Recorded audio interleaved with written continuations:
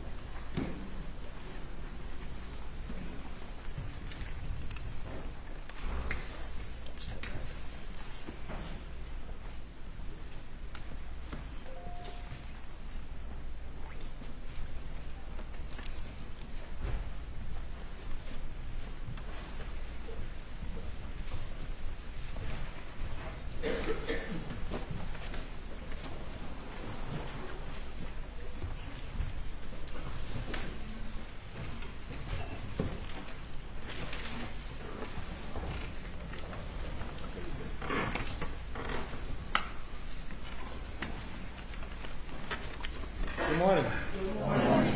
Welcome back, ladies and gentlemen. Day number 6. Has anyone attempted to contact you or talk with you in any way? Okay. Very good. Cross-examination begins. Mr. Harpootlian. Please, Court, Your Honor. Yes, sir.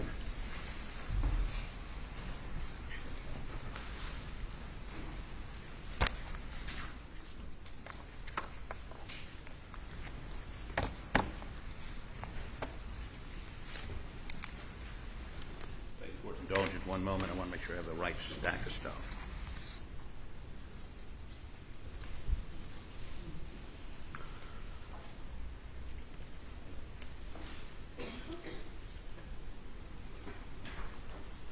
Good morning. Good morning.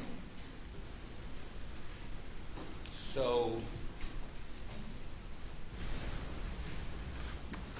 get organized here.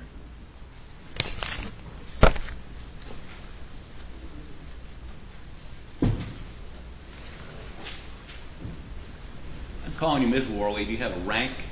I'm a senior criminalist. But not lieutenant or captain or Yep. Senior? Criminalist. And what is a criminalist? Criminalist. I'm in the lab, basically. I'm sorry? I'm based in the lab, the forensic lab. But you went out to this crime scene? I did, yes. Do you normally go out to crime scenes? At that time, yes. I was a special agent. You were what? I was a special agent at the time that I worked this, yes. Okay. And a special agent is, what's so special about the special agent? That's what SLED agents are referred to as. Okay. Beg the Court's indulgence for one moment.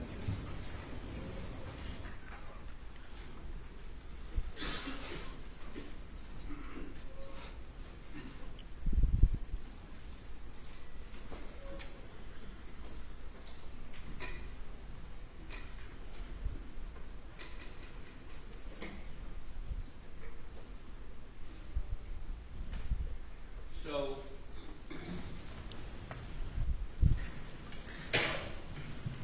talk a little bit about what you did on this case. And I'm going to try not to repeat a lot of the testimony from our scintillating Friday afternoon together.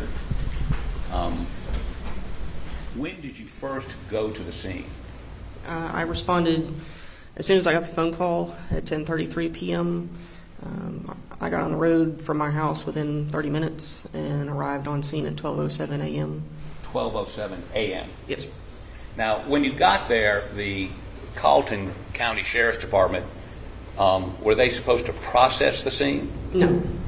What they were supposed to do? Secure it. Secure it so nobody could walk over things and nobody could in any way disturb trace evidence, forensic evidence. Isn't that correct? Yes, sir. Now, when you got there, did you determine they had done more than just secure the scene? They had marked some evidence that they had found before we got there. And you also found, for instance, that we've shown you videos that they actually, some of them, or at least one of them, if not two of them, walked into the feed room where Paul was killed, correct? Someone did to place a marker 1 in this. I'm sorry? Someone had walked in there to place marker 1. And matter of fact, when you did your footwear impression examination, you found that there was a bloody footprint caused by one of the officers, isn't that right? After we had started processing the scene, yes. Yes, but I mean, one of the bloody footprints in that feed room was not Paul, not the perpetrator. It was a police officer. Yes. Probably a Colleton County police officer. I don't know that for sure. Who else could it be? It could have been one of us from One SLED. of yours? I don't think it was mine, but it could have been from SLED. I don't know. It could have been SLED, could have been Colleton County, could have been the coroner. Yeah, sure. But, I mean, and in your business, there are rules about who should be walking through crime scenes, right? Yeah. Preferably as few people as possible. If you don't need to be in there, then you shouldn't be in there. And when they, went around and pulled the sheet up, they were walking in an area where most likely the perpetrator had walked, correct? Possibly, yes. I mean, that's right outside the feed room. Right. And those shell casings that were near, or some of them were near, some of them were further away from Maggie's body, walking in the dark, increases the probability that some trace evidence has been disturbed or destroyed. That's probably why they went ahead and marked evidence before we got there, because they found it and went ahead and marked it so that it wouldn't be disturbed. But couldn't they just stood back and said, there's shell casings in there, so when you got there, you would have been, maybe you would have even waited till the next morning when you had some light, right? No, we would have started like we did as soon as we got on scene. Okay. Well, you did some measurements, Yes. and those measurements are recorded on a sketch you did, Yes. not to scale, Right. and make sure. Okay, that's my stuff. Yeah, that's my stuff. Oh, okay. These are all the exhibits, state and defense? Where are the state exhibits? Okay. Okay. So let's look at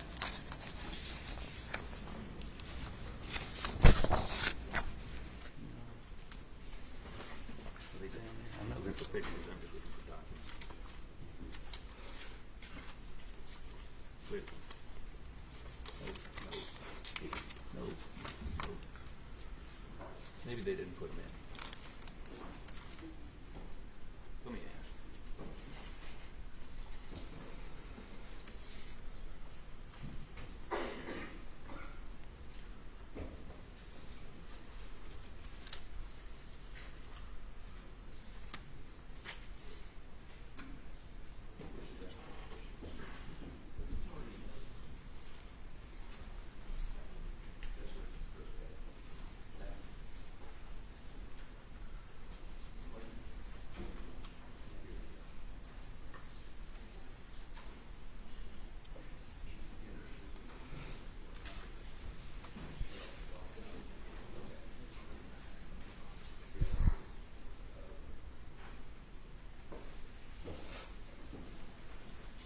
Any objections?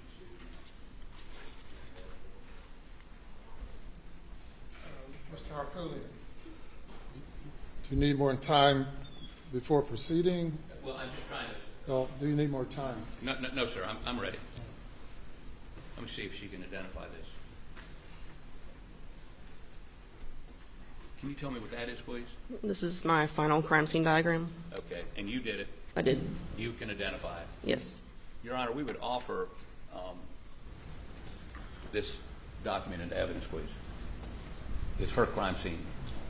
What number would that be for the defense? 4. Any objection? Submitted without objection. Okay, so can you put Worley number 1 up, please?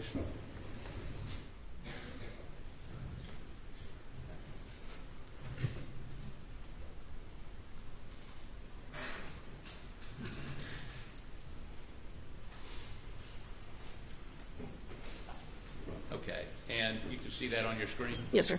And that is what I just showed you, right? Yes, sir.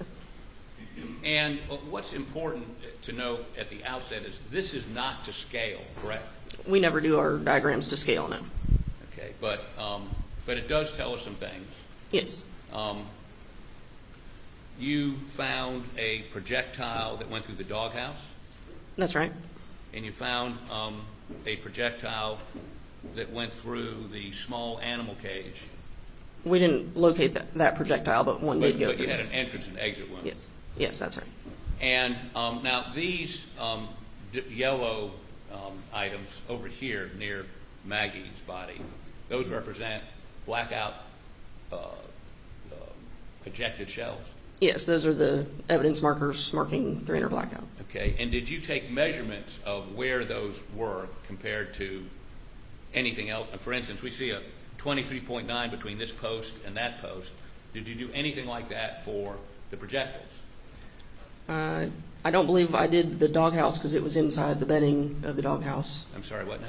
We didn't measure the projectile that was in the dog bed. No, I'm talking about these yellow. Yes. Okay, did you measure where they were? Yes, we did. And there are measurements somewhere? I believe on the second page of the second page of my diagram should be the measurements. Let me go to page 2.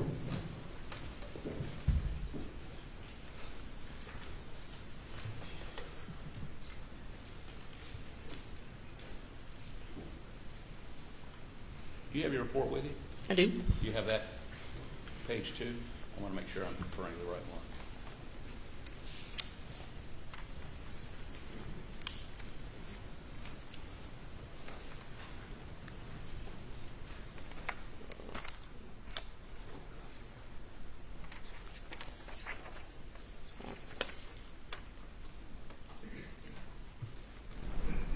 Page 2 of 8, right? Yes. Okay, and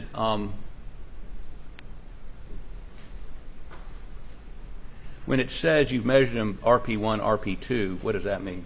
That's reference point. So this corner of the feed room was reference point 1. This column was reference point 2, and this column was reference point 3. Okay. Can you find page 2 for me, please?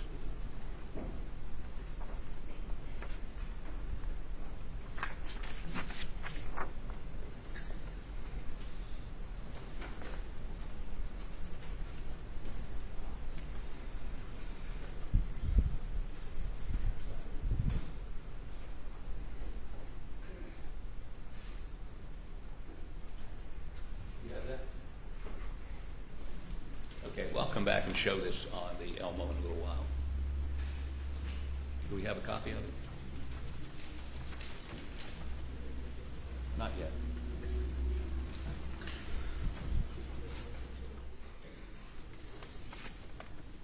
What I'd like to do is,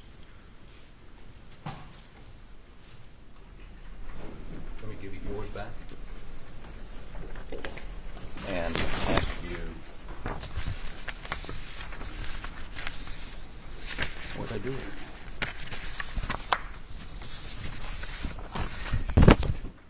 Here it is.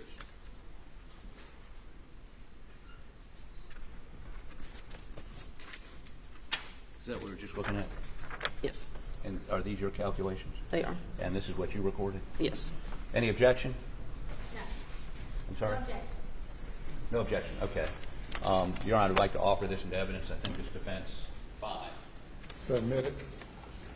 We'll go back and look at that again in a minute. And so, can I have roll number 1 up?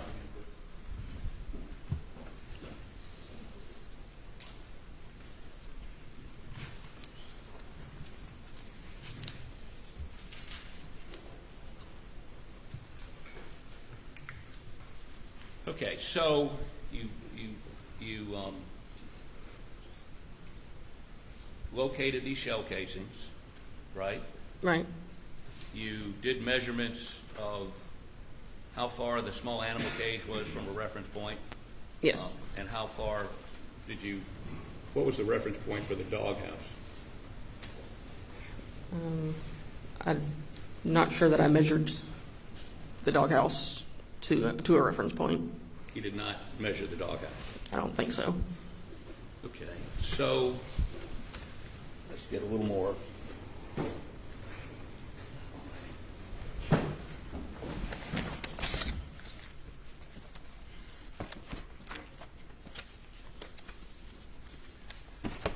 Could you put KNW 1644 up, please?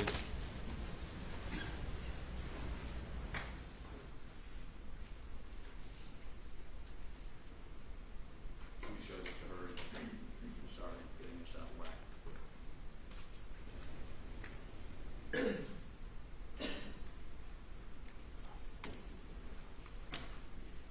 Can you tell me what this is a photo of?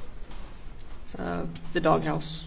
Well, and but did you make this, or was this done under your supervision? Yes. Okay, Your Honor, we'd offer this as evidence. No objection. Number 6. Submitted. Now, hold on one second.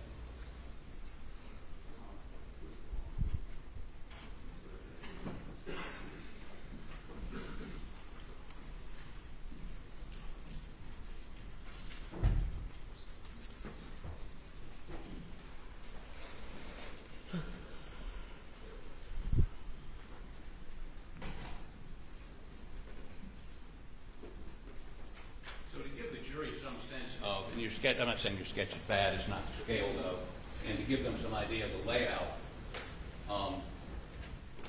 this is the doghouse, Yes. correct? Yes, that's right. This is what you call the small animal cage right here, Right. and that's off the ground, It has legs. Yes. legs, right?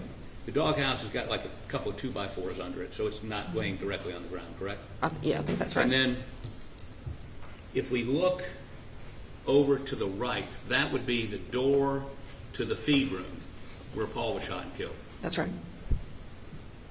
right? Yes. So we're all singing from the same sheet of music here. There's the small animal, I'm calling it quail, but it's not. Is it quail? Quail, they apparently kept quail in there. And then there's the doghouse, and then there's the door to the feed room. Did you do any measurements, or can you give us any, if you're standing at the quail pen right over here, and you're looking at a 90-degree angle, that is out in front of you, am I right on that 90 degrees? Okay. Are you looking at the door to the feed room, or is it to the right or to the left? Well, let me ask you this. Did you take any measurements? Not directly from the cage to the door, no. Can you tell me what is it, a 10 degree this way, 10 degree that way? I mean, I'd have to look at the photographs. If any of the photographs show from the door to that animal cage or the animal cage to the door, I'd see if it was at an angle or not, but you didn't take any measurements when you were on. When were you on the scene doing these measurements? my initial measurements were the night of the incident, and then that picture was taken July 16th when we went back to take additional measurements. And it was after July 16th you generated the sketch we saw a moment ago? No, I think I did this before we went back to the scene on the 16th. So nothing changed in your sketch? No. And to your knowledge, you never took any sort of directional examination of the reference points, for instance, the dog pen and the door to the feed room, or from the quail cage to the door of the feed room, correct? That's right. Okay, now, do you know what, hold on one second. Do we have Pharaoh? Do we have Pharaoh?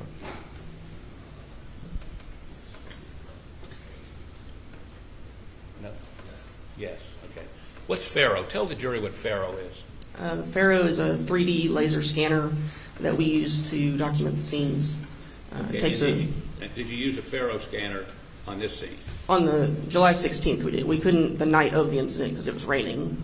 So tell us how one scans for a Pharaoh, and by the way, is the end result of that Pharaoh process a three-dimensional view of the scene? Yes, that's right.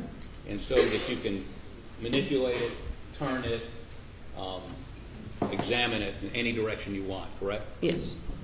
And you had that done in this case. Yes. I did not hear the Attorney General ask you about it in your direct. Was it brought here to the courtroom? I believe it's here, yes. It's here. Okay. Well, I have a copy of what you furnished to us. Any objection to this coming into evidence?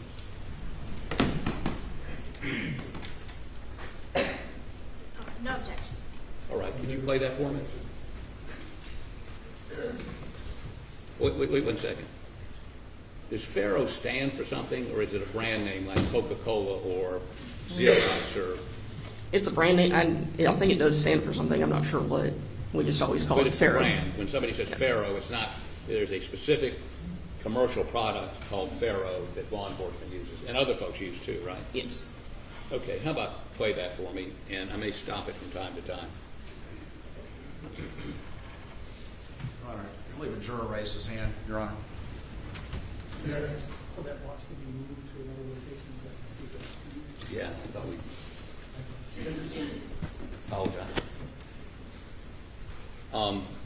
Okay, start it and then stop it. Go ahead. Now stop it briefly. Is this a drone video? No, it's created by the Pharaoh software. Created by Pharaoh software. Okay, Right. Go ahead.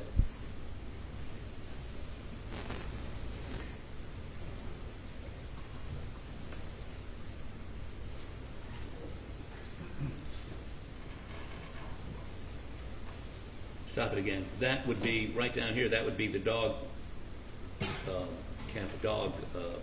house, right? Right. Okay. Keep going.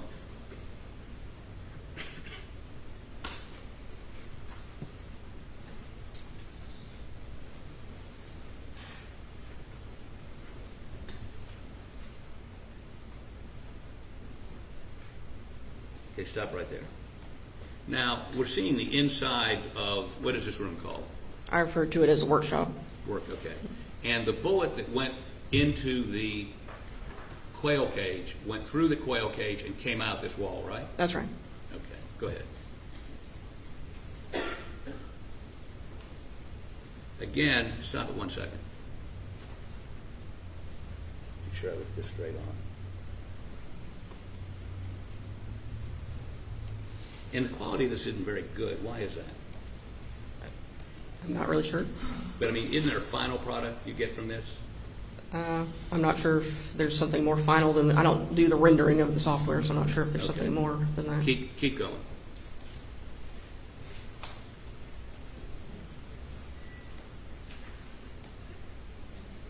Okay, stop. That's the quail cage right over here, correct? That's right. Right here. Okay, go ahead.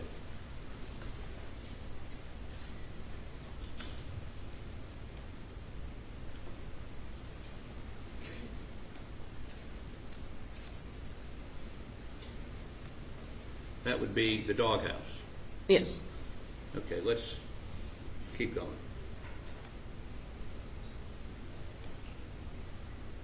Stop it, please. Now, the bullet hole into the doghouse is on the side facing this greenery, or is it on this side over here? It's on the other side. On the other side. So there's a bullet hole that comes in here on this side. Right. The kennel side, yes. The what now? The side that the kennels are on. No, the kennel's back this way, right? Yeah, but it's on that. If you're looking at the front of the doghouse. Okay, right. So it's coming in here, Yes. and where's it exiting?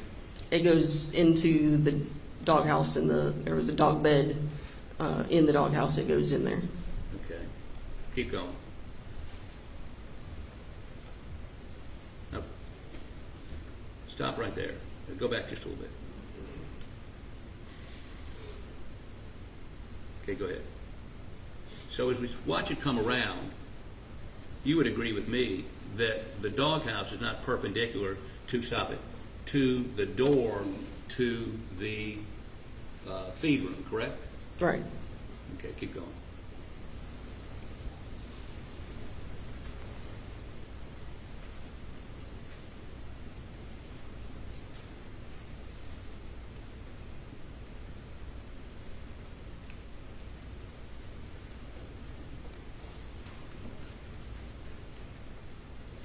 And that would be, stop it, that would be the feed room right here, correct? Yes, that's right. And these are the dog kennels up here. Right. Okay, keep going.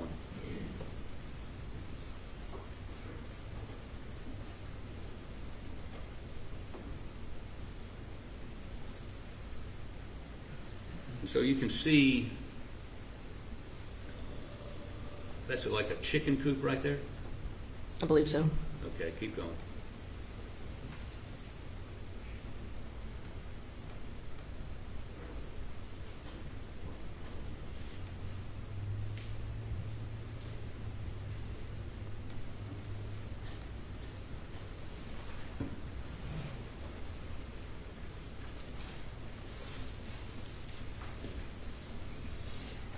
And that's looking at a structure that's back probably 150, 200 feet away from the kennels, right? Yes. It's got farm equipment in it? Yes.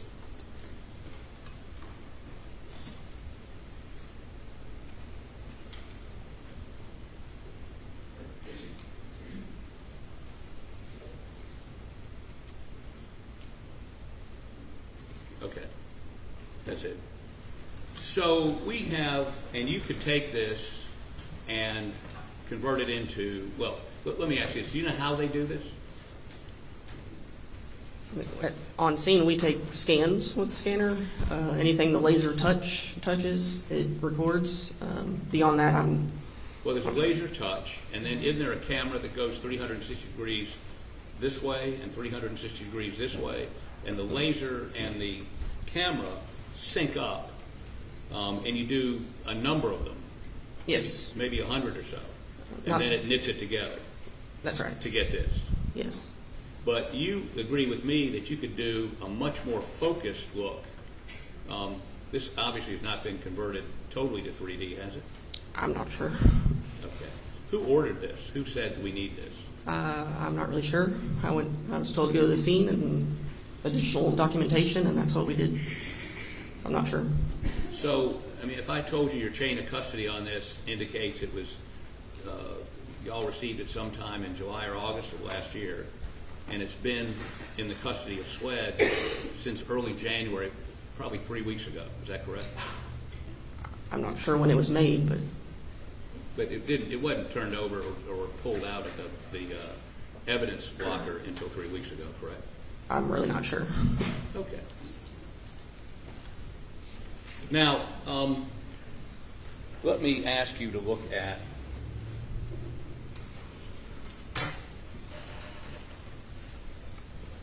that report of the sketches, right? Mm-hmm. Well, let me do this first.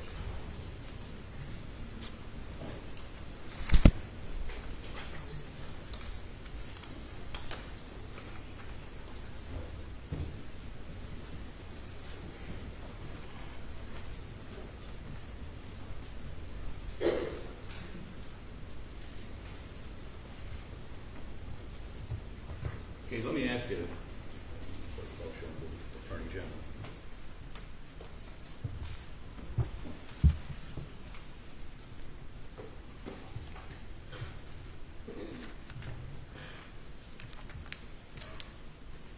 I'm sorry, the multiple copies.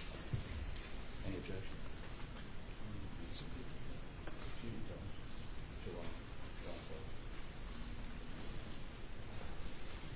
Let me ask you to examine these photos and see if you can identify them.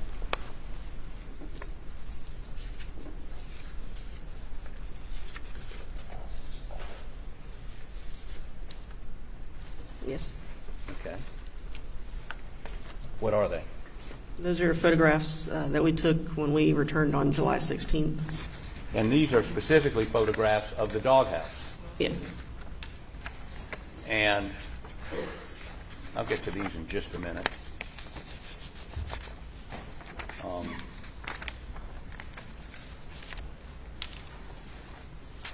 So this would be 7. 8. This would be 8, 9, and 10. Make sure I don't put duplicates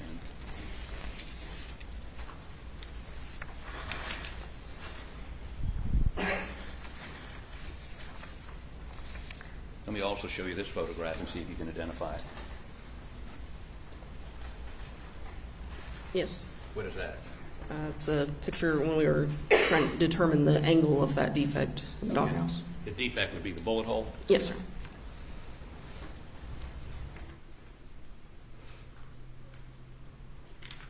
Offer this into evidence as number 11 without objection. 11? Right? Okay.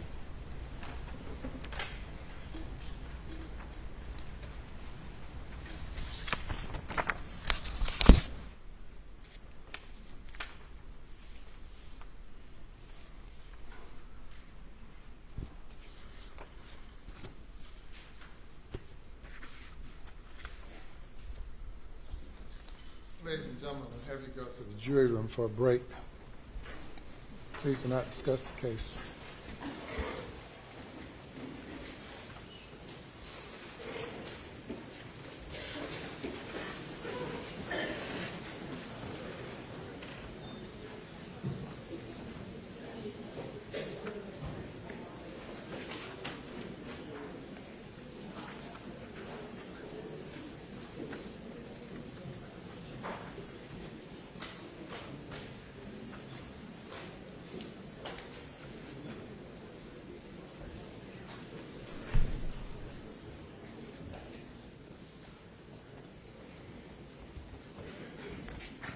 I'm going to give you all an opportunity to review and pre-mark exhibits, determine what you agree on and do not agree on, and we'll proceed in a few minutes.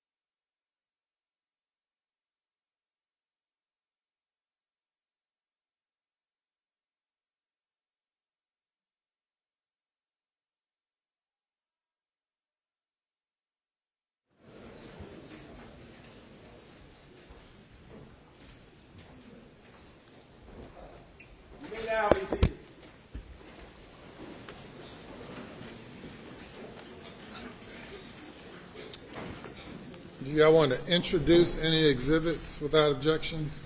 I think all except one of the, no objection. No objection, Your Honor. What are the exhibit numbers? So Your Honor, give us 1 minute, she's still marking. Yeah, okay.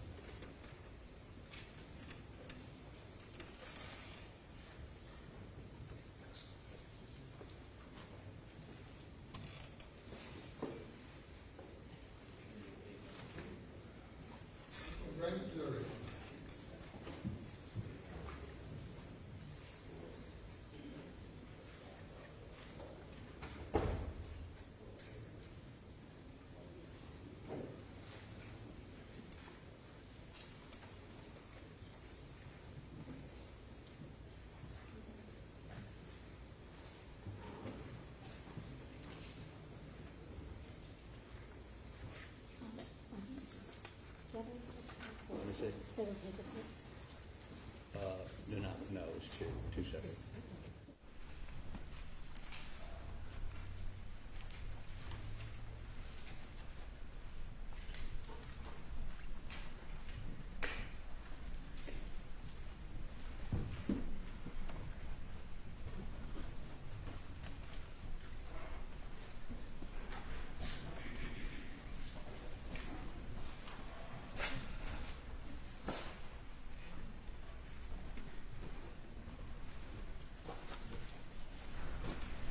The jury is present. Thank you.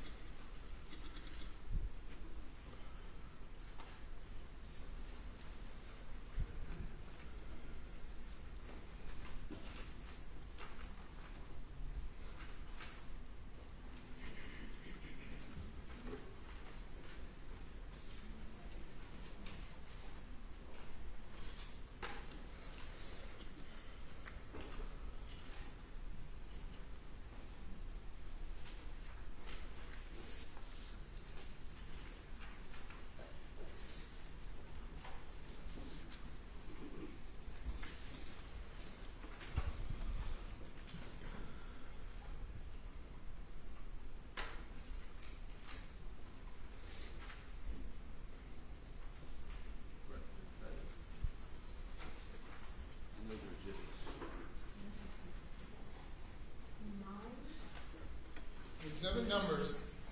9, 10, 12, 13, 14, 15, 16, 17, 18, 19, 20, 21, 22, 23, 24, 25, 26, 27, 28. You're all admitted without objection. So, you took measurements, for instance, and let me show you the picture I want to show you to begin with, which is of the quail cage.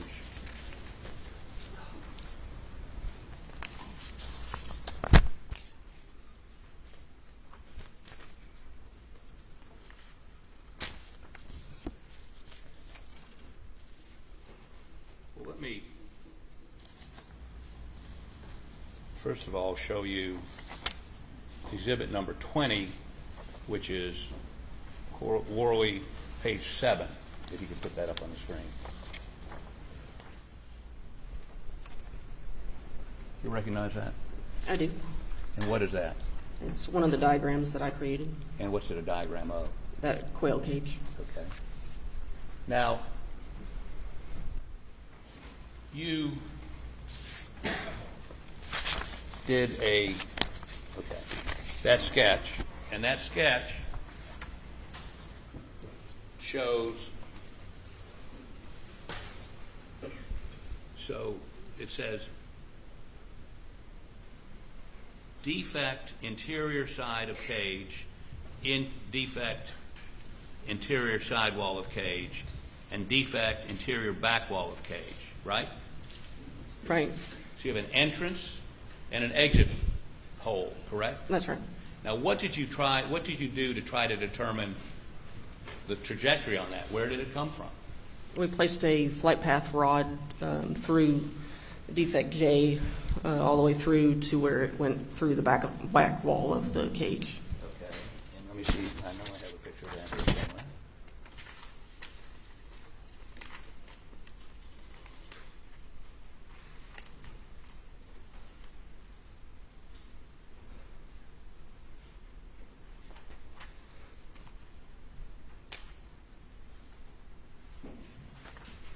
Is that a picture of that rod? It's one of the many pictures, yes. No, but I mean, does that picture accurately depict the rod you put through, but from the exterior to the interior? Yes. Okay.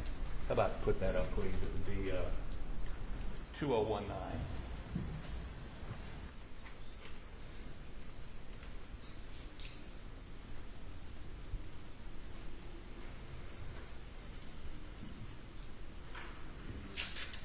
Yes. And so you're telling the jury that this is a rod that you ran from from the entrance hole to the exit hole, and what are you doing right here? That's where we're determining the angle. Upward or downward angle? That's right. Okay. Now let's talk about how you determined the angle of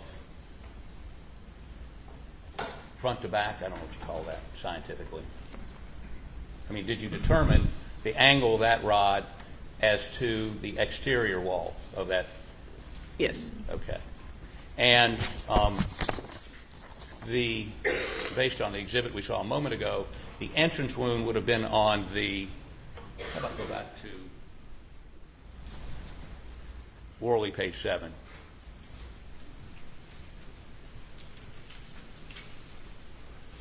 The entrance would have been on this side, correct? Yes. Now, the feed room, you would agree with me, is not on that side of the quail cage, correct? That's right. Matter of fact, this side faces the feed room, correct? I believe so, yes. Now, did you determine, and I can walk through all the technical things you did, but did you ultimately determine the angle, you can check your notes, the angle of the entrance hole over here to that side? That is, is that horizontal? Am I talking horizontal? Yes. Okay, the horizontal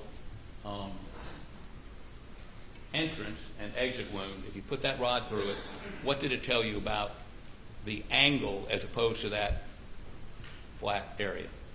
We determined it was approximately 41 degrees. 41 degrees, and if I'm standing at that edge, is it 41 degrees to my right or my left? I believe to the right. I'm not sure, though. Can you look and see? I don't have that in my notes. Okay, let me show you a picture. It's worth 1,000 words.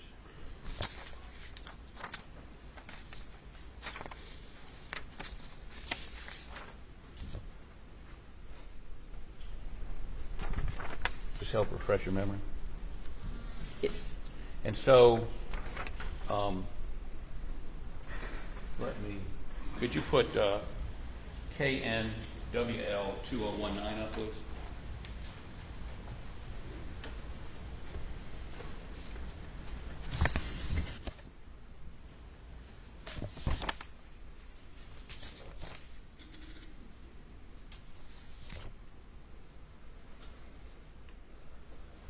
Okay, and what you did was, correct me if I'm wrong, you put that rod through, and then you put a protractor up against it and then the protractor told you it was 41 degrees from flat, or I don't know. From the where the bullet went in the wall, from that flat edge to where the angle is was 41 degrees.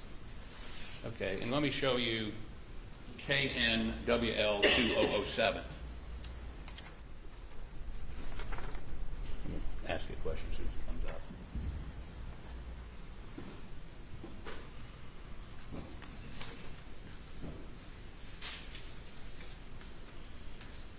You don't strike that. I don't need it. Well, that's it. But that depicts that rod you put from the exterior through the interior, right? That's right. And so as that rod sticks out, it would be the path of the bullet. Approximately, yes. Approximately, okay. And it's 41 degrees from neutral. Yes. Or, I mean, if this were the wall of the wall the bullet went into, it would be 41 degrees would be over here. Yes. Right. So that side, right. Okay. And I see from that picture we showed a moment ago, you used a protractor, just like this one, or maybe similar to this one, to determine that angle, right? That's right. And basically you just you take the rod and then you put this up to it and then figure out what the angle is, right? You line up the middle of the protractor on where the defect is, yes. Where the bullet hole is. Right. Okay. Now, did you do the same thing for the dog pen, a dog house? Yes, we did. And let me walk you through a couple of those pictures. Okay. Let's go to page 6 of 8 of her report.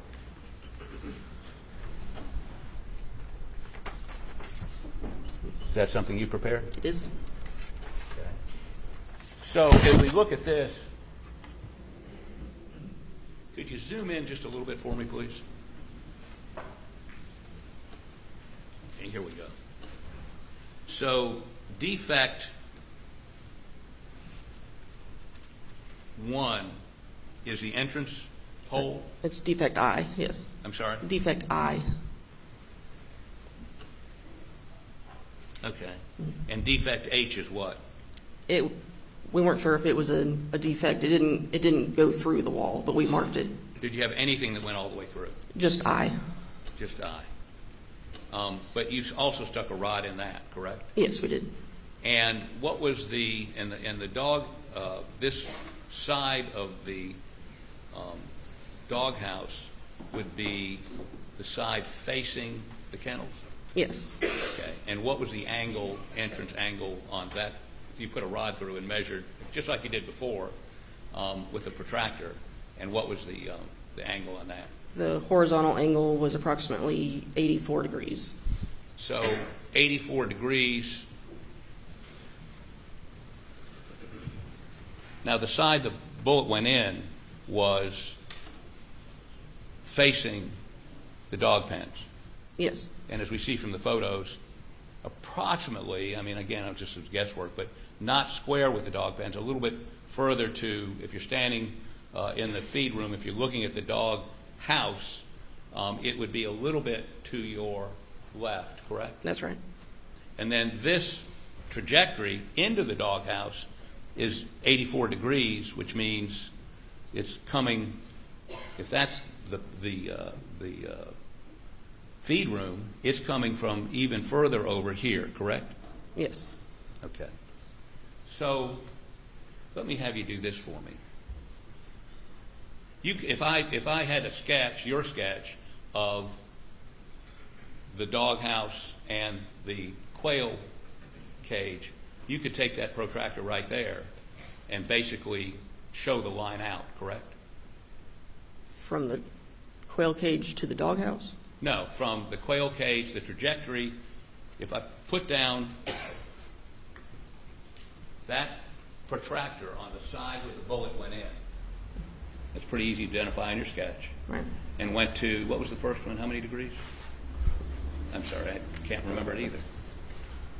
Was 41 degrees.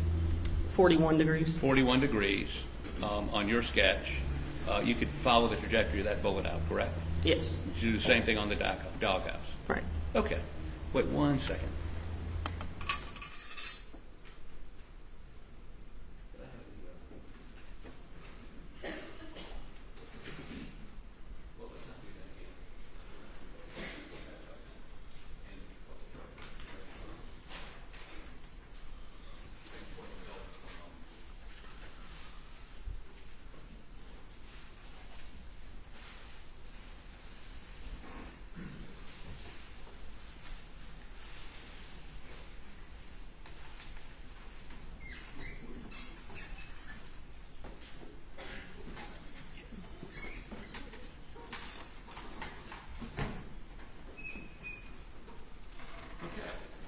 So, how about show that real quick?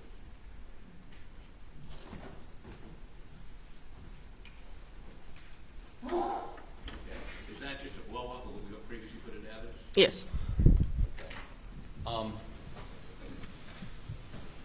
How about do me a favor and keep track of what the different angles are? Because I'll never remember when you get down here.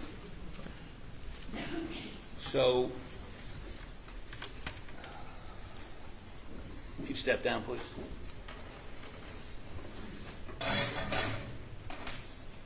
Now, let's get this oriented correctly.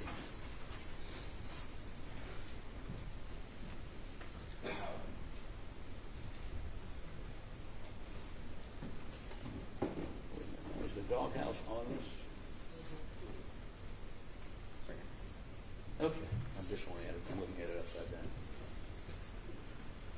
Okay, so if you, does protractor work for you? It's got a little thing that allows you to, okay. If you take it and let's go from the quail, oh,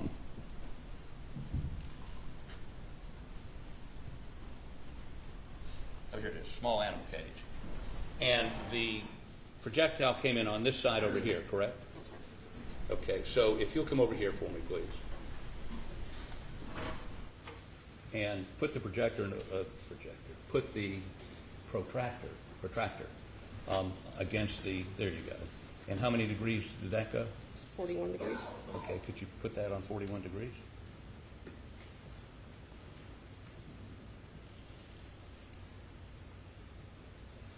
$41. Okay, and could you take that line out for me, please? Is there a way for you to draw that? This is a pretty fine point Sharpie.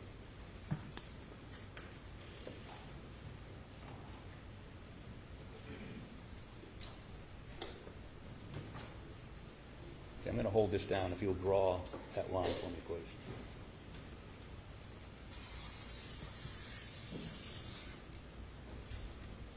Okay, and let's go to the dog house. What was the degrees on that? 84.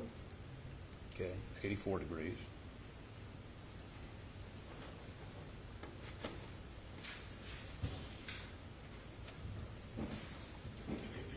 Okay, and how about draw a line for that for me, please, from the side of the doghouse?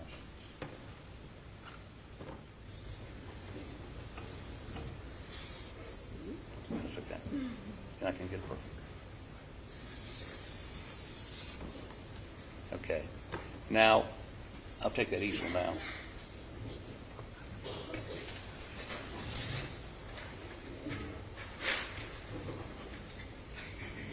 Okay. If you just step over there for a second.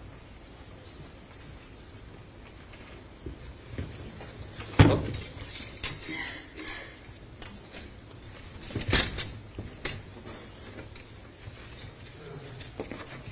Just put that up there.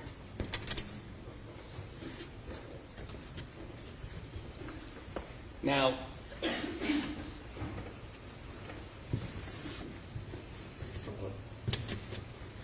is that steady? Yeah. Okay. So, correct me if I'm wrong, but if you look at the photographs and you look at, well, you look at this, the feed room door is approximately right here, correct? That's right. Would you circle that with a red circle for me, please?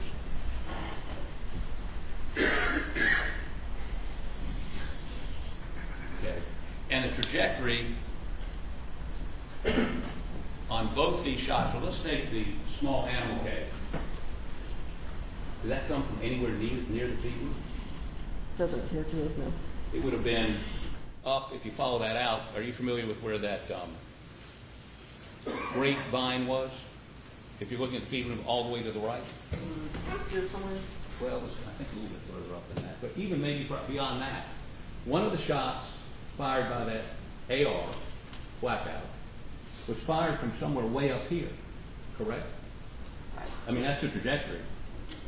Doesn't mean, I can't tell you the distance it was from the animal cage to wherever. I can't tell you where the shooter was within that line.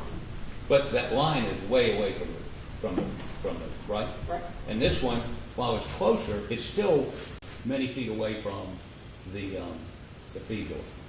Yes. So as you saw this area right here that night, you assumed, I think not assumed, but everyone sort of concluded that it was a relatively close shot into the feed room that killed Paul, correct? 2 shots. I believe so. Okay. Now the AR, at least this line would indicate the AR was some distance away from the feed room when those 2 shots were fired, correct? Okay. Now you recovered these projectiles. Were they tested for blood or tissue so that you could determine whether they passed through Maggie or just were misses? I submitted it to the lab. You don't know whether they tested them or not. If I told you they didn't test it, would that surprise you? No. Okay. Now, does this lead you to believe, and you're someone that processes crime scenes, I mean, if this had been sketched out the night of the I mean, you didn't take these measurements till a month later. I took these measurements on scene the night of. Oh, so you had these measurements. Right. But did you know the degrees? No, that I didn't know. Until July 12th. But on July 12th, did anyone go back out and walk this line to see if maybe there's shell casings way up here? No one looked up there, correct? Not that I'm aware of. Okay, and no one did a topographical study to indicate, if you follow these lines back, whether wherever a shooter could have been were higher or lower than the doghouse or the small animal cage, right? Right. But doesn't this indicate to you there were 2 shooters? There was a shooter up here and a shooter down here? Is it a possibility? Let me say this. Is it a possibility that there are 2 shooters based on the data you collected? It just indicated there was movement to me. Movement from here all the way up to here? I don't know that it went all the way up there. But is it, I'm not telling you, I mean, one explanation would be movement, correct? One explanation would be 2 shooters. I'm sorry? Yes? I wasn't there. No. But one explanation of this data would be 2 shooters. One explanation. Not the, but one. Not the only one. Yeah, not the only one. But it is a reasonable explanation, just like one shooter running up that way, correct? Sure. So one of the reasonable explanations is there are 2 people there, there are 2 guns there, one's a shotgun, one's an AR, and we now see that AR is being shot from way up here, correct? I can't see that, no. It's somewhere along that line. And that line goes a dozen, 2 dozen, 3 dozen yards from the feed room, if you follow it straight up. I don't know where they were within that line. Could someone have been a lookout there? They went there to kill Paul, and that's the lookout. Maggie surprised them. They thought she was gone. I have no idea. Reasonable, though, right? Right? I have no idea. I wasn't there. I know you weren't there, but none of us were there. We're trying to figure out what happened that night. And clearly, one reasonable explanation is 2 shooters. One explanation. One. Right. And a number of them.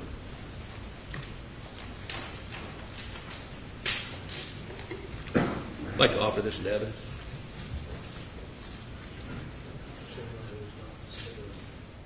Yeah, it's not to scale. She prepared it. Talk to the court. I'll meet you. I'm sorry. Your Honor, I'm offering this as evidence. Says the state. No objection, Your Honor. Go ahead and take a stand.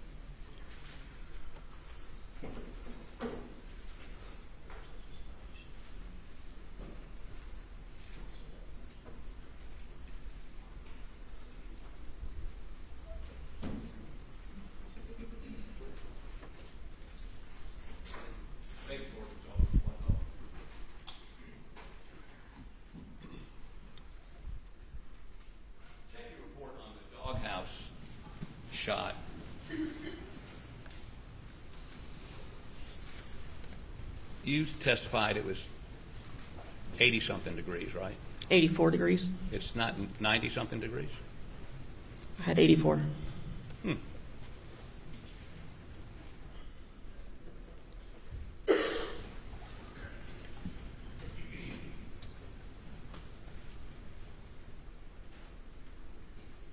Beg your force indulgence. Let me look at these exhibits for 1 second.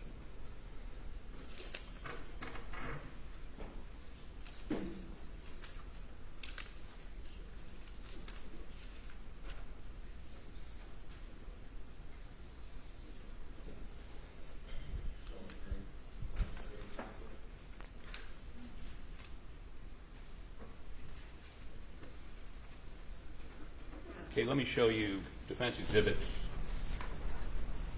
19 and 22.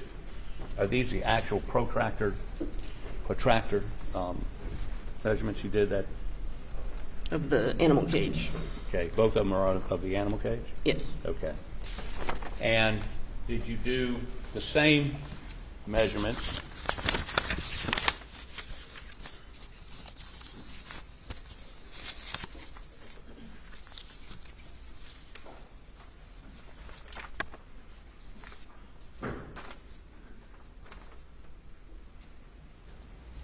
on the doghouse? Yes. What does that indicate? You mean, what is this? No, what is the angle based on that? Can't really.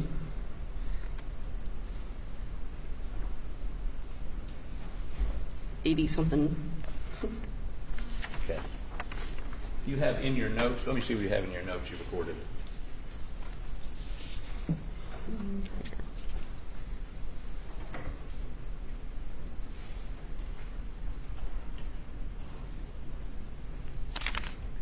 And that's, where's your full report? This is all the notes. Yeah, I'm looking for the sketch though.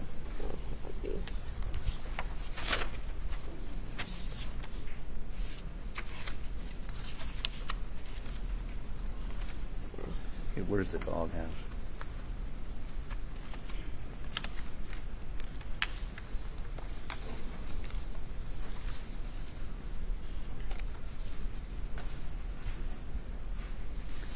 What does the horizontal 96 degrees mean? Not sure why that says 96. I'm sorry? I'm not sure why it says 96 if I had 84. In your crime scene notes? That's right. But you wrote down, your official report said 96 degrees. My notes said 84 degrees. Well, did you just... The notes were taken at the scene? Yes. Okay. Beg your court's indulgence.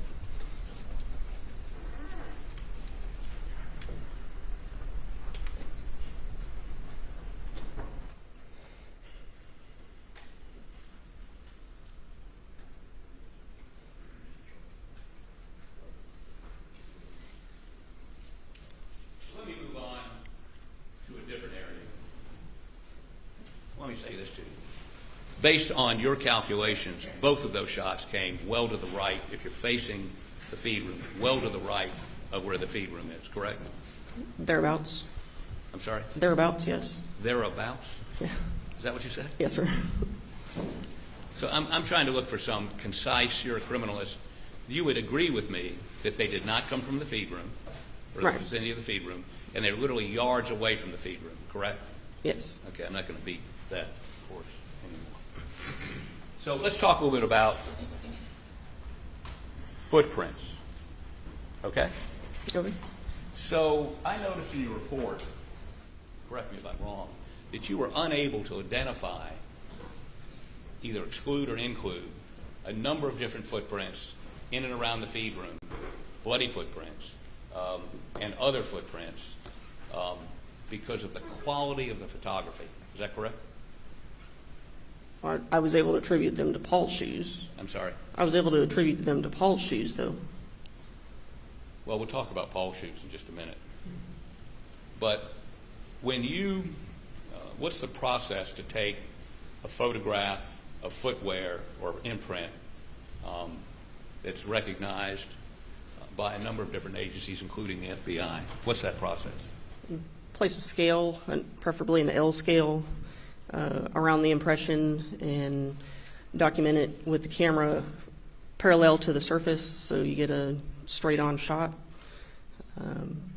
Put the camera in RAW settings so you capture all the data with that photograph. So let me ask you, so the process is, first of all, you take a general photograph of the impression, right? Yes. Doesn't matter what angle, doesn't matter what the lighting is at that point, correct? If you're just documenting that it's there.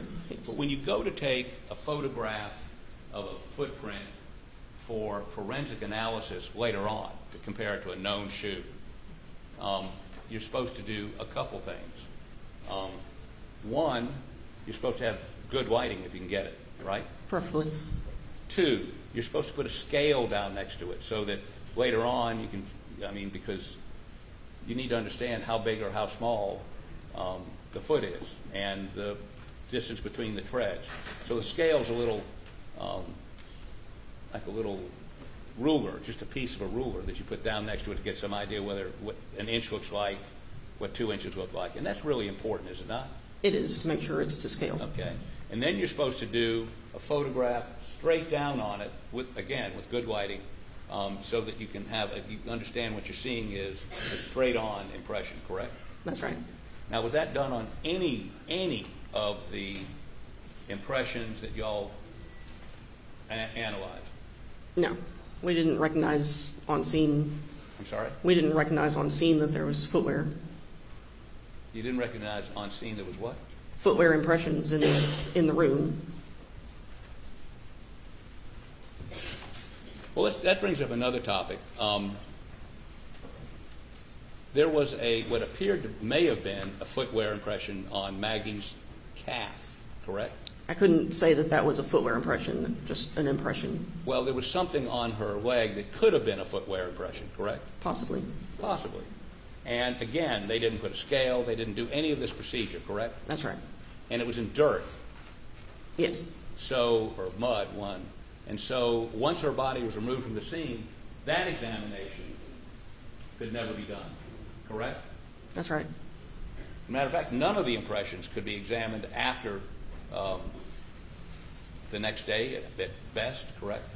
Not physically. Right. We couldn't go back out and take new photographs. Right. So the procedures followed were not the procedures recommended by every agency and in your agency, correct? If I had realized that was footwear on scene, I would have documented it properly, yes. Okay. But since it wasn't documented properly, we can't include or exclude, except for Paul's, correct? That's right. Now, are you a certified footwear examiner? Yes. By who?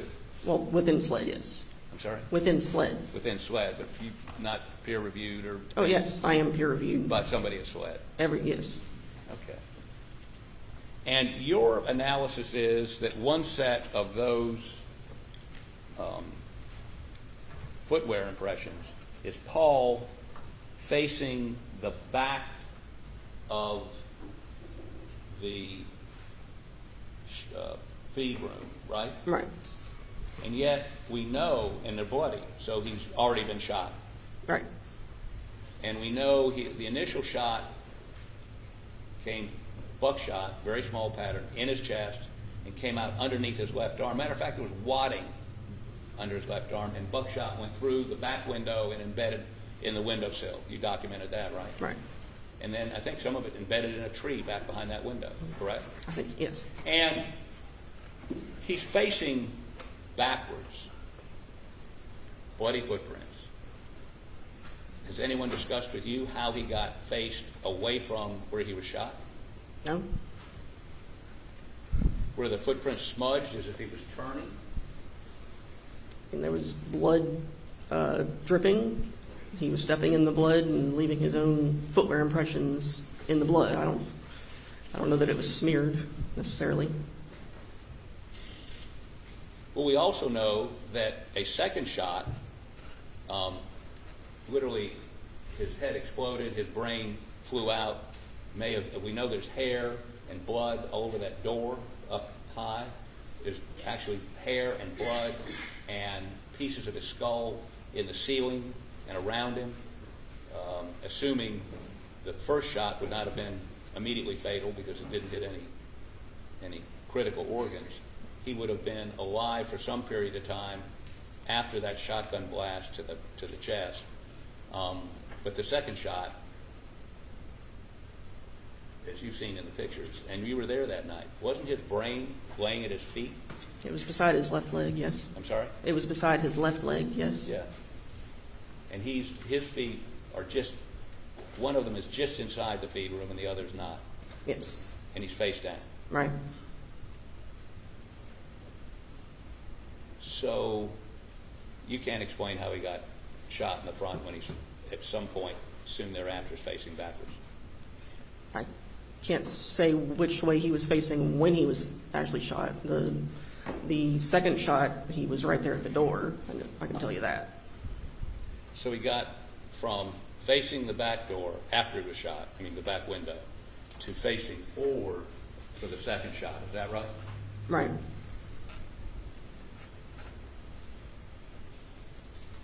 Has anyone from SLED briefed you on after you identified those footprints? No. They didn't ask for any explanation? Not for me, no. Okay, and you would agree that because of the way the scene was processed, most of the footprints you were unable to do any comparison to because of the way the pictures were? No, I was able to do a comparison with, and they were mostly Paul's shoes. Other than those two? There was one right inside the door. There was one further to the left where the door was. Then there were at least two by marker one. And correct me if I'm wrong, at least one of those bloody footprints initially identified as Paul's turned out to be a police officer's, isn't that correct? It wasn't initially identified as Paul's, no. But there was a bloody footprint near his that turned out to be law enforcement, correct? Yes. In the feed room? Right. In blood. Is that preservation of the scene that your standards require? Not exactly, no. Not exactly. Should the police be walking through the scene? No. Do we know what other evidence they may have destroyed? I have no idea. That's right, we don't. Now,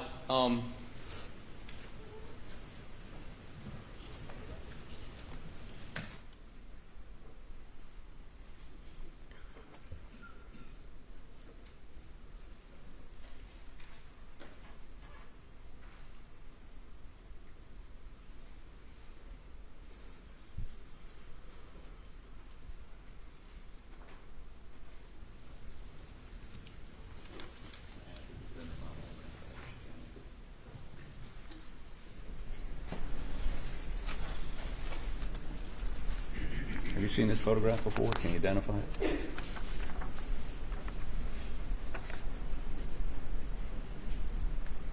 It's not one that we took. But does it appear to be in the area you've been describing? Close, yes. It's in the feed room. So you don't know whose feet those are? No. Okay.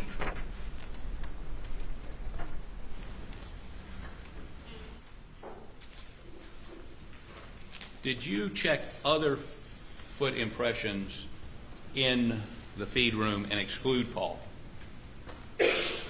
No.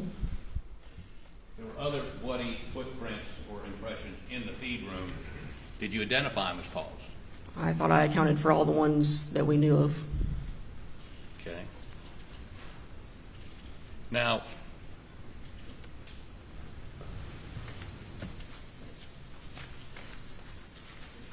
make sure this is not already in evidence, Your Honor.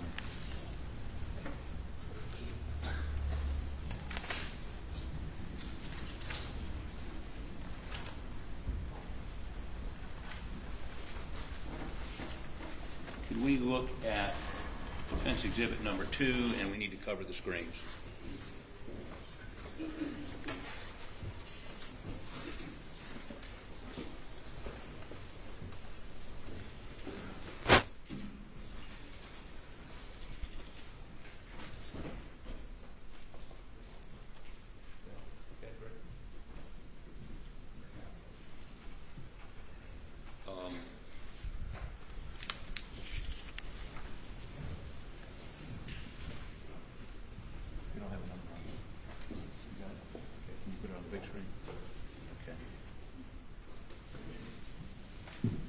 So we've talked about this previously just a moment ago. I'm going to put it up here so we can blow it up. Okay, do you recognize this photo? Yes, Is that the way you saw Maggie that night? it is.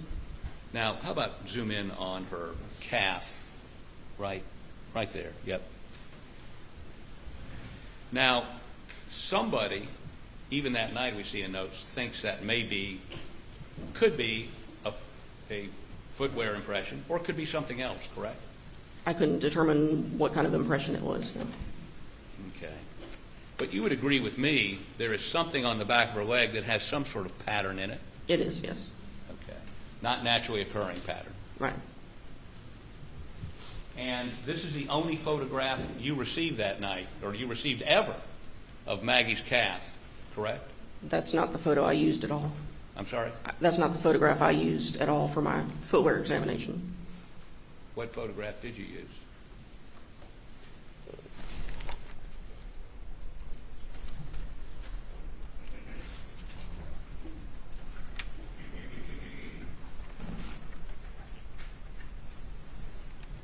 $420. 420. You got it? Okay, put that one up, and then we'll see if you can identify him. Is that 420?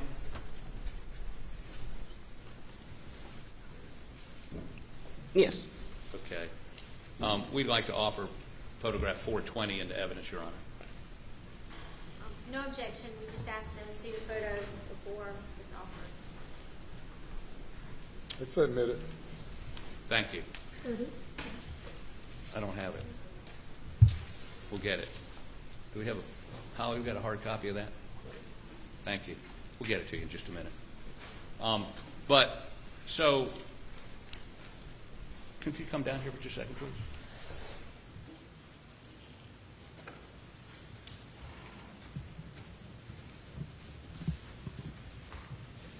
Yes. How about point to the jury where that impression is on her leg? This whole area right here. And it has, if you blow it up, you can see some regular lines as opposed to irregular, right? Yes. Which would indicate some, not natural, but when I say unnatural, man-made something caused that, correct? There's a distinct pattern to it. Okay. Now, why were you not able to get significant definition to compare it to a footwear? I felt like I had enough definition. I just couldn't attribute it to any type of footwear. Any type of footwear? As far as any type of shoe, I wasn't able to attribute it to a specific type of shoe. Okay, now, and you would agree with me, there's no scale. Right. There's no multiple pictures of this from different angles for the purpose of giving you the more definition so you could make a comparison, correct? There's not. So this was not done according to procedure. I mean, I didn't know about this on scene. Yeah, but as your photographers take pictures, aren't they, I mean, wouldn't it be good just to put down a scale no matter what? If I had seen that, we would have. But, I mean, Somebody had. a lot of these photographs are taken without you present, correct? No, I was there. You were there for that photograph. Yes. And did you notice the mud on her leg? No. But as you look at it now, you agree that a better photograph taken under the procedures of SLED and the FBI and everybody else could have given you a better ability to match it to a piece of footwear, correct? I don't know that a better photograph would have given me better results. I think I saw enough of it to know I wasn't going to be able to attribute it to a type of footwear. Without a straight-on shot, without a scale, without all the things recommended. I couldn't even say it was a footwear impression. I just called it an impression. But based on that photograph, Yes. which is not a photograph done to compare footwear. Not ideal, no. Not ideal. It's not. The standards say that is not within the standards, correct? Objection, argumentative. Can you answer the question? Go ahead. Did you understand what the question is? The question is, I'm sorry, Your Honor. Did you understand the question? Yes. What's the answer? It would be better to take the photograph properly with the scale. But you would concede this was not taken pursuant, and what you're saying is no one appreciated the fact that it was a footwear, or could be a footwear impression that night, so no one treated it like a piece of footwear. Right. But we know that same night they didn't treat any suspected footwear according to procedures, correct? No scale, no multiple pictures, no 90-degree, right? Right. Okay, thank you. Go ahead and take a stand.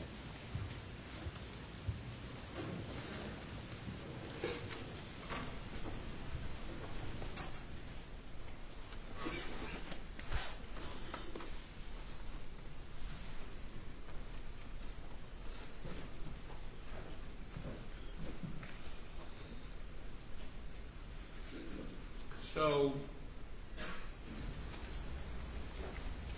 let me see if I can find these pictures. Did you participate in processing Alex's T-shirt, shorts, and shoes? The T-shirt and shorts, yes. Okay, and what did you do with that?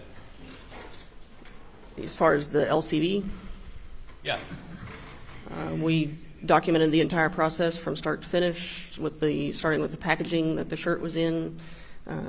Took the shirt out of the package, photographed it front and back, inside and out, to show how it was before we did anything to it. Then we hung it up and applied the LCV, which is a liquid spray. Any stains that we saw after using the spray, we documented those with photographs without scale, and then we photoed with the scale. Then we laid the shirt flat and photographed each of those stains on the shirt. It was stains A through H on the front and stains I and J on the back. We labeled those A through H, I and J with scale, and photographed each one of them before we did anything else.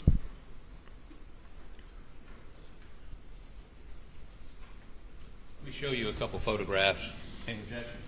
Okay. Can you identify these, please?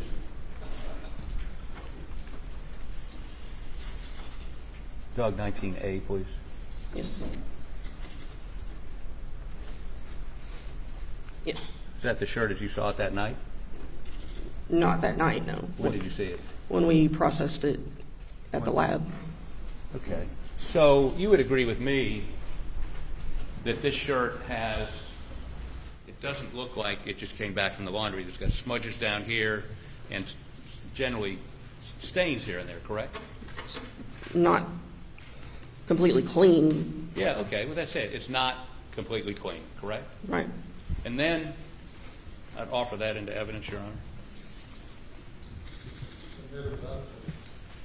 31.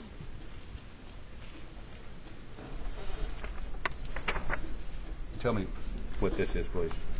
After we had sprayed the shirt with LCV, we laid it in a grid to account for where on the shirt each stain was. And there seems to be something on the bottom that looks like a handprint, does it not? I didn't see a handprint. That was on the body cam footage where he was wiping his face with the shirt right there. Offer this into evidence.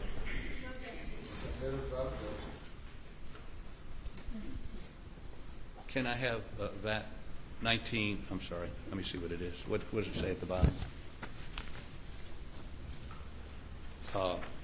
KNM 3282.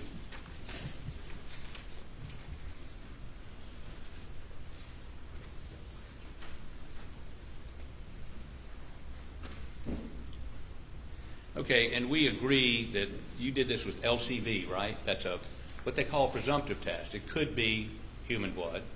It could also be animal blood. It also could be detergent. Objection, Your Honor. Could we ask one question at a time? I was trying to summary, but I'll do it. Okay. Could it be something other something other than human blood? It doesn't determine whether it's human or not. Right. So it could be animal blood. It's possible. Could be detergent. Detergent oftentimes. Not bleach, maybe. Bleach. Okay. What about organic matter like plants? The only two I know of really is bleach and rust. Rust? Right. Okay. But there are other things that will, and that's why you do a confirmatory test. Right. And that's done with hemotrace. I'm not sure how. I don't do that part. So. Well, do you know what the results were when they treated it with hemotrace? I'm not sure. No. You never saw the report?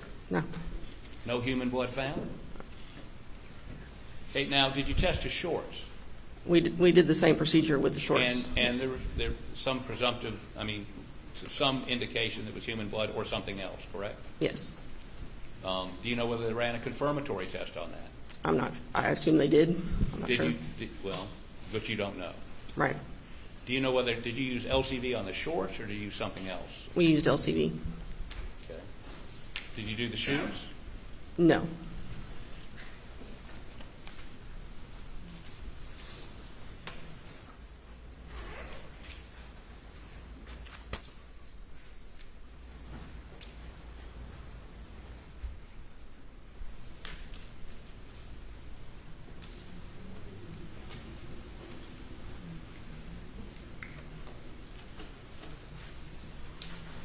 Beg the court's indulgence 1 moment, please. Maybe almost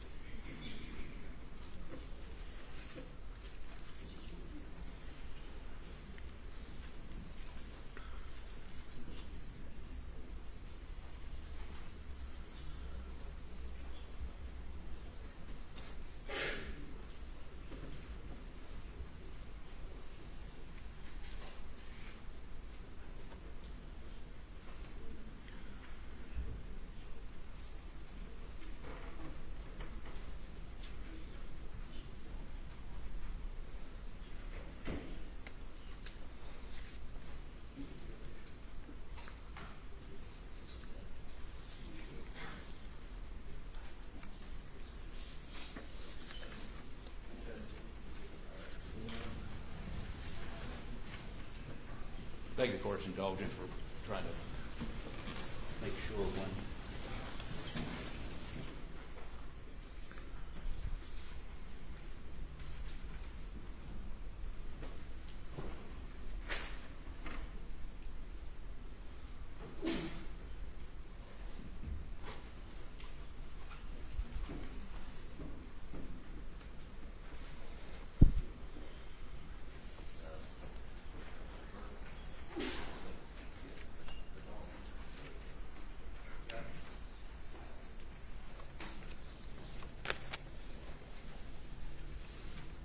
Let me put up on the screen. I'll give you a copy of it, see if she can identify it, okay? And I think she can. Go ahead and put it up. Go ahead and put it up. It's number 217. Can you see it? Yes. Not very bright. Is that a picture that you took? Yes. Okay. Your Honor, we'd offer this picture into evidence. No objection. Okay, could you step down here, please?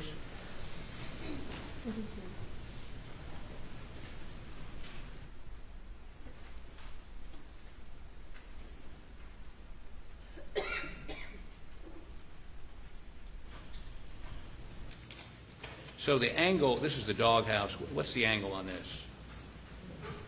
Approximately 84, 83. Yes. Okay. Just wanted to make sure we all were on singing from the same shooting music, even though you wrote down 96 in your report, correct? In my diagram of that, yes. Right. The official report. The official. My official notes say 84 degrees. But I'm talking about what we got. But I mean, we got your notes also. But in your printed document, you said 96. On the diagram, yes. Yes. But it's only 84. Right. Okay. Thank you.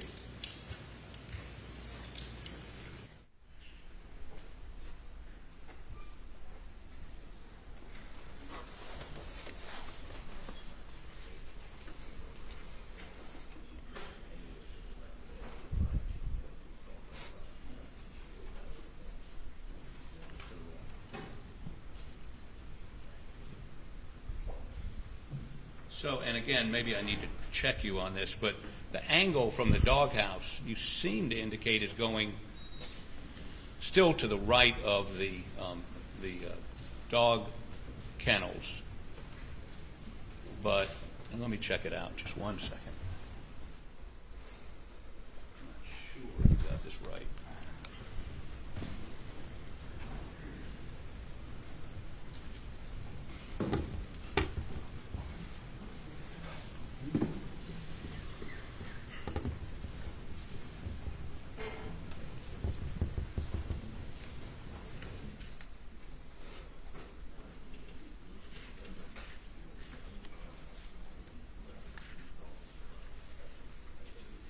Any further questions?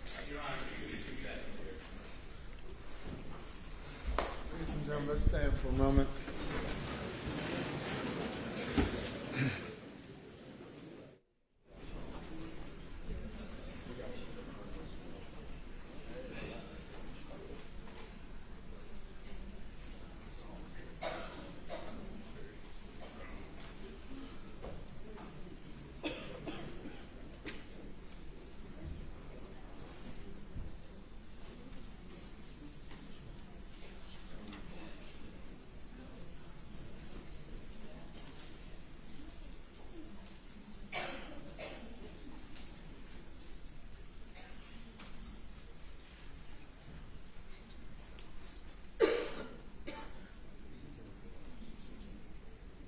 Okay.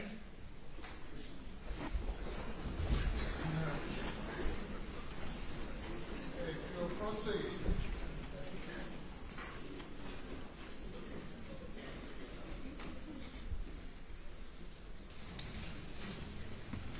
Thank you. No further questions. You direct.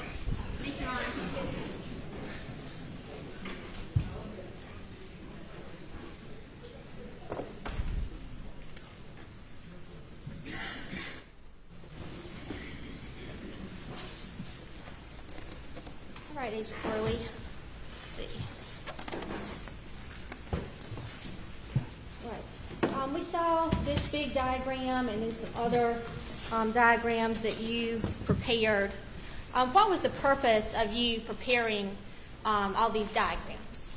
Show for that one where the evidence was in relation to each other, where the victims were in relation to the evidence, where the kennels were and the workshop overhang, measurements, all the other diagrams, the doghouse, animal cage, were to show more measurements of where the bullet defects were. Would those be done for reconstructive purposes? That's right. And was that really done here on this case? Not that I'm aware of, no. And in this diagram, what? Defense Exhibit 29, we see 2, 3, 4, 5, 6, and 7. And what were those? What did those indicate? Those were 300 blackout cartridge cases. And this is not to scale, is that right? No, not at all. So what does that mean if something's not to scale? It's not like an inch on there is not an inch in real life. It's just an approximation of where everything was in relation to each other. So it may not correspond to the actual dimensions of things on the scene. Right.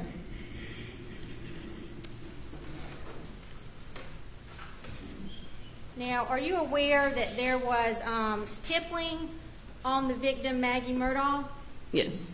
And what does it mean if there's stippling on a victim? It's a close gunshot. She was shot close range. And the defense asked you about some different possibilities here.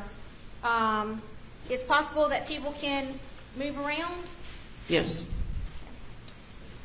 And it's also possible that one person could have had 2 guns. That's right.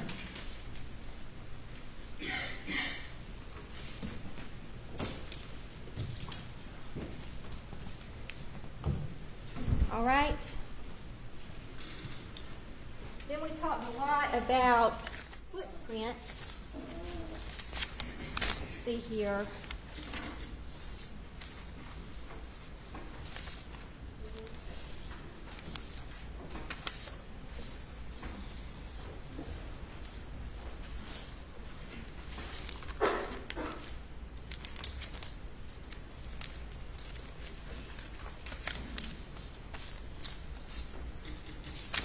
in the feed room, was there a bunch of bloody footprints?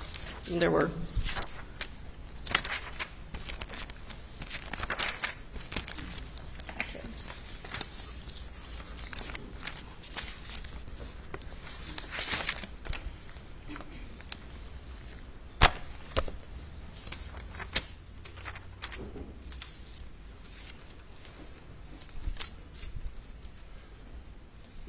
Things have kind of gotten disarray over here. If I could have a moment.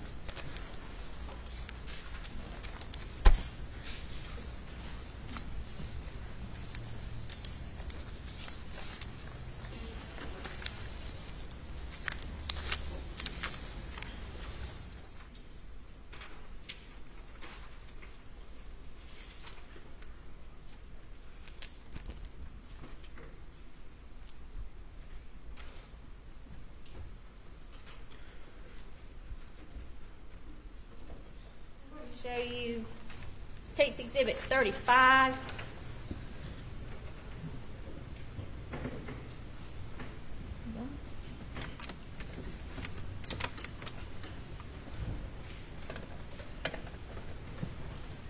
Are those the bloody footprints in the feed room? 2 of them, yes. And those were determined to be the footprints of Paul Murdaugh? Right. And now, just to be clear, I mean, in this picture, we aren't seeing like 5 sets of other bloody footprints. No. So you talked about some other footprints in the feed room. Could you kind of elaborate on that? Closer to the door, there was one, and also closer to the door, the actual physical door, there was one, a partial impression. Okay. And did you determine who those footprints belong to? Those were consistent with Paul's shoes. And is it possible that after SLED took some crime scene photos and moved Paul's body, that someone could have come in along later and stepped in? Your Honor, we. Objection is overruled. Is it possible that if there were more prints in there, that those could have been after SLED's pictures were taken? Speculation. Objection is overruled. I suppose so, yes. We also talked about footprints in States 194 and 195. Why couldn't you do anything with those footprints? I was not made aware of those footwear impressions until June 15th when I saw one of those photographs. So you didn't take any of these pictures while you were out there at the scene? No, it was on the other side of the workshop. And we have no way to know when these footprints occurred? Right. Now, the defense showed us a picture of that dirt on the back of Maggie Murdaugh's leg. Do we even know if that's a shoe print? No.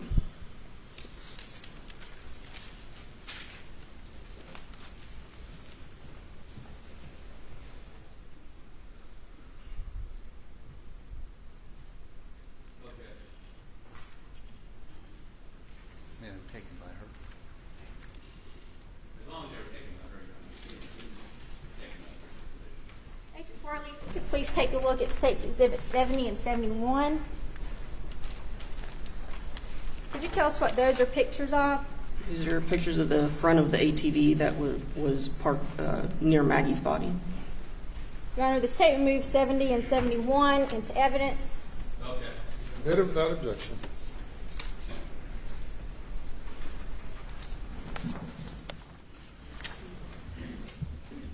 So if we look here at Defense Exhibit 9, can you point out where the ATV was there the night of the murders?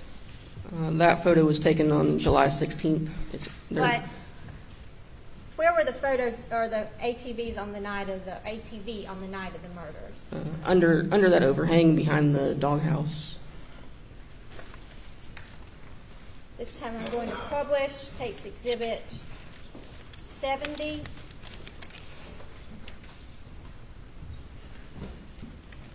Where was Maggie Murdaugh's body in relation to this ATV? Would be toward the right of the ATV. So it was kind of in front of the ATV? Yeah. And did you observe any kind of biological matter on that ATV? Yes. In State's Exhibit 71, could you kind of point out or describe for the jury where you can see spots of biological matter? Do you want me to step down? Your Honor, may she step down?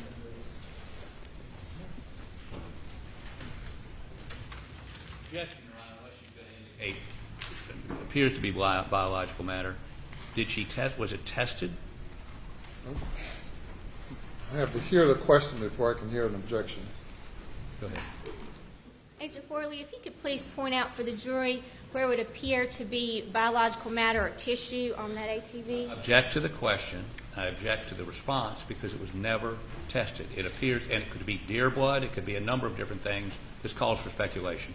Objection is overruled. These areas right here, a little there. I believe there was a little bit on this tire also.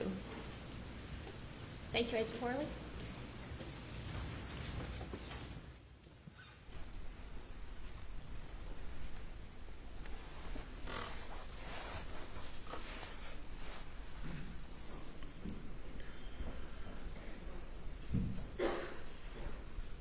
That's all for this witness, Your Honor. Further cross-examination. Well, you would concede, I mean, if you saw that, but you not, I mean, it looked like blood? Yes. Did you test it for blood? No. Gather, swab something so you could take it back to the lab and see if it was Maggie's blood, Paul's blood, deer blood? I mean, they hunt in those ATVs, right? I have no idea what they do in those. You don't know if they hunt using ATVs? Really? Is that one of the things you're aware that's done with those? I am now, yes. Okay. But the night you saw that blood, you didn't take a swab of it, or whatever you thought was blood, didn't swab it? No, it didn't. As a matter of fact, there's a pool of water around Paul. Did anyone ask you to take a sample of that? No. Determine whether or not there was human blood in it? No. Okay. Now, I'm looking at your shoe report.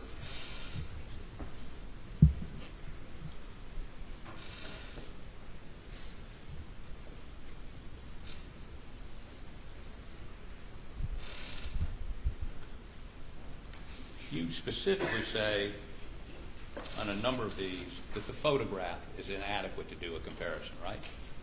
I was able to, my result was, it was adequate enough to determine outsole design. I couldn't. I'm sorry, adequate to do what? To determine the outsole design of the impression.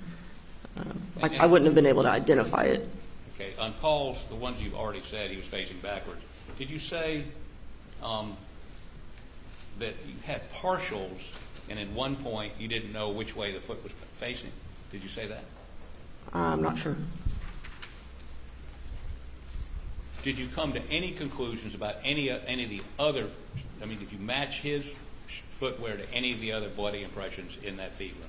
Yes. Which ones? The one by the door, like right in front of the doorway. What's the number of that?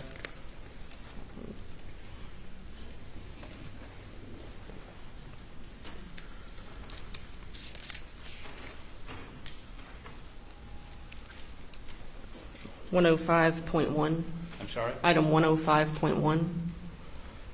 Facing the doorway.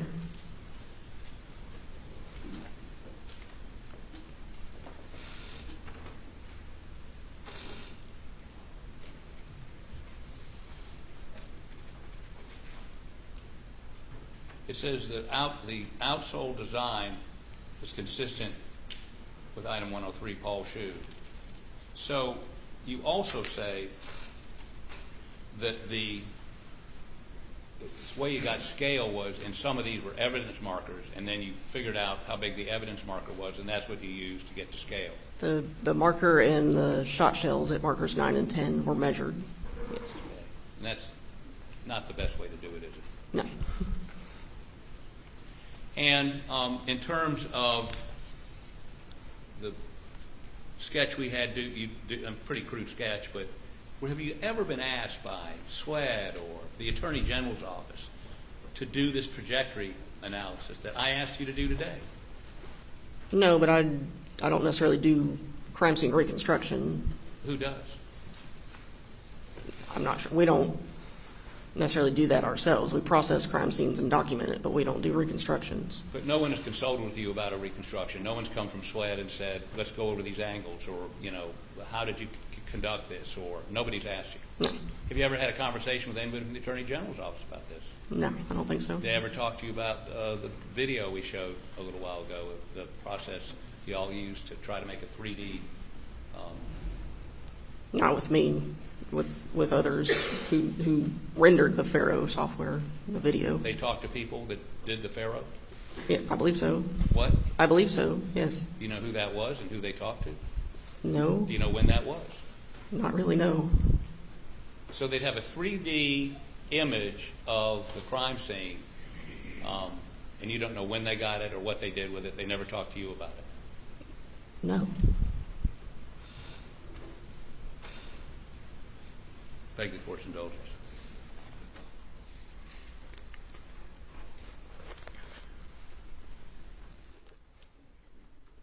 Thank you. May step down.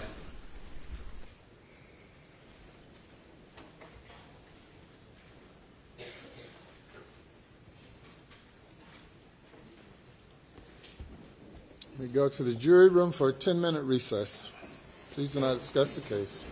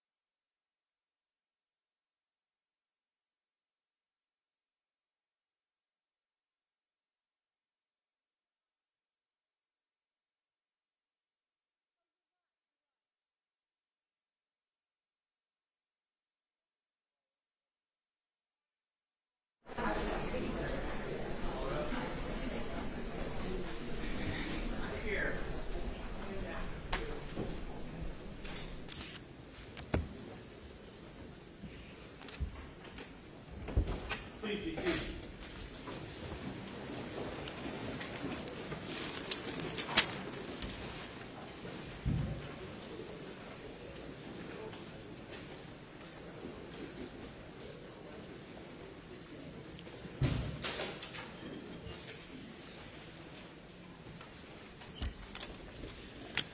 And note from the jury, Your Honor, will you please inform the audience that the identity of each is to remain anonymous? That's first. Secondly, please remove or move the cart in front of the large TV.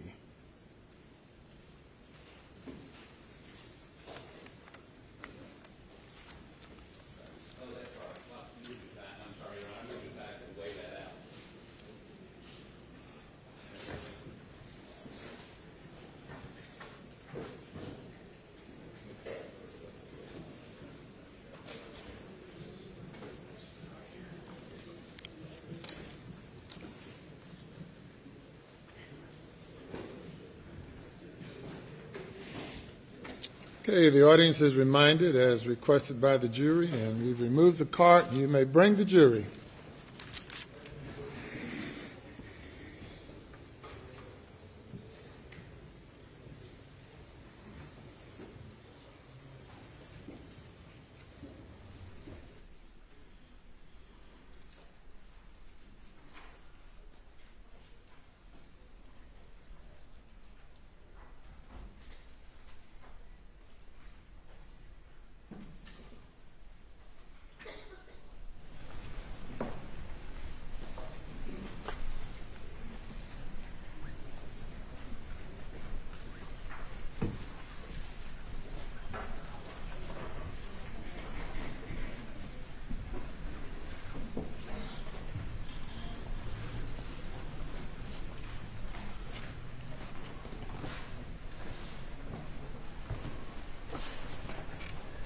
The jury is present. Thank you. And ladies and gentlemen, I have addressed your concerns. And you may call your next witness. Your Honor, we call Senior Special Agent Jeff Croft.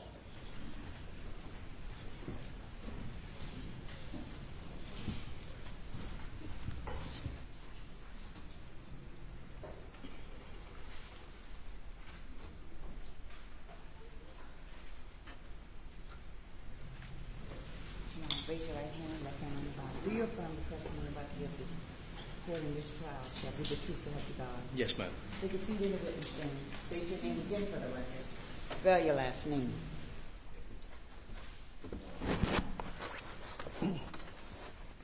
Jeff Croft, C-R-O-F-T. Senior Special Agent Croft, how you doing today? Doing well, sir. So your beard's about as gray as mine is, isn't it? Sir? Your beard's about as gray as mine is. Yes, sir. Is that how you get to be a Senior Special Agent? I don't think so.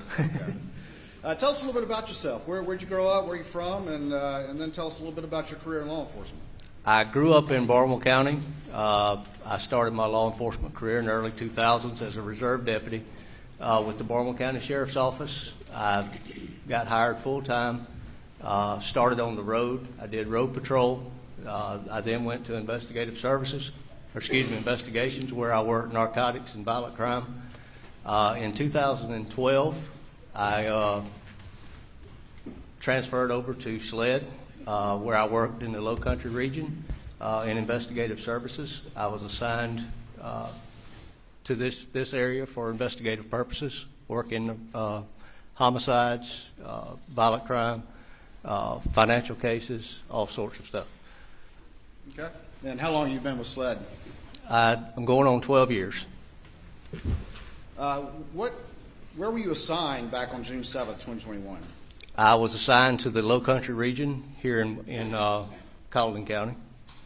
And were you summoned, called out to respond to the reports of the 2 deaths at 4147 Moselle Road? Yes, sir, I was. About what time did you get a call, do you think? I got called out on actually June the 8th, the morning of June the 8th, about 5:30 that morning. Okay. And where did you go from there? I was en route to the scene. I was rerouted to our field office here in Walterboro and given instructions from there. Okay. And having been given those instructions, what'd you go do to help the investigation?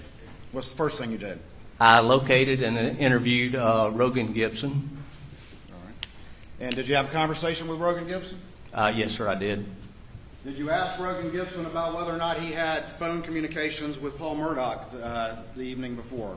Yes, sir, I did. Did you ask him whether he had phone communications with Alex Murdaugh the night before? Yes, sir, I did. Did you ask him whether or not he had communications with Maggie Murdaugh the night before? Yes, sir, I did. And did you ask to see Rogan's cell phone? Yes, sir, I did. Did he allow you to take screenshots of some of the records on his cell phone? Yes, sir, he did. All right. I'm going to show you very quickly what's been marked as exhibits 165, 166, 167, 168, 169, 170, 171, and 172. And just generally tell me if you recognize those particular exhibits.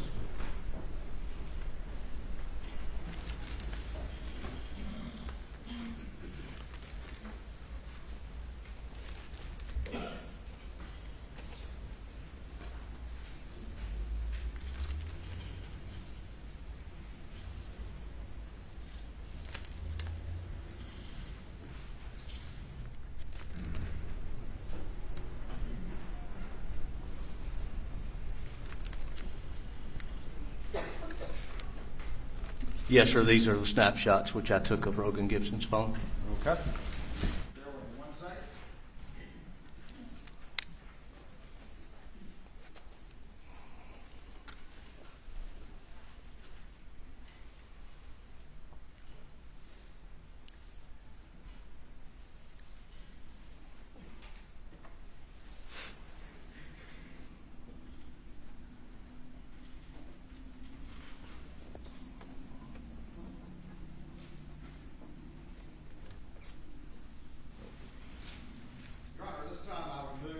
Evidence exhibits, states exhibits 165 through 172, I believe, without objection.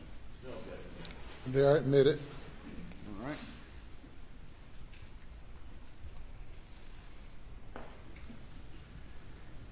If I could get the Elmo up, please. Let's see how that looks. Not great, is it?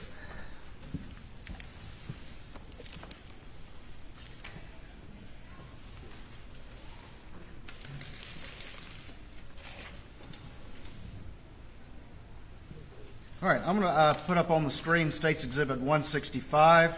And is this one of those images that we were just talking about from Rogan Gibson? Yes, sir, it is. All right, and whose hand is that holding it up? Do you know? That is Rogan Gibson holding the phone for me to take the picture. All right, and was he manipulating the phone for you and then showing you when he found things and then you taking a picture of it with your phone? Yes, sir, he was. Okay. And does this reflect a incoming call from Paul at a particular time? Yes, sir, it does. What time does it reflect that call? At 8:40 p.m. All right, and this is going to be on June 7th, 2021? That is correct, sir. And how long does it reflect that call was? Approximately 4 minutes. 4 minutes. All right, let's look at the next one.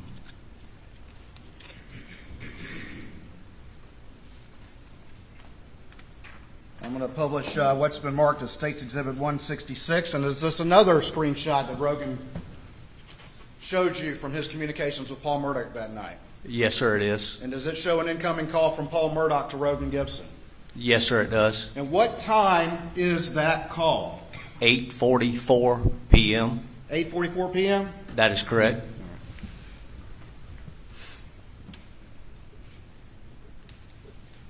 I'm going to show you next what's been marked as Exhibit 167 to your testimony. And is this another screenshot that was showed to you by Rogan Gibson from his communications with Paul Murdaugh? Yes, sir, it is. All right. And were these some texts between the two of them? Yes, sir, it is. All right. And does it reflect a text from Rogan to Paul on there?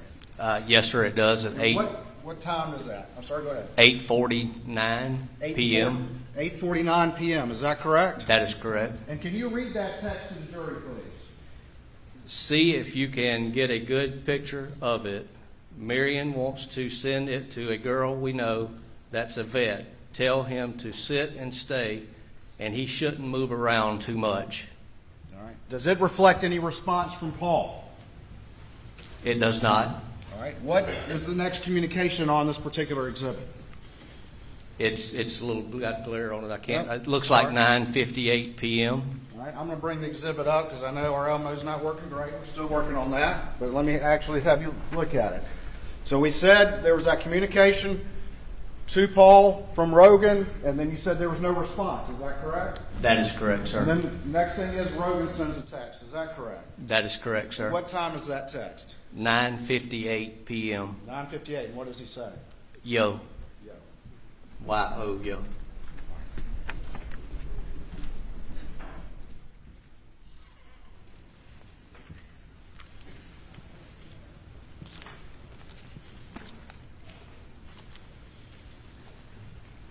I'm going to put up on the screen State's Exhibit 168. Can you see that all right? Yes, sir. All right. And does this reflect a number of outgoing calls from Rogan to Paul, trying to get him to answer? Yes, sir, it does. Can you tell the jury the times, starting at the bottom, that he's trying to call Paul Murdaugh without an answer? At 9:10 p.m., there's a 2-second outgoing call. At 9:29 p.m., there's a 1-second outgoing call. At 9:42 p.m., there's a 1-second outgoing call. And at 9:57 p.m., there's a 4-second outgoing call. All right. I'm going to put up on the screen State's Exhibit 169. And does this also reflect an outgoing call from Rogan to Paul that is unanswered? Yes, sir, it does. And what time was that? 10:08 p.m.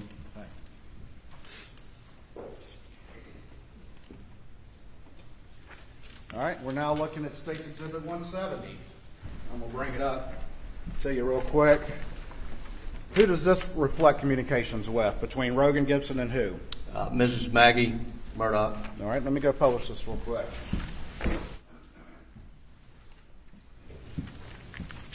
All right. So it's from who? Miss Maggie Murdaugh. All right.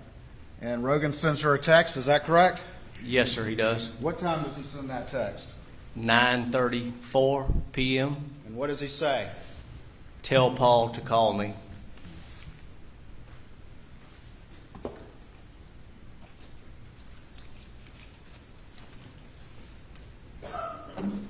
I'm going to publish what's been marked as State's Exhibit 171. Can you see that all right? Yes, sir, I can see the times. I can't see the top of it. Okay. Okay, I can All see right. And who are these communications from on Rogan Gibson's phone? Mr. Alex Murdaugh. The defendant? That's correct. All right. And were there missed calls from Alex Murdaugh? Yes, sir, it is. And can you tell the jury what times those were? At 10:21 p.m. and at 10:24 p.m. And then finally, State's Exhibit 172. Are these additional missed calls on Rogan's phone? Or missed calls. Yes, sir, it's missed calls. And who are they from? I can't see the top from that display. Sorry. Mr. Alex Murdaugh. Okay. And what time were these missed calls from Alex Murdaugh to Rogan Gibson? 10:25 and 10:30 p.m. Did you ultimately interviewed Rogan Gibson, is that correct? Yes, sir, I did. Without going into what he said, he told you what his communications and what he did that night and all the rest of it, is that right? Yes, sir, he did. Was there anybody with you when you interviewed him? Yes, sir, it was. And who was that? Special Agent Katie McAllister. Katie McAllister? Yes, sir. Did you take a buccal swab from Rogan Gibson? Yes, sir, I did. And tell the jury just really quickly, what is a buccal swab? Buccal swab is used to get a DNA standard or a known standard that can be used by our lab to compare to potential other evidence. It's a cotton swab which we use on the inside of the cheek, very non-intrusive. Once we get it, we seal it, that with evidence tape is transported to our lab for our lab's use. Okay. 1 second.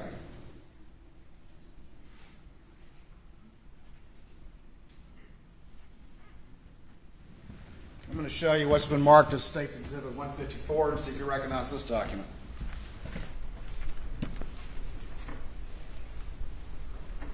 Yes, sir, I do. All right. Tell me what that is. Tell the jury what that is, please. It's a chain of custody form that we used when we secured the buccal swab from, or buccal swab from Rogan Gibson. All right. Put that up on the screen. And so right there, is that where it says what it is? That's correct, yes, sir. And whose signature is that right there? That is myself. And then whose name and signature is that right there? Melinda Worley, Special Agent Melinda Worley. Okay. All right. After you had that interview with Rogan Gibson, what's the next thing you did in the case to assist the investigation? I went back to the scene where I briefed Senior Special Agent David Owen and the others that was assisting with the investigation. I was asked to go to the residence, the Murdaugh residence, which was down from the kennels. All right. And what was going to be your goal in going to the residence? I went to the residence to secure any firearms or ammunition, spent shell casings of that nature that would be potentially compared to or similar in nature to what was at the scene. Did you go by yourself or did you go with a team? It was myself, Anthony Sampson, and Katie McAllister, both which are special agents. Right. What was your particular role to this team? What was going to be your main job and why you were picked to be on this team to go in the house looking for firearms evidence? I have some knowledge of firearms and ammunition, and my main duty was to attempt to locate any firearms that were capable of firing similar ammunition that was at the actual crime scene, any spent shell casings that would be similar in nature that could potentially be tested back to a firearm if one was located or tested in comparison to the casings which were at the scene. All right. Had you been advised by other investigators what types of weapons or what ammunition had been used to murder Maggie and Paul? Yes, sir, I did. And can you tell the jury what you had been advised? I'd been advised that it was a 12-gauge shotgun used, capable of shooting 3-inch Magnum. I was also advised that there was a 300 blackout rifle, or excuse me, it's an AR rifle chambered for 300 blackout. 12 gauge and 300 blackout. That's correct, yes, sir. Bear with me 1 second.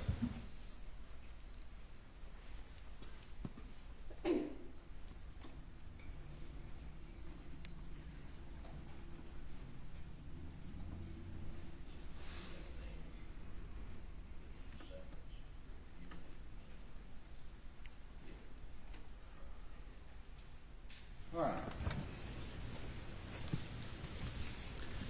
I'm going to show you what's been marked as Exhibit 160 to your testimony and see if you recognize that particular disc.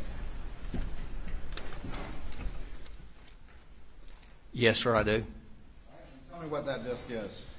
It's a disc of my body-worn camera recording from the day of the house entry.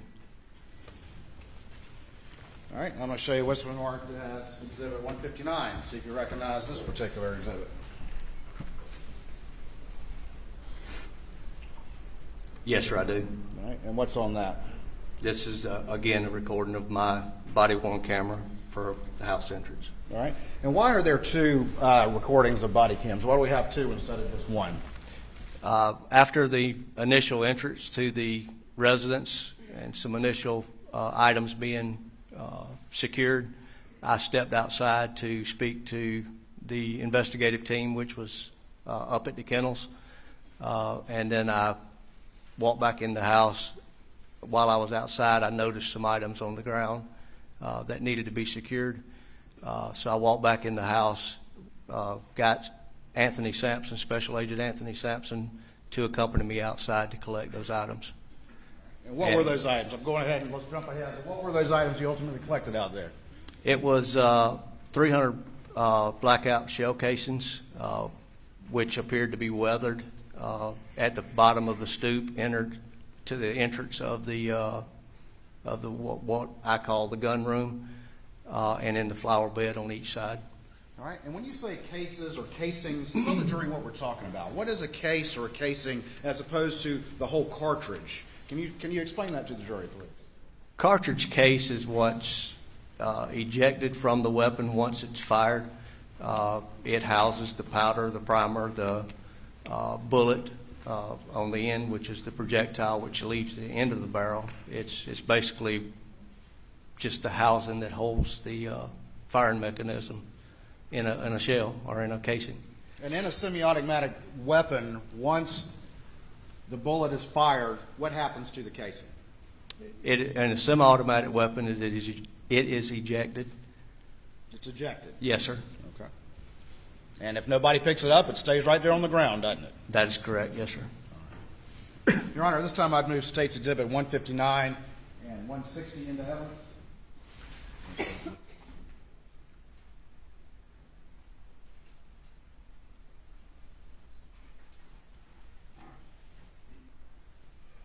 We don't object to the video of either one, and there's one longer video that's in the House. I don't know if 159 and 160 that we would object to the audio portion being played. And Your Honor, I have no problem with that. I'm going to play that particular video with the audio down because there is discussion with other witnesses who will testify who are in the House, and so that's acceptable to the State for that particular exhibit. Mr. Griffin? yeah, that's acceptable, All right. as long as there's no hearsay from the witnesses. He said the audio is down, so it's admitted under those conditions. Thank you, Your Honor.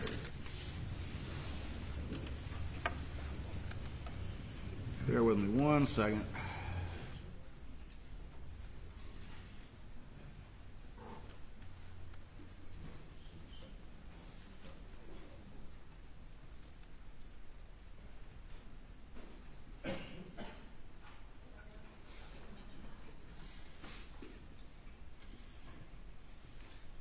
For the record, 159 is the exhibit. We'll play with the audio down. Thank you. Can I get the input changed, please, to the laptop?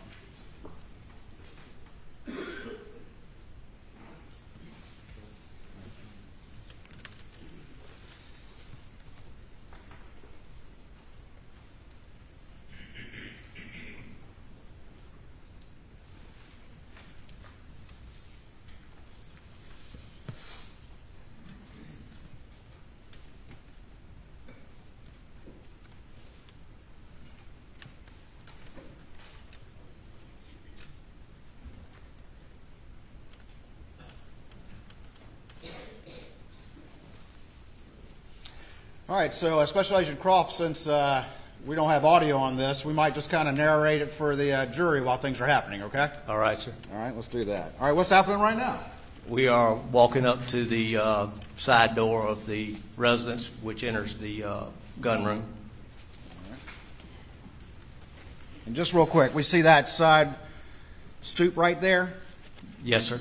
And what was found right there, if anything, by that stoop? 300 blackout casings. Is that what you just were talking about? Yes, sir, it is. Right there, huh? Yes, sir. Thank you.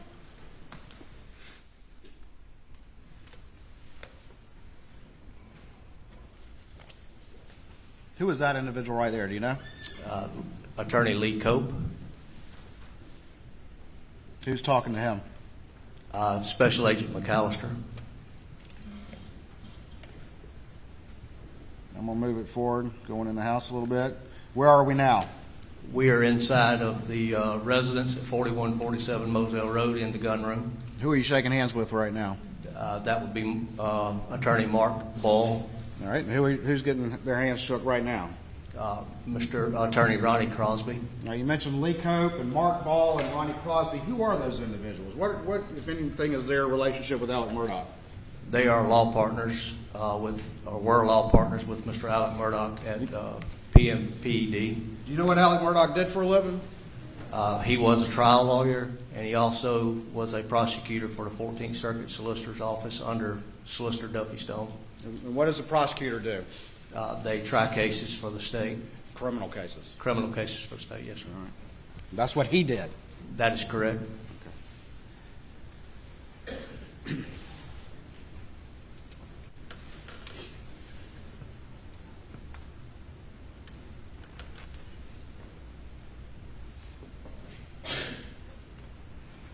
I'm going to fast forward just a little bit. What's that sort of in the center of the screen right there? That's a gun cabinet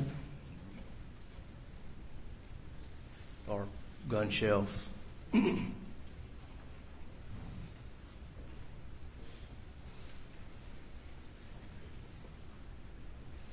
What's going on right now? Special Agent McAllister is explaining why we are there, kind of what we're looking for, and gaining consent to search that area. Was consent ultimately obtained to search? Yes, sir, it was.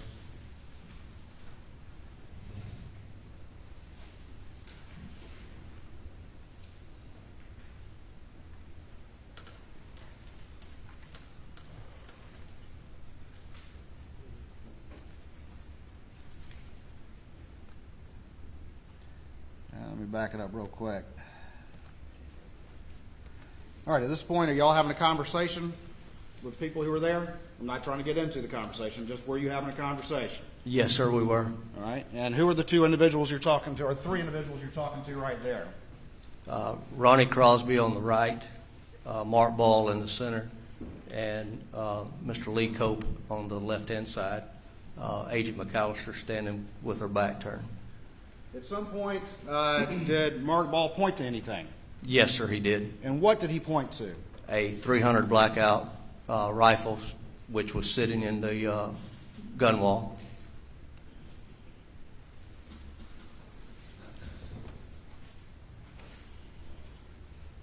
Did Ronnie Crosby point to it? Let me back up.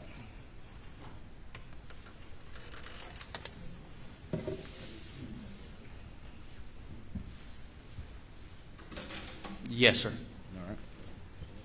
Then whose body cam are we looking at right now? That would be mine.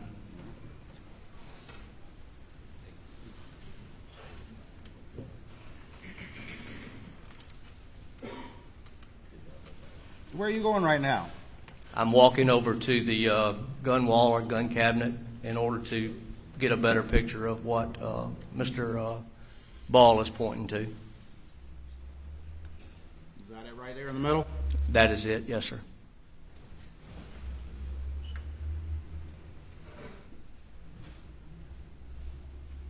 All right. Right, what is Mark Ball pointing to right now? He's pointing to the numbers which are displayed on the bottom of the magazine. All right. And is this the blackout we're talking about? That is correct. All right. Did you look at that particular magazine? Yes, sir, I did. What, if anything, did you notice about that magazine?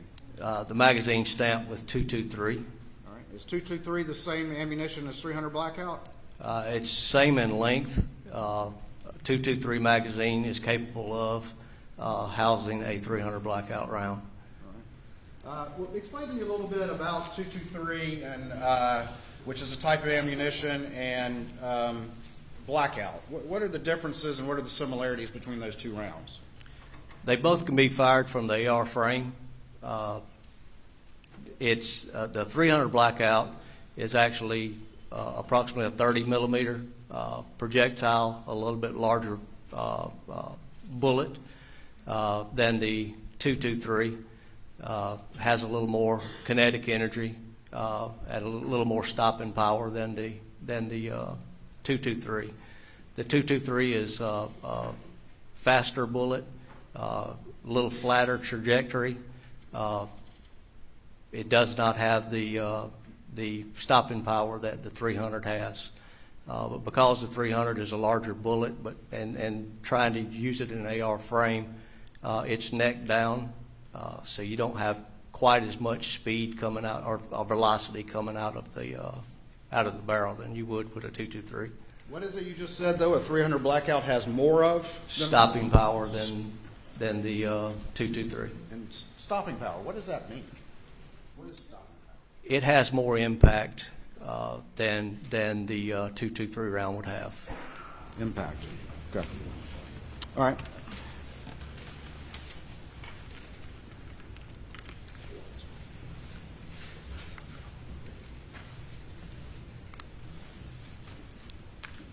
What else are you looking for right now as you look through the other firearms on that particular gun rack? Any additional rifles capable of shooting a 300 blackout, and also the any 12-gauge shotguns which are capable of shooting 3-inch Magnum. Let me ask you this. Did you find any other weapons that could shoot 300 blackout? No, sir, we did not. Did you ever find any other weapons on Alex Murdaugh's property that could shoot 300 blackouts other than that one that was in the gun rack? No, sir, we did not. We're going to talk more about this in a minute, but did you find some 12 gauges? Yes, sir, we did.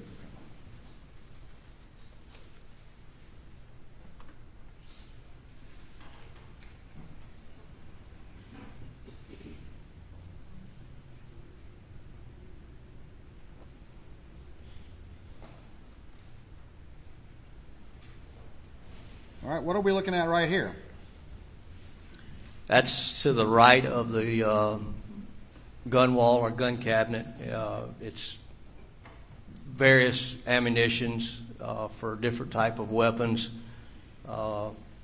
shell casings, just parts for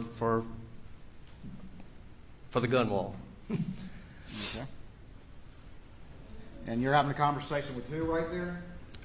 Attorney Mark Ball. As a result of that conversation, was Mark Ball pointing to things? Yes, sir, he was. Specific things? Yes, sir, he was.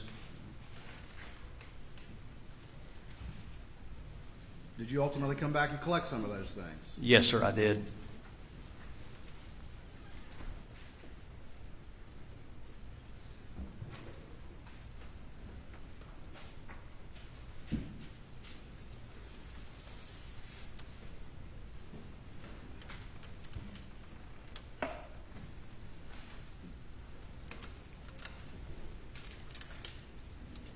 Fast forward to about 7 minutes and 30 seconds. Keep this thing moving.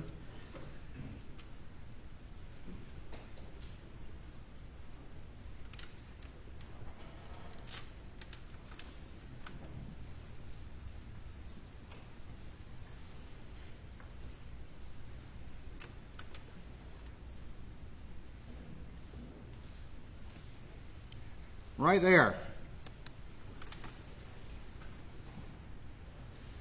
What's that right there? That is an empty box with the label S&B 300 BLK. All right. Did you ultimately collect that box? Yes, sir, I did. All right. I'm going to show you what's been marked as State's Exhibit 213 and see if you recognize that item. Yes, sir, I do. All right. Stand by for me real quick.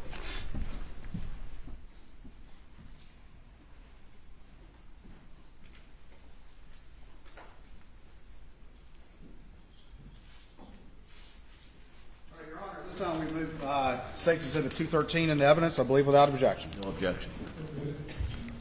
Okay. I'm going to show it to you again. I'm going to put it up on the screen. Does that box reflect the grain weight of the bullets of that ammunition that were inside of it? Yes, sir, it does. And what is that? 147 grains. All right. And tell the jury, what is 147 grains, or just grains in general when it comes to a bullet? What does that mean? It's the weight of the projectile. All right. And it's possible to have certain ammunition of the same caliber, but it has different weights. Is that correct? That is correct, yes, sir. All right. And this blackout is 147 grains, correct? That is correct, yes, sir.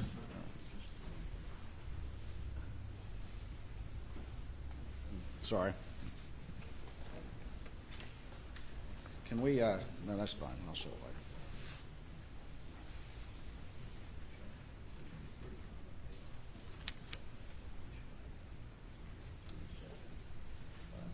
Let's go ahead and do that. Can we switch the input just real quick? I'm going to switch it right back. I just want to show this to the jury, please. All right. Everybody can see that? Maybe if I do it, get it this way. All right. And that's the empty box you found in the gun room? Yes, sir, it is.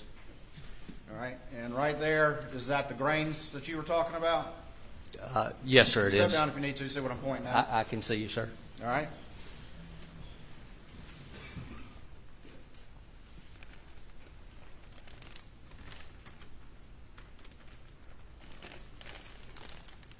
Can you read that right there? I can't see. Yes, sir, I can. And what does it say? Cellular and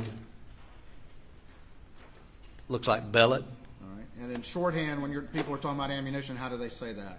S&B. S&B. And then on the back right here, can you read that? Yes, sir, I can. And what does that say? 300 AAC blackout. All right. If we go back to the video, please.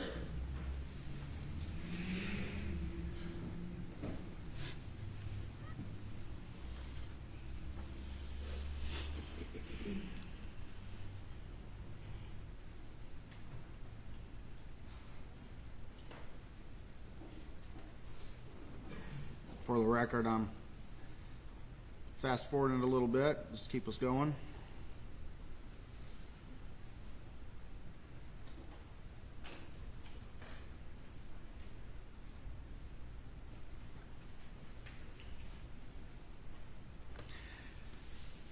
At this particular time, as it relates to the shotguns, are you looking to collect every single shotgun that's on that rack or only specific shotguns? Only specific shotguns. And what specific gauge of shotgun were you looking to collect? 12 gauge. And why only 12 gauge?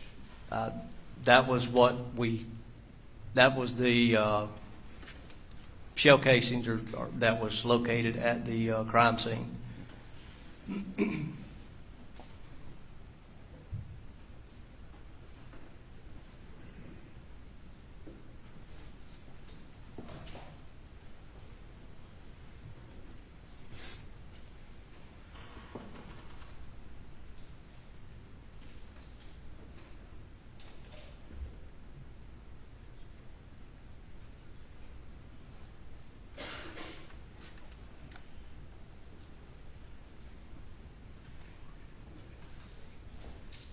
Who's that individual standing in the center of the screen? That would be Mr. John Marvin Murdaugh.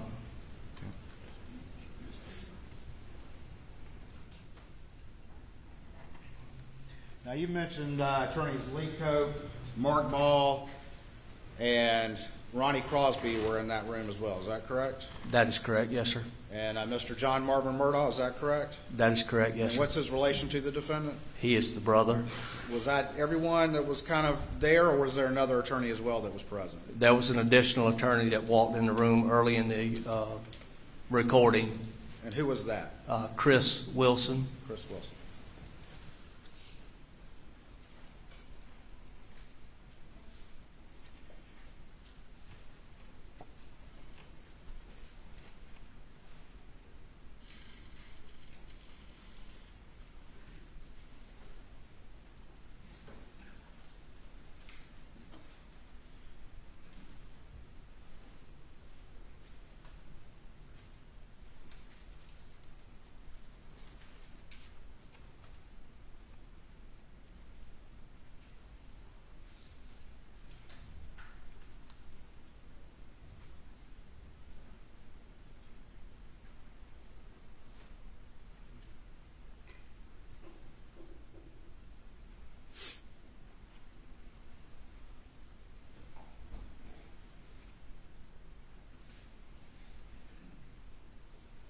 Generally, what are you doing right here?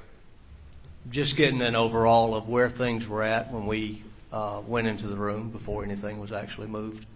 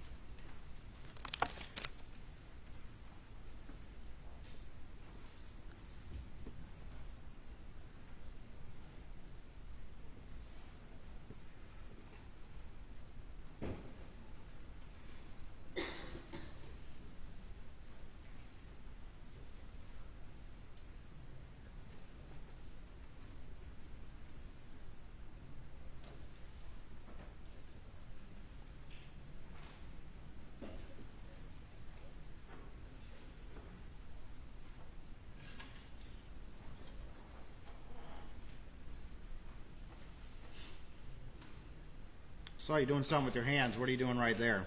I'm putting latex gloves on my hands. And what is it you're about to do? I'm going to start collecting or securing those firearms. Okay.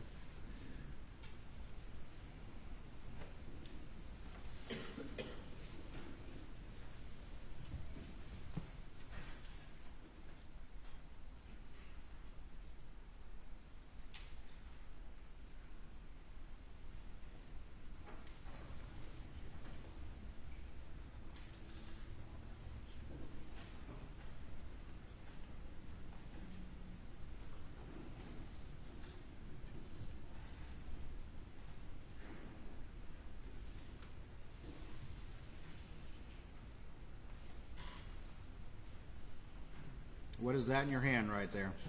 That is a 300 or an AR-15 chambered to 300 blackout.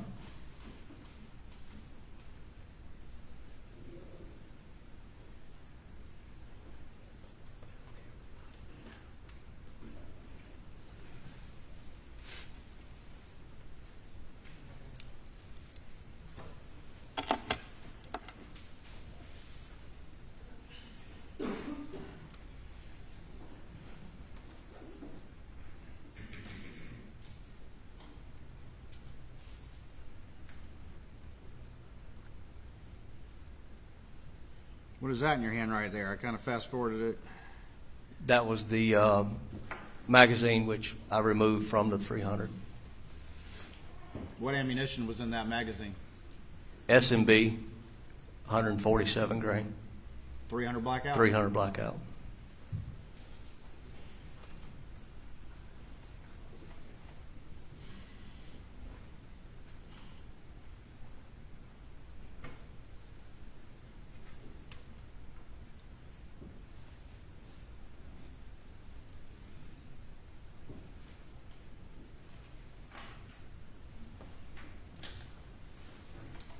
See another item, item 33, please.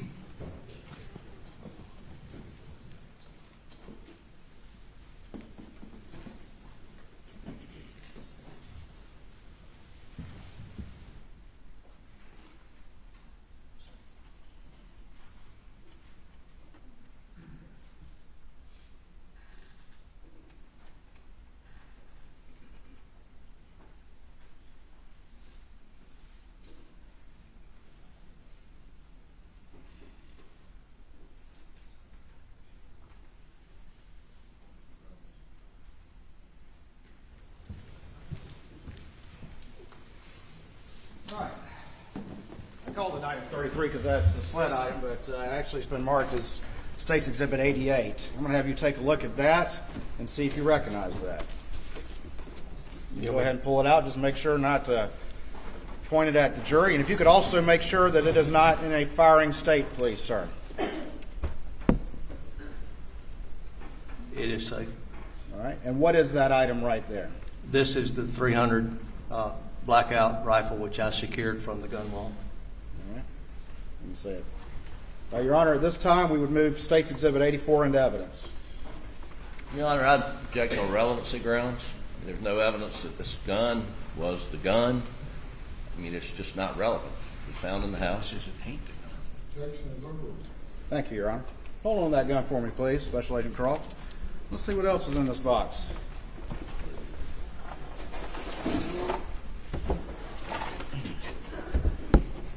Now I'm going to show you the other part of State's Exhibit 88, and that's marked actually as State's Exhibit 210. What's that? This would be the magazine which I removed from this rifle on the video and the ammunition which it contained. All right. And what kind of ammunition is that? It's head stamped S&B 300 blackout. All right. And do you know the specific brand and make and caliber of ammunition that was used to kill Maggie Murdaugh? The head stamps on the shell casings at the crime scene was S&B 300 blackout. Same thing? Yes, sir. Okay. Let's talk a little bit about this firearm. What is this thing on the top here? That is a, I call it an optic, but it's actually a thermal scope, which can be used for shooting in the dark. Okay. And this particular weapon, is this a semi-automatic weapon? Yes, sir, it is. And what does that mean? Can you tell the jury what that means? Each press of the trigger, it will fire and eject the spent cartridge. And where are the cartridges going to eject when this weapon is fired? It would eject from the right-hand side, right here, All right. So if it's being fired, they're coming out this way. Is that correct? to the right and generally back.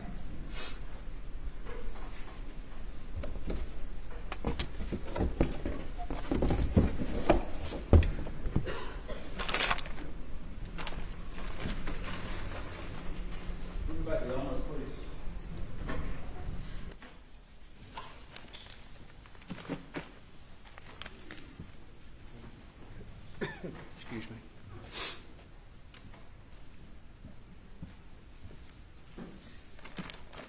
All right. These are the rounds you're talking about right here? Yes, sir, it is. Those are the S&B 300s? Yes, sir, they are. And this is that magazine that said 223 on it that you were talking about. Is that correct? That is correct.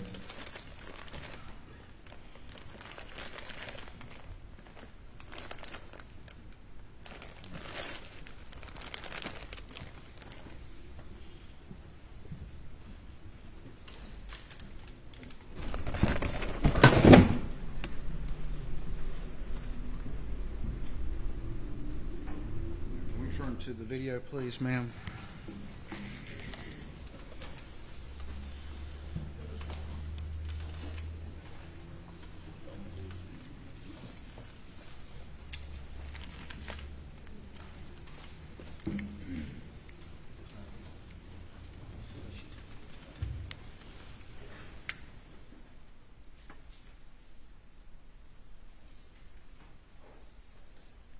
All right, what's that you got in your arm now?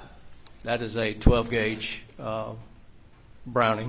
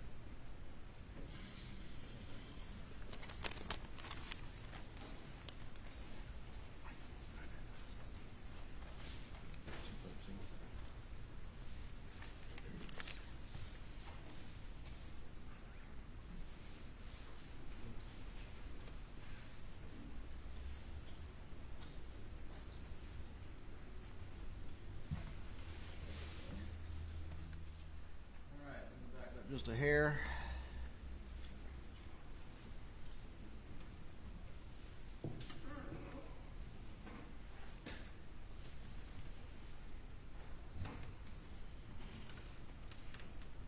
All right, and so that's the Browning you collected, is that correct?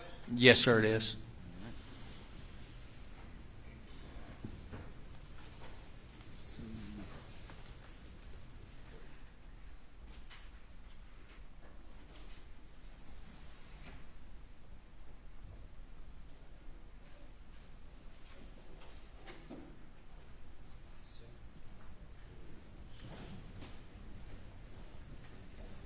All right, I'm going to bring you to item 31 here real quick. Before you open it, just give me 1 second. I'm going to get this blackout rifle out of the way. That's going to block you.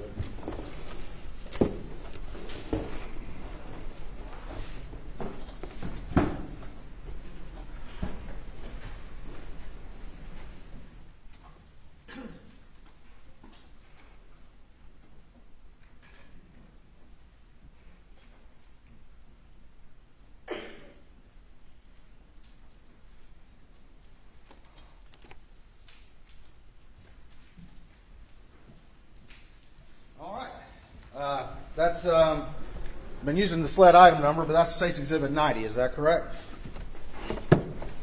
Chin is on. I got you. Right there. Yes, sir. All right. Could you open that up and tell me what's in that if you recognize it, please?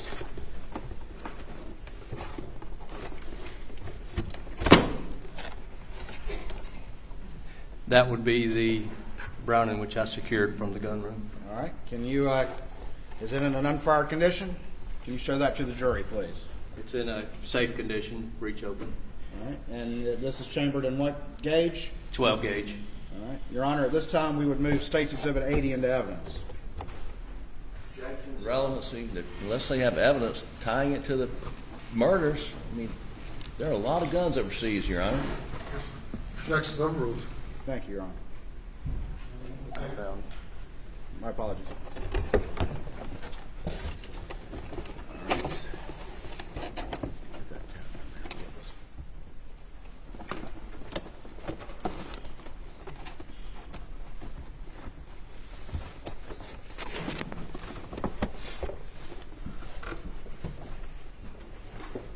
Excuse me, Your Honor. I just want to add Rule 403 grounds for my objection to this gun and all the other guns they plan to introduce. May proceed. Thank you, Your Honor. All right. Let's return to the video.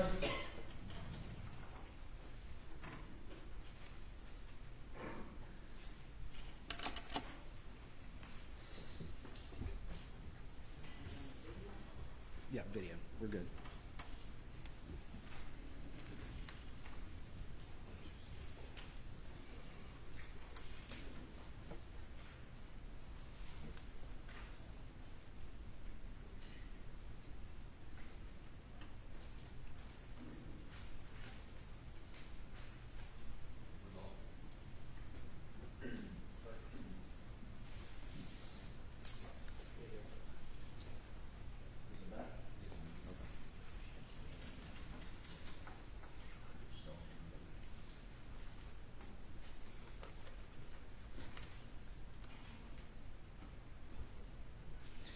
As you were looking through these various shotguns and picking some up and putting them back and all the rest of it, what are you looking for in making that determination, the ones you take and the ones that you're putting back? That it was chambered in 12 gauge.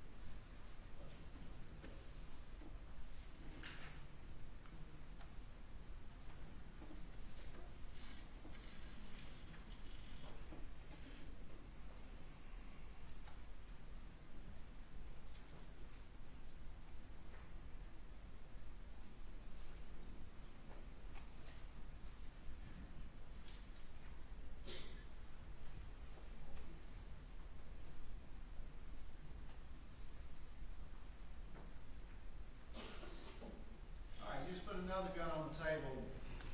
Do you recognize that particular gun? Yes, sir, I do. All right. And what about the particular condition of that gun did you notice, if anything? That is a 12 gauge pump and the breech is open. Inside of the chamber is a shotgun shell that's ready to be chambered into the to be fired. And I've paused it at 20 minutes and 17 seconds. What do we see right there? That is a 12 gauge shotgun shell that's ready to be chambered. Once you slide the pump action forward, it would be chambered into the chamber and ready to fire. All right, thank you. And Your Honor, just very quickly for the record, with that Browning shotgun, I believe I referred to it as State's Exhibit 80. It's actually State's Exhibit 90, which I believe was admitted over objection. All right, let's go to 32, please.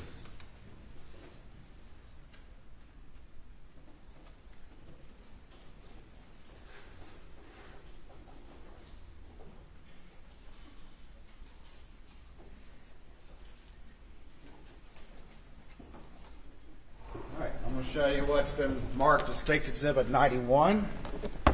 You could just take a look at it before you pull it out and tell me if you recognize what that is.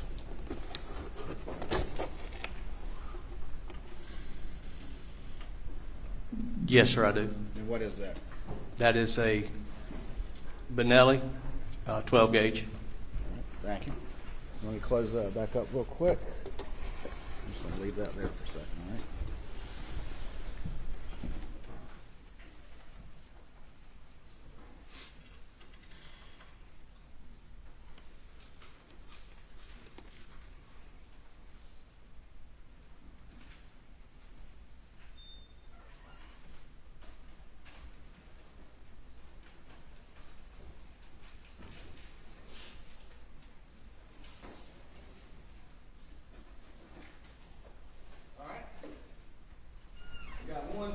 ourselves, so let's do this one.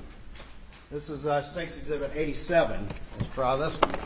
Can we do this without knocking everything over? I think so. All right, let's try to take a look. Just real quick, don't show it to the jury, and tell me if you recognize that. Yes, sir, I do. All right, tell me what that is. That is the pump shotgun which I secured from the gun wall, which is depicted in the video. All right, this is the one that's on the screen right now? Yes, sir, it is.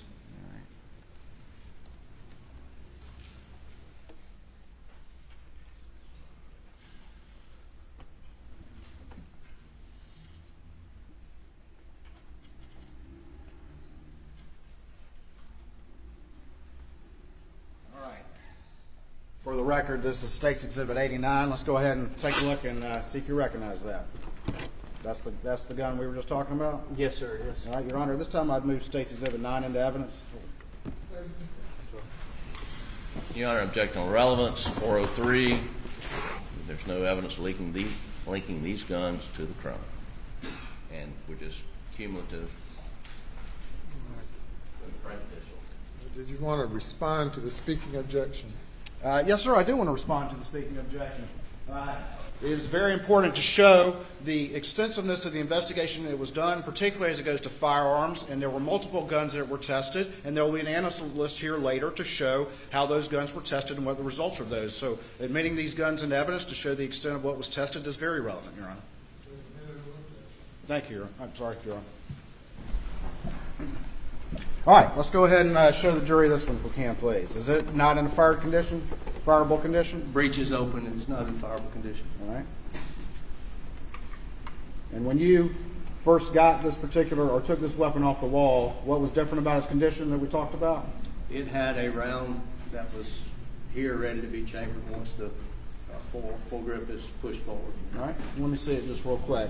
So, is this a semi-automatic type shotgun or a pump shotgun? It's a pump shotgun. All right, and when a shell is fired and mechanism is used, what happens to the spent shell case? When you bring the forearm back, the shell case is ejected similar to a semi-auto. Okay. And which way would it go out of this particular firearm? It would go to the right. As an example. Go to the right? Yes, sir.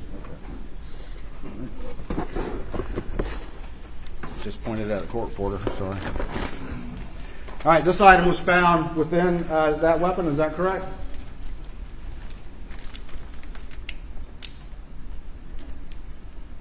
Yes, sir. All right, tell me what that is.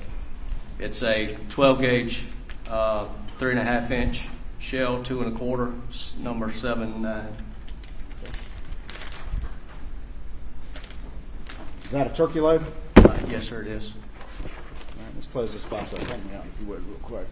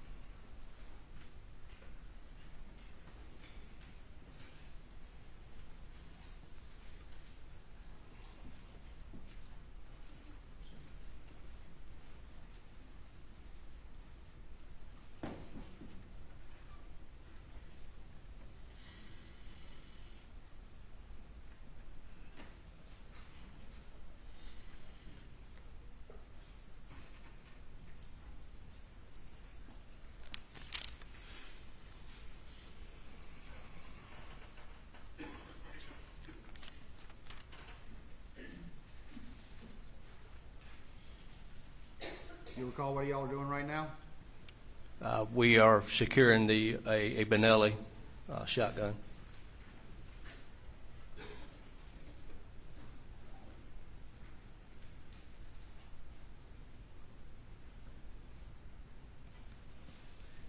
All right.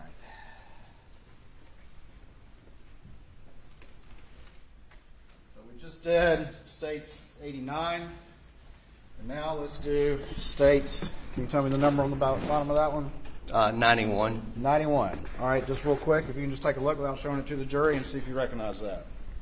Yes, sir, I do. And tell me what that is, please. That is the Benelli shotgun, which I secured. It's depicted in the video. All right. Your Honor, at this time, we would move states 91 into evidence.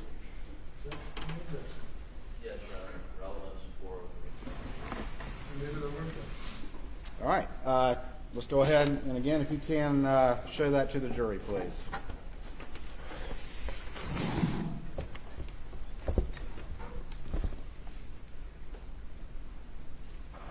All right. Thank you very much. Let's put it back. You can point at me, that's all right. All right.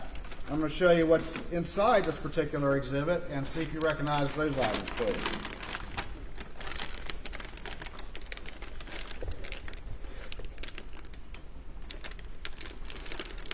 Yes, sir. All right. And what are those items? Those are two 12-gauge shells, which were loaded in the Benelli at the time we secured it. What, if anything, can you tell me about the type of shells those are? Head stamp is Winchester 12-gauge, long beard, so 3-inch, number 4. And the head stamp on the red one is a Federal 12-gauge, 7 2.5 ounce. It's 3.5-inch Federal premium shell. Different types of ammunition, even different sizes, is that correct? That's correct. One is a Winchester and one's a Federal, is that correct? That is correct. Let's close this box if you could.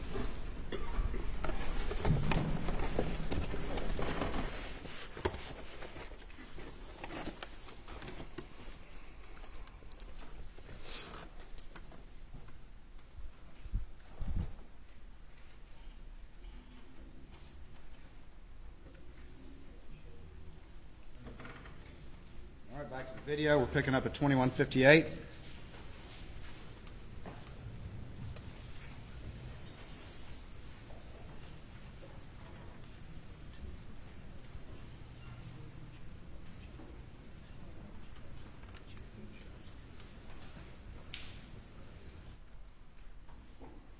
At this point on that gun rack, did you observe any other 12 gauges? No, sir.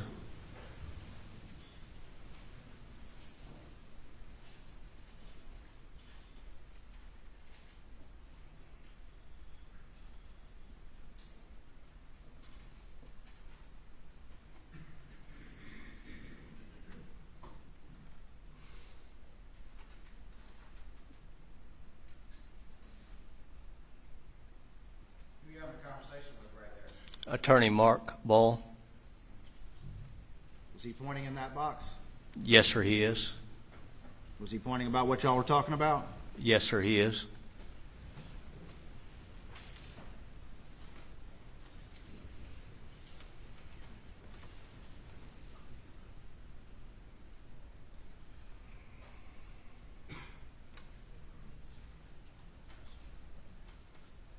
For the record, I'm fast forwarding a little bit.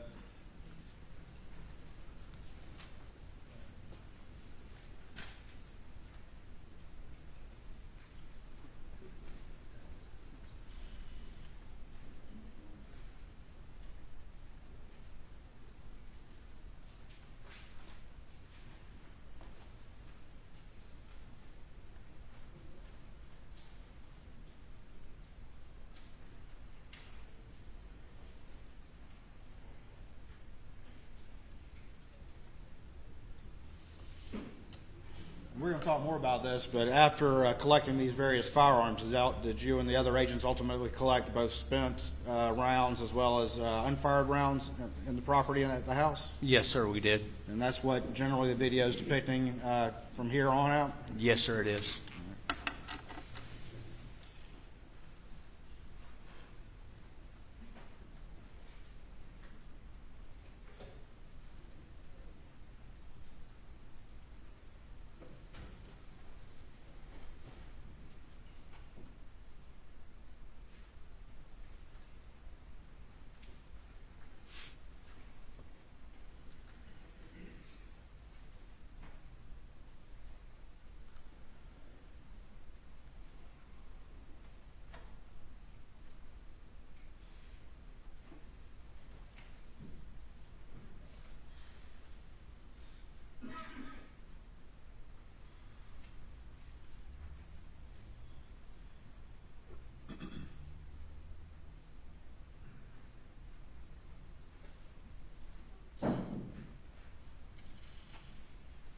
that empty box we were just talking about earlier? Yes, sir, it is.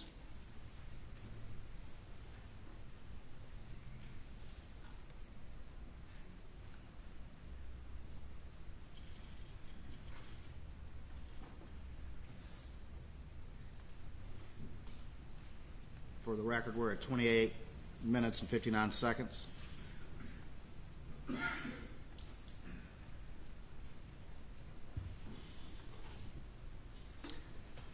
Right up there, the top of the screen on top of those little shelves. Do you know what that is?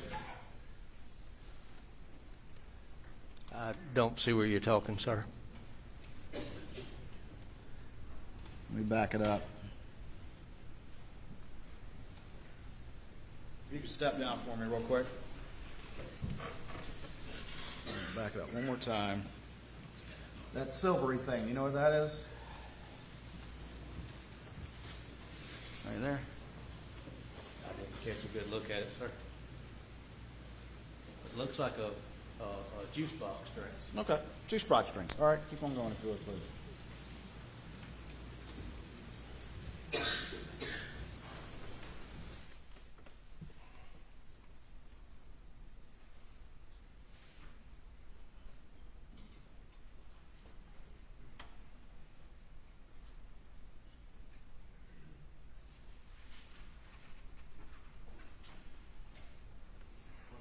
I'm just kind of fast forwarding it.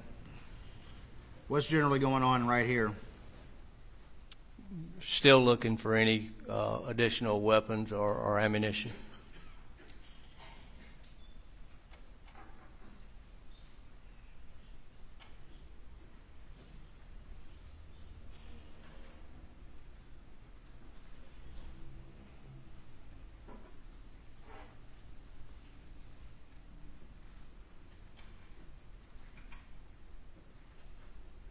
Right there on the image at 3804, who's sitting on the couch?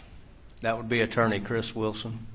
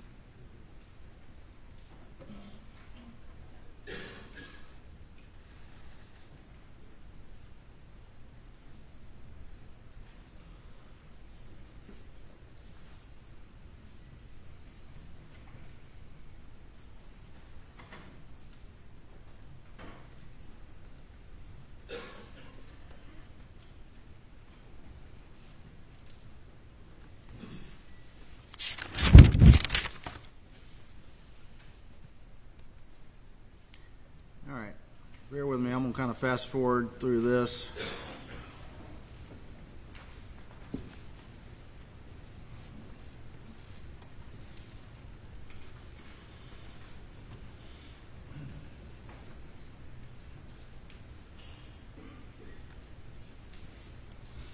And for the record, I'm at 4708.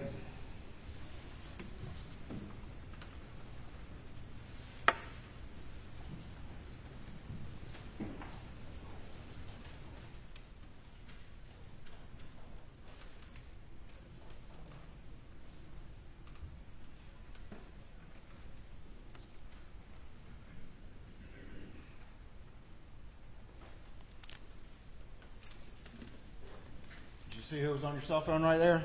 Yes, sir, I did. Who was that? Captain Ryan Neal. Was that your boss at the time? Yes, sir, it was. Okay. And so what are you doing right now? I'm fixing to step outside to talk to him. All right. Does your body camera go off at that point? It does. All right. Tell me what happens when you go outside. Do you go outside that stoop we showed earlier? Yes, sir, I go out of the side door, same door we entered. All right. And what, if anything, did you observe outside? I observed on the ground, right at the edge of the stoop, what appeared to be a .300 blackout spent shell casing, a paired to be weathered as if it had been there for some time. Okay. And what, if anything, did you decide to do at that point? After talking to Captain Neal, I went back inside. I asked Special Agent Anthony Sampson to step outside with me so that we could secure those shell casings. We again activated the body-worn camera, and we walked outside and we secured those, or we secured shell casings from around that stoop. Okay. Bear with me real quick.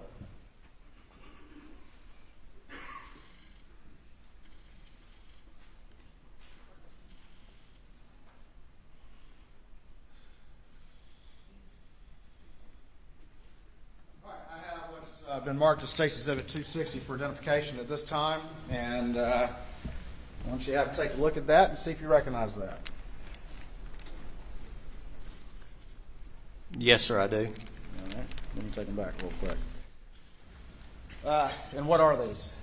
Those are the spent shell casings, which I picked up from around the stoop on the outside of 4147 Moselle Road outside the gun room. All right. And when you say that they were in weather condition, what do you mean by that? The brass is tarnished. They had dirt in them. It just appeared they had been sitting in the weather for a while. Okay. And did, if I could have the helmet back, please.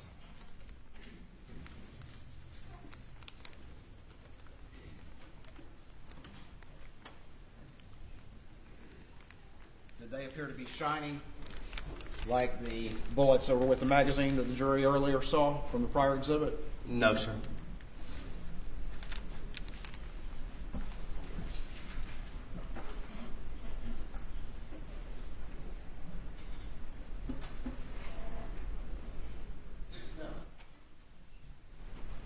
All right, I'm just going to put this exhibit without objection, put it up on the screen. It's marked for identification at this time.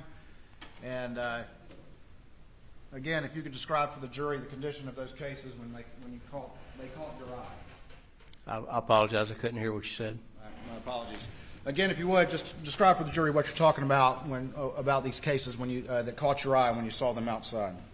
Well, the brass was not shiny as a new casing would be. It appeared that it had been sitting in the weather for some time. It had began to tarnish inside of the where the bullet had been expelled from the end. The inside had dirt, grass. Obviously, it had been there for a while. What was the brand and type of ammunition that's in this particular exhibit that you found? S&B 300 BOK, Butch Blackout. All right, let me go to the video if I could, please.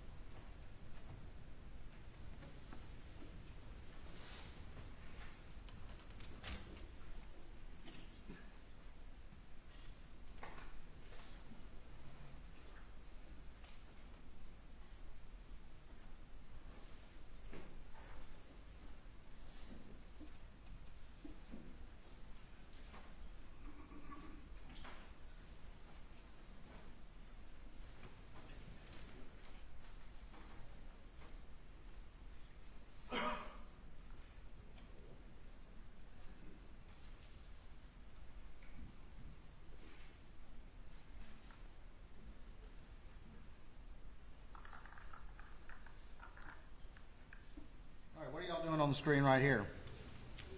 We are locating the 300 shell casings.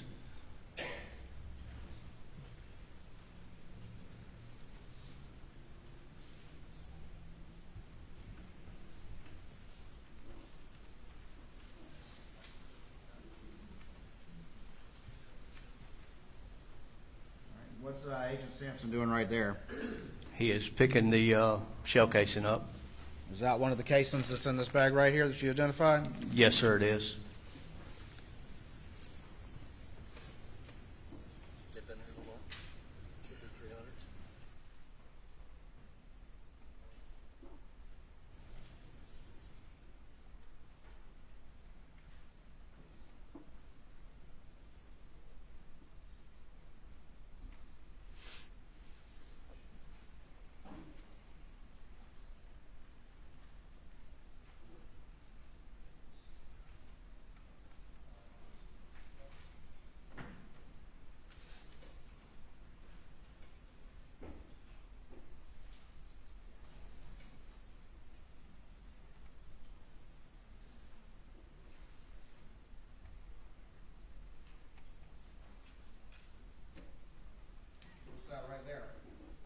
That is another shell casing on the, if you're facing the door or the stoop door, it'd be on the left-hand side of the stoop. Is that one of the ones that are in this bag, States Exhibit 260?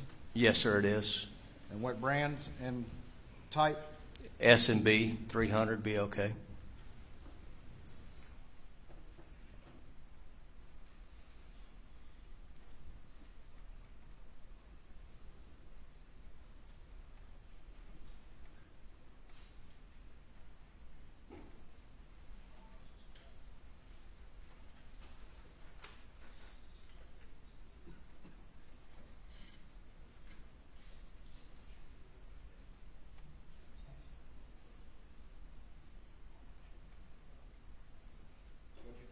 Just picked up. That would be another S&B 300 blackout shell casing. One of the ones in this bag we've been talking about? Yes, sir.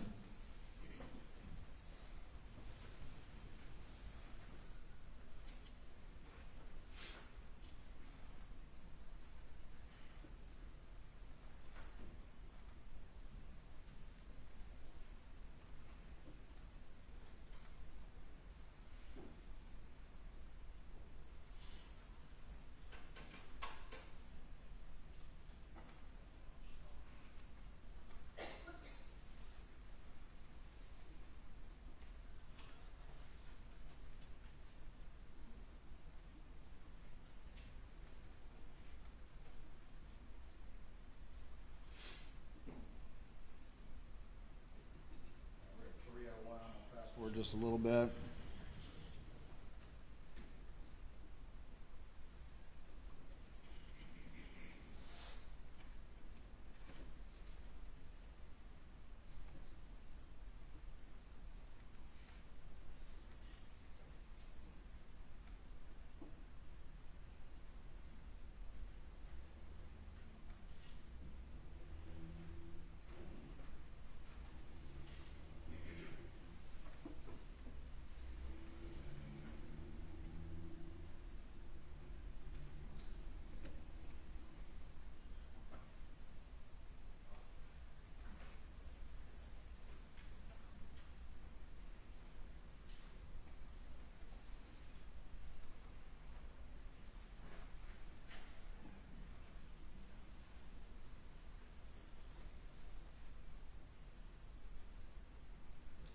Y'all collected all 5 cases that are in this bag? Yes, sir, we had.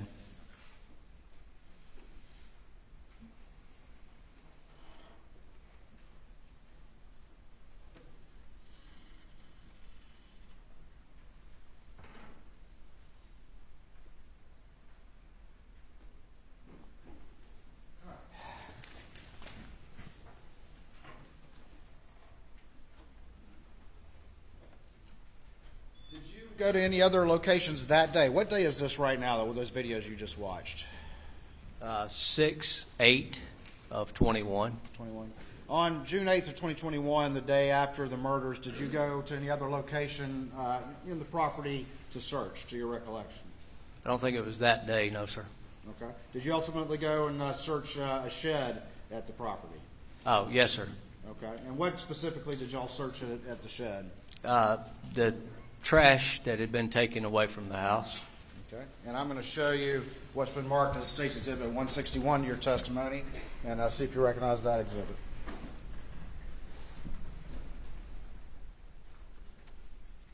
Yes, sir, I do. Tell me what that exhibit is, please. This is a video of my body-worn camera when we were actually digging into trash that was we took to the shed and dug through. Your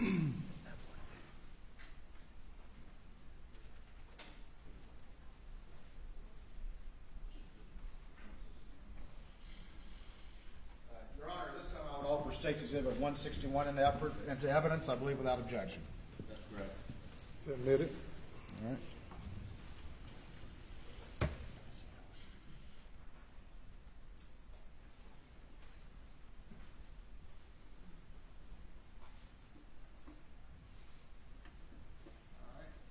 This time I'm going to publish Exhibit 161.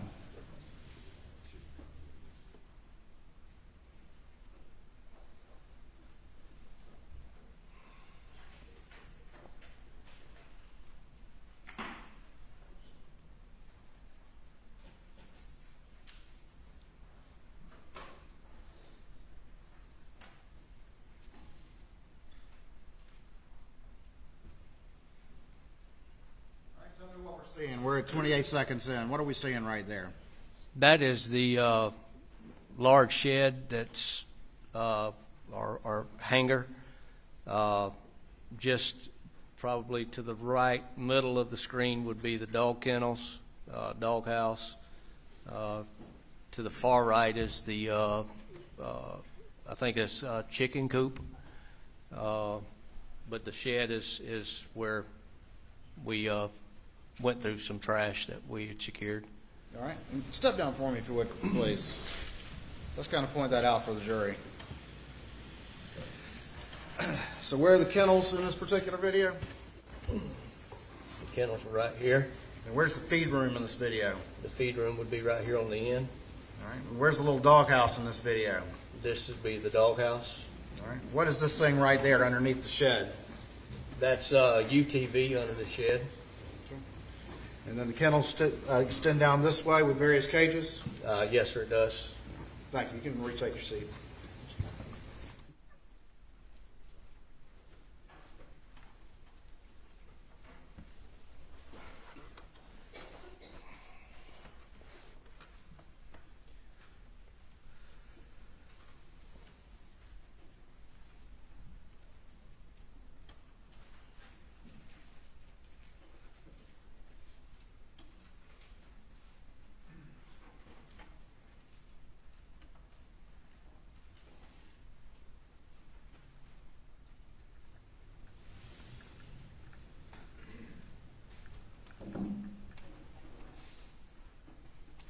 What are y'all about to do right here?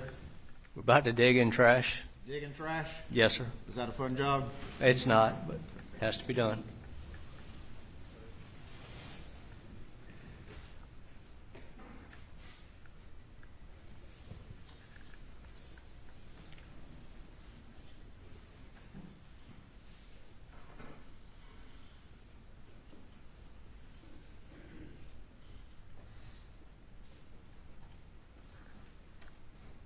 All right, at 124, I'm just going to fast forward it some. What is that image right now at 145 that's on the screen? That is a empty box, 12 gauge premium turkey load ammunition. All right, and what is that right there? An empty box of 12 gauge long beard, 3.5 inch, let's see, 2 ounce, number 4 shot.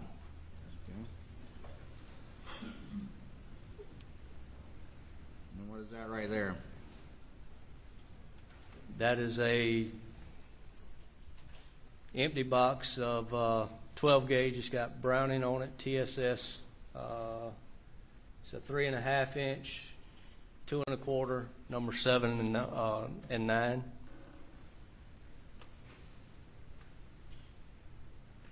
right, for the record, I'm fast forwarding then.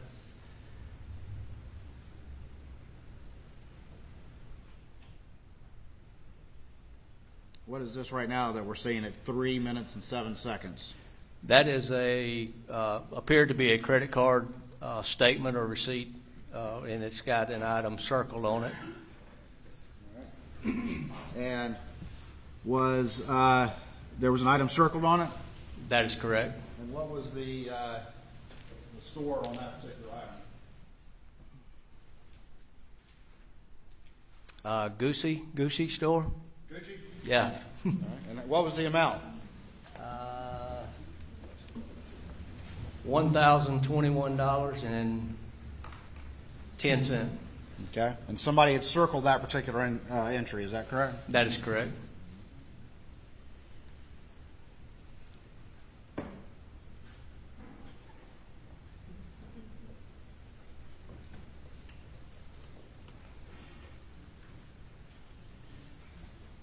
For the record, I'm just fast forwarding through, y'all searching through the trash, is that right? Yes, sir, we are. Did you find anything else of note in that trash? No, sir, we did not.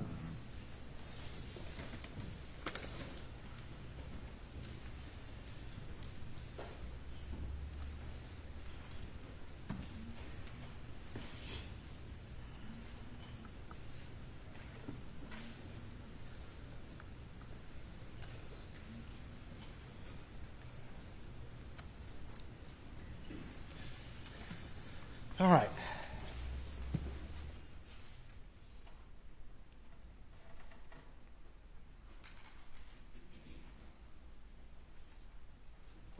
One moment.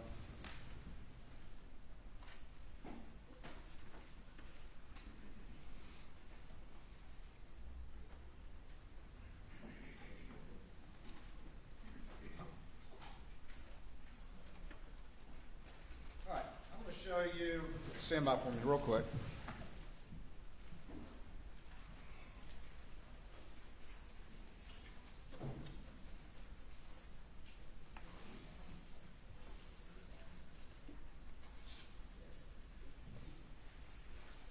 All right, I'll show you what's been marked as.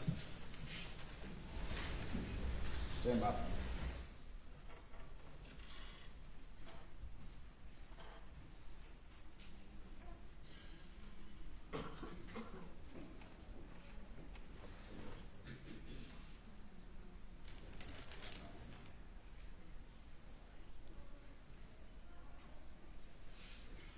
I'm going to show you what's been marked as State's Exhibit 214, which is an evidence bag, and see if you recognize what's in there.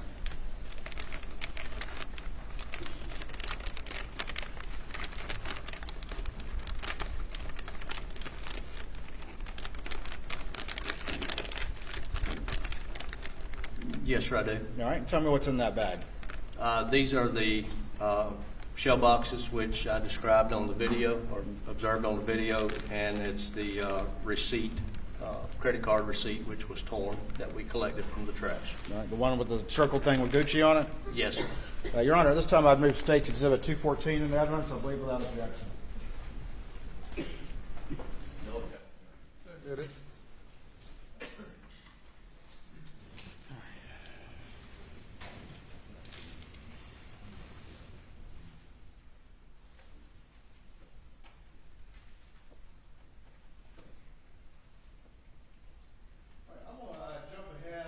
Just a little bit. Did you ultimately return out to the scene to do an additional search, or out to the property as a whole to do an additional search? Yes, sir, I did. All right. And you remember what date that was? Roughly? I think it was the 13th. Okay. And what were you looking for on that particular search? Again, looking for any firearms, shells, shell casings that could be tested for a potential weapon to use during a crime. All right. And do you remember who were some of the other agents that were out there, or what else was going on at that time? I think Agent McAllister was there. If I'm not mistaken, Mindy may have been there. There was a number of agents there. Okay. I'm going to show you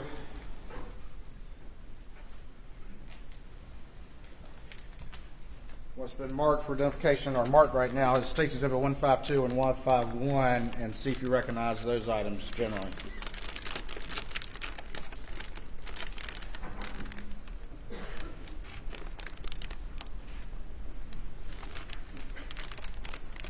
Yes, sir, I do. All right. And can you tell the jury just generally what those items are? It's 300 blackout ammunition and magazine containing 300 blackout ammunition that was collected. All right. And was this collected at various locations on the property during that search? Yes, sir.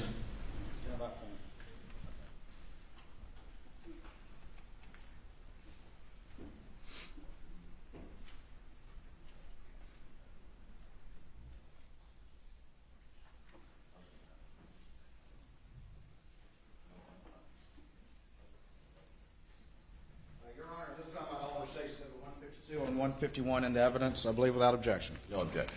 Submitted without objection. How much more time do you have with this witness on direct? There's still a fair amount to cover, Your Honor. All right. Ladies and gentlemen, we're going to break, talking only to the jury. Everyone else remain seated. We will reconvene at in an hour and 20 minutes. An hour and 20 minutes. Please go to the jury room.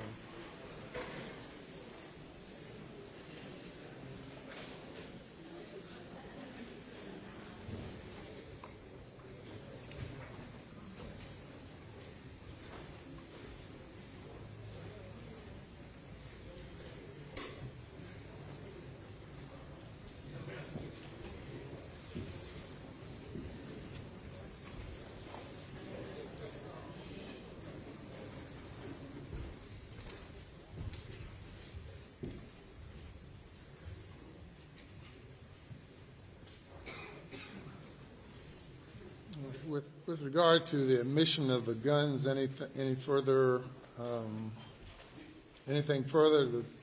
state or the defense would like to place on the record? Well, Your Honor, I would put some further argument in the record in that the guns had been tested ballistically.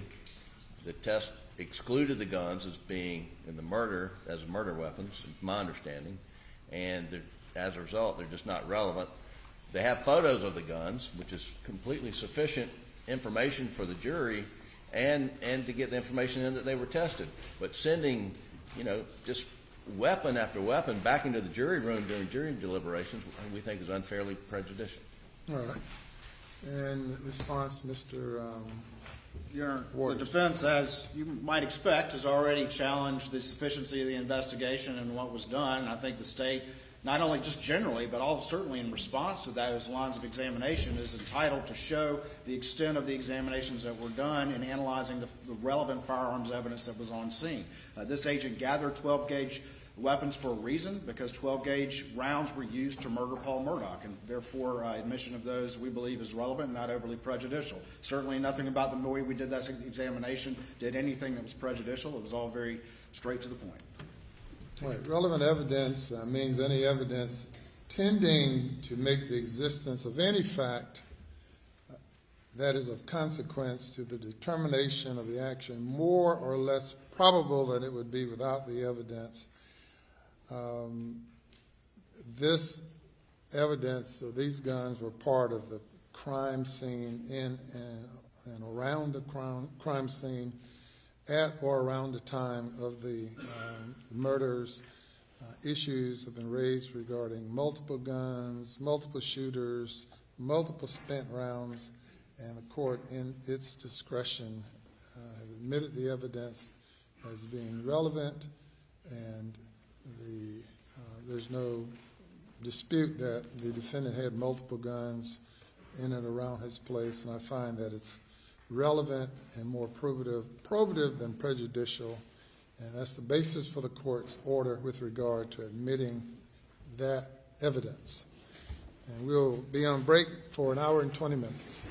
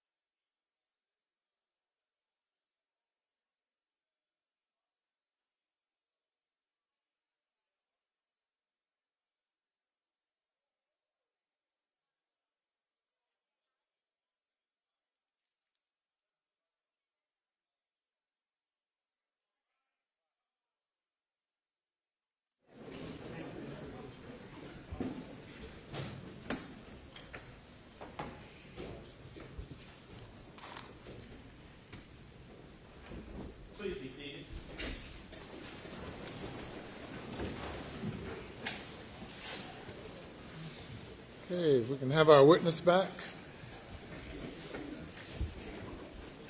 You may bring the jury.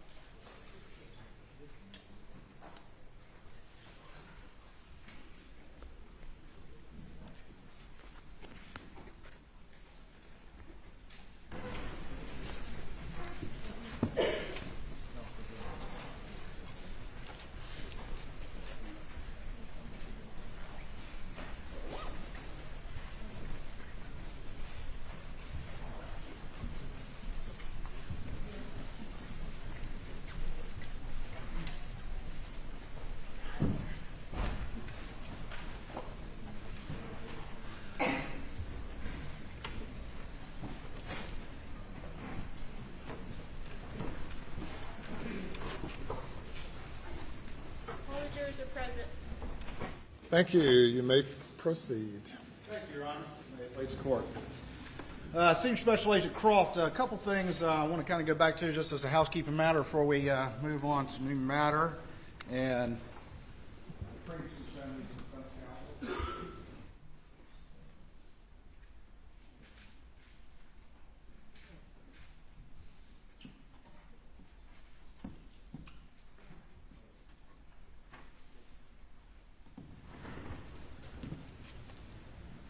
all right, so I'm going to show you some images.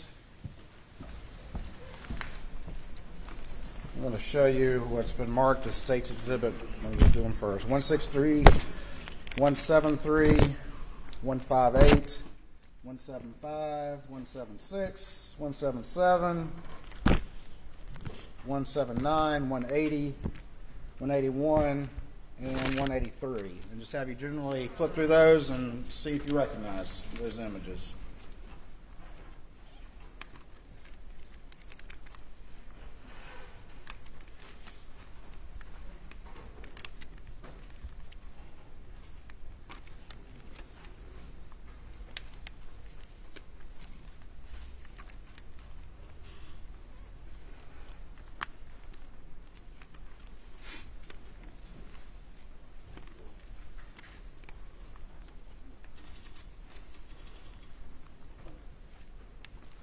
Yes, sir, I do. All right, and just generally, what are these images of, if you would? Those are still images taken from my body-worn camera the day of the 8th. So these are still images from the body-worn cameras that the jury saw prior to lunch? That is correct. All right, Your Honor, this time the State would move in States 163, 173, 158, 175, 176, 177, 179, 180, 181, and 183, I believe, without objection. No objection. Admitted. All right, let's go through these real quick if we could, if I could get the input to the Elmo. Looks like it is on the Elmo. All right. We got this fancy hood up here. See if that'll do better for us. All right, can you tell me what this image is of, please? And this, for the record, my apologies, would be States 163. That is a picture of the pool table in the gun room that with the 300 AR-15 300 blackout sitting on the pool table, which I collected out of the gun rack. All right, and that person right there, who is that? That is Mark Bull. All right, I'm going to show the jury now 173. And tell me what this image is, please. That is that AR-15 rifle 300 blackout sitting in the gun wall before it was pulled from the gun wall, placed on the table. All right. Still image 158. Can you tell me what that is, please? That is what I was describing as the side door which enters to the gun room without going through the main part of the house, the stoop, and out in front of that is where items were collected. And what items are you talking about? The 5 300 spent shell casings were collected out in front of the stoop. All right. Going to go now to Exhibit 175, and what is that image? That is the same side door, just a different angle. Same stoop. 176. Tell me what that is, please. That is the brick landing at the bottom of the stoop, and just in the center, down low, close to the bottom, you can see a 300 spent 300 blackout casing. What am I pointing out with my finger right now? That is the spent 300 blackout casing. All right. Go to exhibit number 177. Tell me what this still image from your body cam reflects. That is my hand, and I have picked up a spent 300 blackout casing from the side of the stoop. All right. 179. Those are the three 300 blackout casings which were collected at the in front of the stoop. All right. And now 180.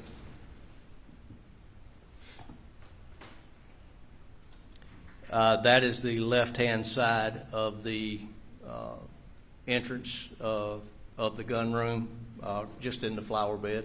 All right. And do we see cases in that image? You can step down if you need to. I know your screen's pretty small. If you need to step down, that's fine.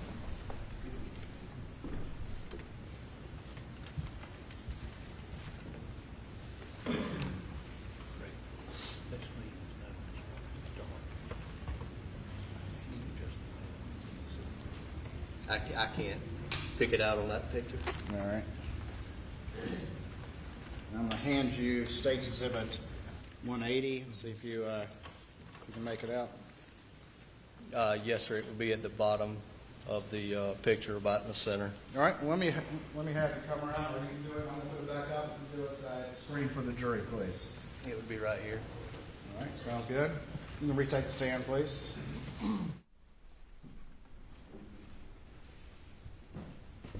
All right, moving on to 181. Tell the jury what this still image reflects, please. That is three of the 5 300 blackout spent casings that was collected at the base of at the front of the stoop. All right. And then finally, jumping the gun, we have 183. Tell me what that reflects. That would be to the, I believe, the right-hand side of the stoop, and just at the end of my hand, I'm fixing to pick up a spent 300 blackout casing. What is my finger pointing to right there? That is the 300 blackout casing, which I'm talking about. All right, thank you.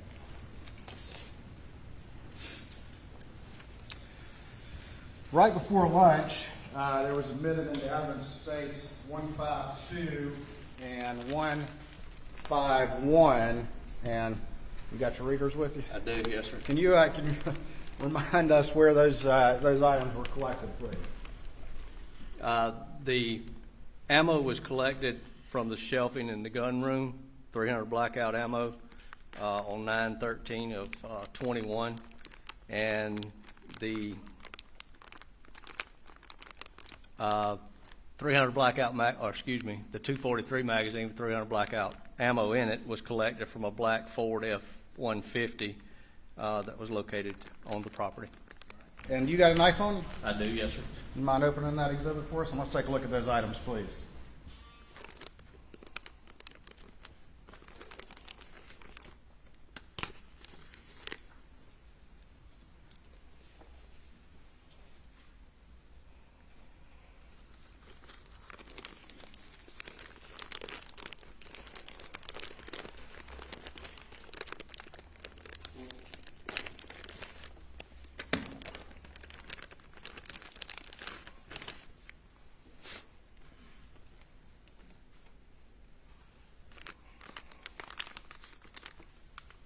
Do you want me to open the brown bag also? I do, please.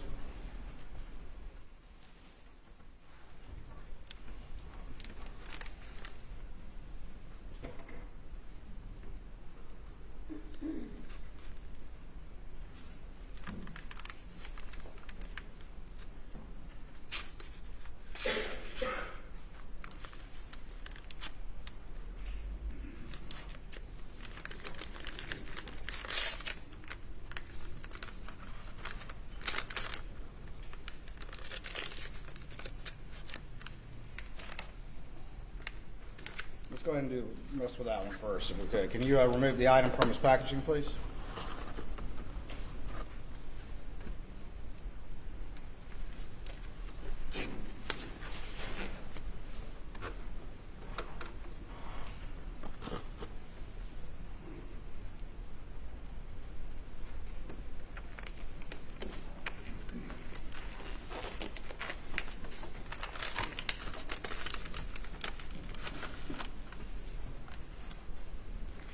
What you got there? It's a magazine which fits the AR style rifle that is loaded with 300 blackout ammunition. All right, and can you see what brand that is on there? On the rounds that you can see?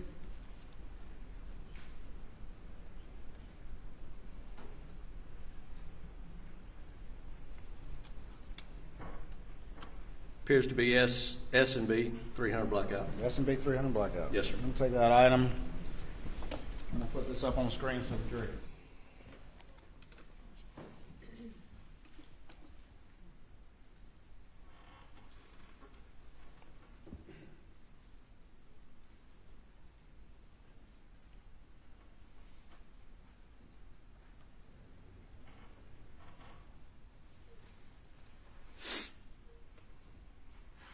All right, go ahead and open the other one for me, please.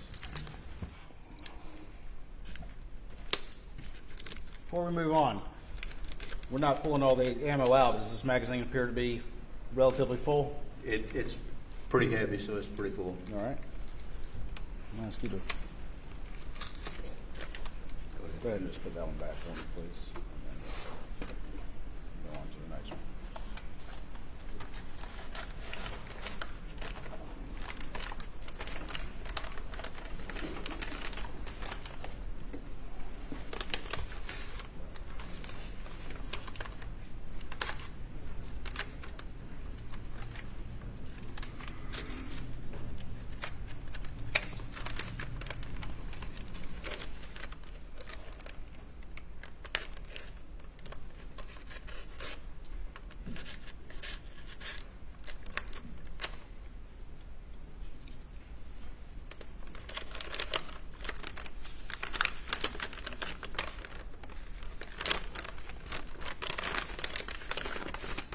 Cut the bottom of the bag.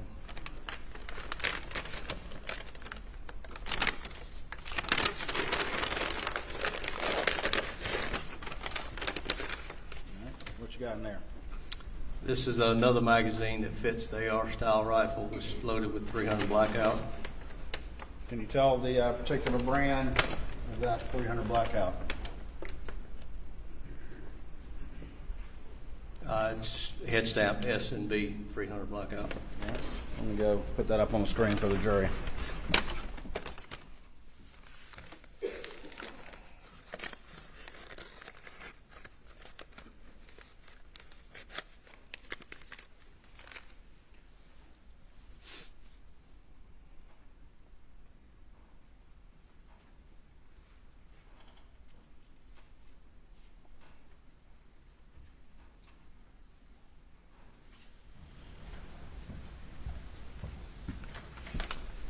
All right. Just real quick before you put it back, does that, we're not taking all the bullets out or cartridges out, does that appear to be fairly well loaded? It's got some weight to it. It feels like it's fairly loaded. All right. If you can return that to its bag, please. And then put those back in the plastic bag for me.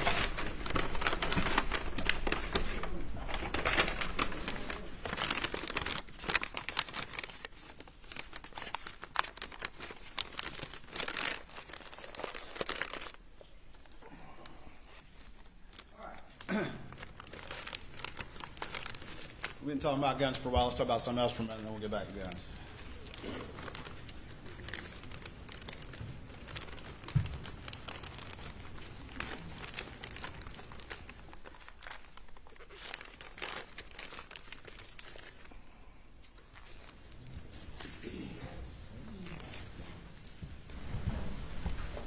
We got it back? Yes, sir. All right. Going back to June 8th, 2021, were you present when any efforts were made to collect the cell phone belonging to Maggie Murdaugh? Yes, sir, I was. All right. And who all were you present with when when that happened, and just kind of describe the events as they took place, please. It was myself, Special Agent McAllister, Captain Ryan Neal, Dylan Hightower. There was one or two more people there, but I don't recall. Okay. And ultimately, was that phone located? The phone was located a short distance from the crime scene. All right. And where was it, just generally? If you would come out of 41, out of the driveway of the residence, take a right on Moselle Road, quarter mile, half mile. I don't recall the exact distance. On the left-hand side of the road, kind of in the grass area. When y'all found it, what happened then? Who picked it up? Who collected it? What happened to it at that point? Captain Neal picked it up. Special Agent McAllister held it in her hand while a picture was taken of it, gloved hand. We were given the passcode to the phone. Passcode was entered into the phone just to verify that it would work, it would unlock, and it did work, it did unlock. It was immediately shut, locked back, and then passcode was written on a sticky note. It was packaged and ultimately turned over to crime scene. Okay. And you were there when all that happened, is that correct? That is correct, yes, sir. Aside from the things y'all just described, was it otherwise manipulated or tampered with or changed in any way? No, sir, it was not. All right. I'm going to show you what's been previously marked for identification at this time as Exhibit 204, and have you just take a look at that and see if you recognize that item.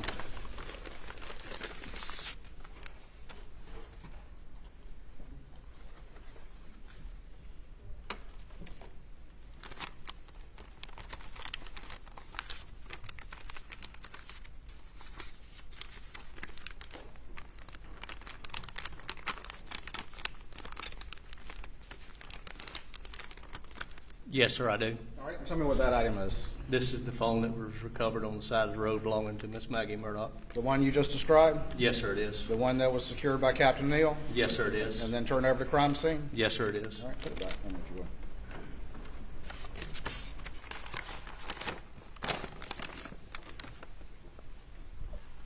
Just real quick.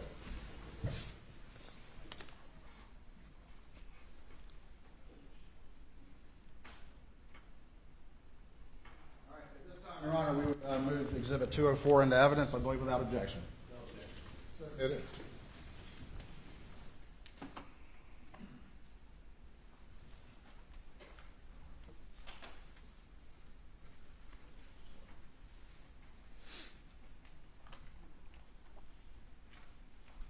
All right.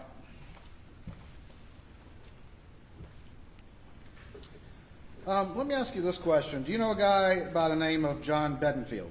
Yes, sir, I do. And is that somebody you knew before this case? Yes, sir, it is. And how do you know him, just generally? John grew up in Barnwell, just like myself. He actually has a son that's the same age as my son. They went to school together, played ball together. I've known John for a number of years. And what does John do for a living, do you know? He is a DNR officer. All right. And does he have a side business? He does. And just generally, what does that side business do? He's got a gun business where he builds, works on firearms. Okay. And prior to this case ever happening, did you ever have any conversation with John Bedingfield about whether or not he had assembled any guns for Alex Murdaugh? Yes, sir, I did. Okay. And is that something that you knew prior to this case ever taking place? Yes, sir, it is. After this case took place, well, let me ask you this. Did you know what ammunition was used by those guns that were assembled by John Bedingfield for Alex Murdaugh? Yes, sir. And what ammunition was used in those guns? Hearsay. Response. Yes, not all for the truth of the matter asserted this time, but effect on the listener for his actions. Anything further? It's still hearsay, and I'm not sure what his actions are in response to the hearsay. I mean, he's asking questions about what he learned well before these crimes. Objections overruled. And so what was the ammunition in the guns? from what John Bedingfield told you? The guns were built and chambered for 300 blackout. All right. As this case developed, did that prior fact that you knew, did that cause you to take any actions? Yes, sir, it did. And tell me what actions you took based on that prior knowledge you had. I contacted John Bedingfield and asked him if he could provide me with paperwork for the weapons that was purchased by Mr. Alex Murdaugh. All right. And was that after these particular crimes took place? That was after, yes, sir. All right. You remember roughly when that was? It was within a day or so that I talked to him, yes, sir. All right. And did he ultimately provide you some paperwork? Yes, sir, he did. Was that the only conversation you had with John Bedingfield about the 300 blackouts that he built for Alex Murdaugh? No, sir, it was not. Was there a subsequent conversation? Yes, sir. Did you call him back or did he call you back? I called him back and then to require of potential additional 300 blackout that was purchased by and paid for by Miss Maggie Murdaugh.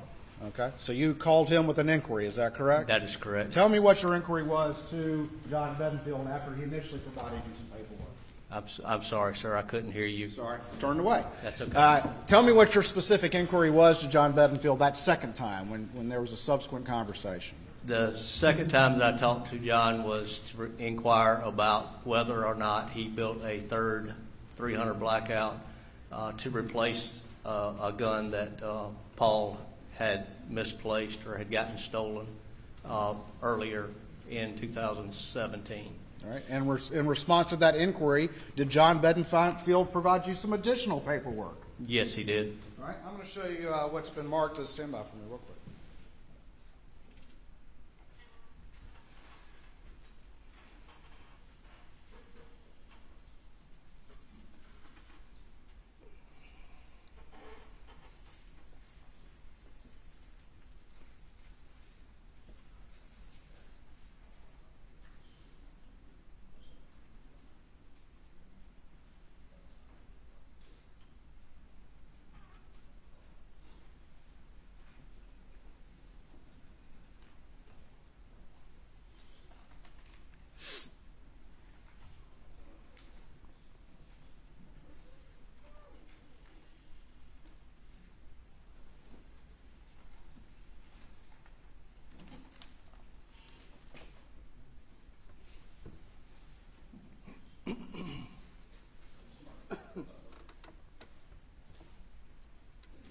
All right, I'm going to show you what's been marked at this time for identification only. States 247.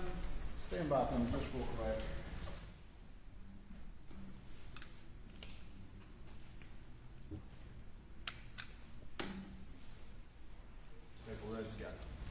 All right, and I'm going to ask you to look at what's been marked for identification only this time as Exhibit 247 and see if you recognize that paperwork.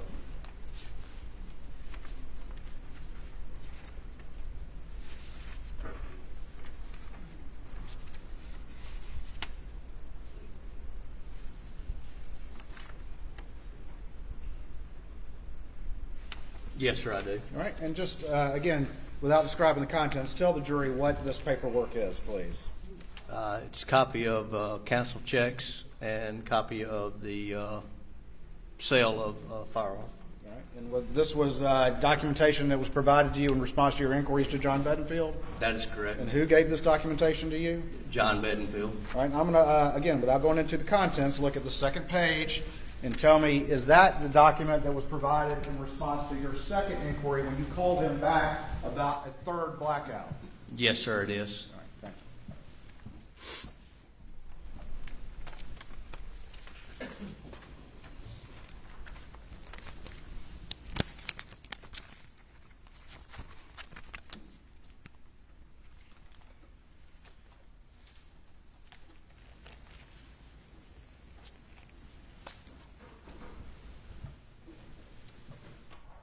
Okay.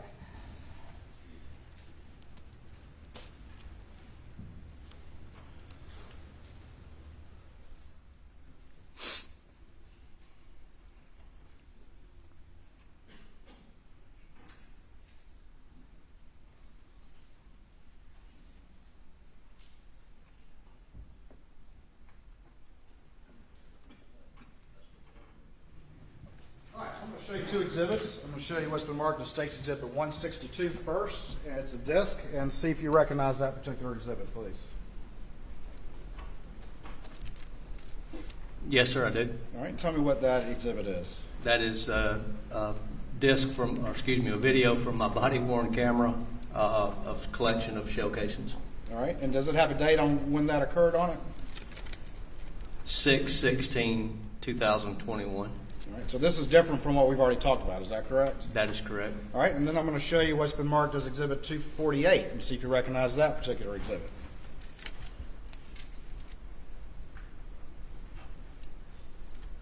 Yes, sir, I do. All right, and is that additional body cam footage from that search on 6/16/21? That is correct. All right, Your Honor, at this time, I would move both Exhibits 248 and 162 into evidence and leave without objection. Correct, Your Honor. Admitted. All right, so got a search on 6/16/21. Can you tell the jury a little bit about that search, how it came to pass, what was going on, and then we'll get to the footage as to what occurred. Okay. During the investigation process, we learned that there was a shooting range and some bodies of water on the property. And when I say on the property, it's across the road from the incident location. Through discussion with the investigative team, it was decided that we needed to go over to that shooting range and also search that body of water for any potential evidence that may be found. And this shooting range, that was still part of the Murdaugh property at Moselle, is that correct? That is correct. It would be kind of diagonal to your left from where the kennels are at. All right. And the information received was that the family used that as a shooting range? That is correct, yes, sir. Okay. All right. Let me show you quickly.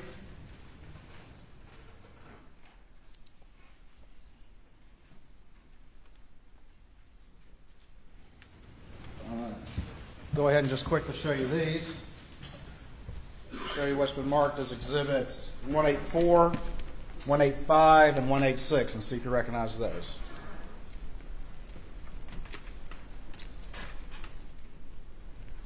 Yes, sir, I do. All right. And tell me what those are generally, please. One is the picture of the shoot house. The other is the picture of the inside of the shoot house, and then the third picture is a picture of the area next to the waterway where we collected some items. All right. Your Honor, this time I would move exhibits 184, 185, and 186, state's exhibits in evidence, I believe, without objection. No objection. All right. Very quickly, put this up on the screen.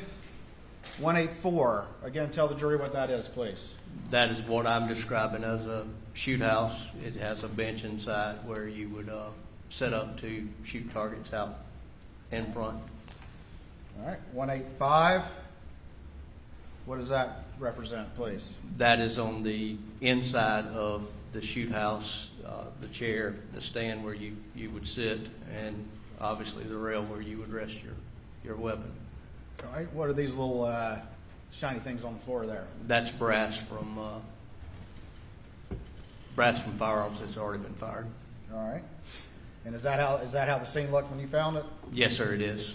All right. And then finally, 186. What does that represent? That is two 12-gauge spent shotgun shells that was collected over near the waterway behind where we had set our dive trailer up. All right. If I could have the inputs changed to the video, please.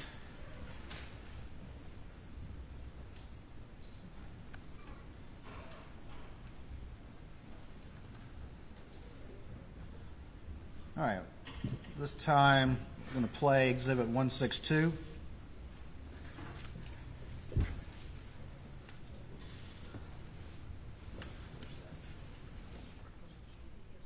For the record, I'm going to fast forward it to about 43 seconds into the video.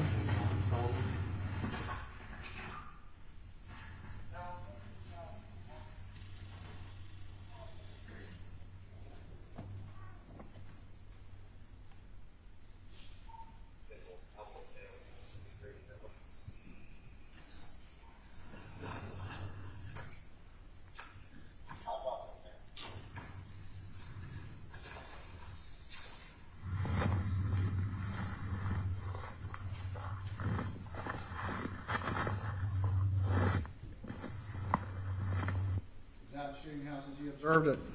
Yes, sir, it is. I'm now at 1 minute and 19 seconds, and I have it paused. But tell me, what is this thing right here that's kind of up on the counter of that shooting house? That would be a rest that you would put your rifle in when you're sighting it in or shooting downrange at targets to help stabilize it. All right, when you're sighting it in, just real quick, explain with the jury what you're trying to do when you sight in a rifle that you would use that rest for.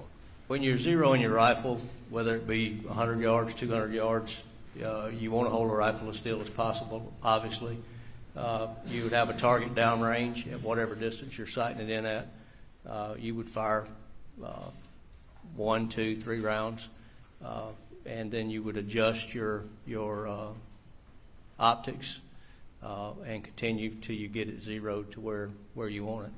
And zero means it's shooting where you're aiming. Yes, sir.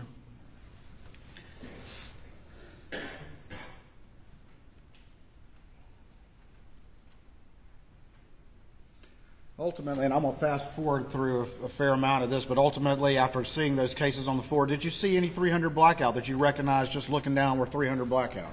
Yes, sir, I did. All right. And did you send Special Agent David Owen to go get some envelopes so you could collect those? Yes, sir, I did. And ultimately, did you collect about 17 S&B cases at that location? Yes, sir, I did.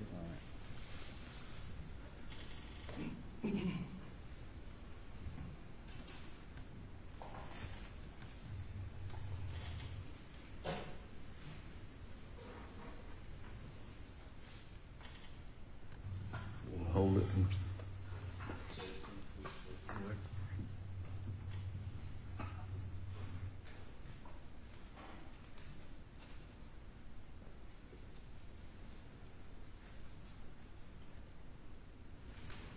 For the record, I'm at 11 minutes and 3 seconds in the video.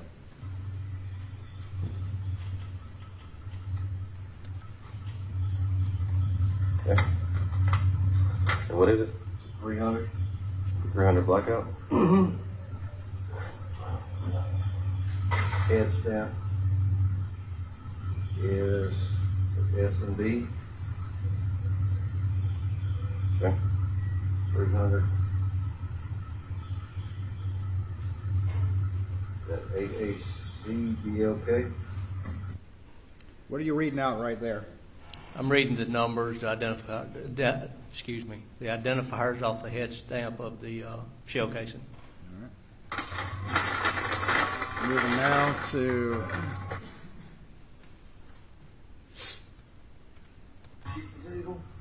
1207.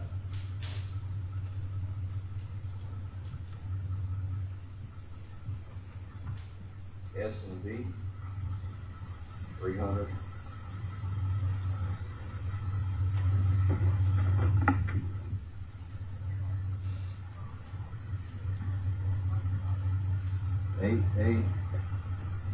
AACBLK. Same ammunition? Yes, sir. All right.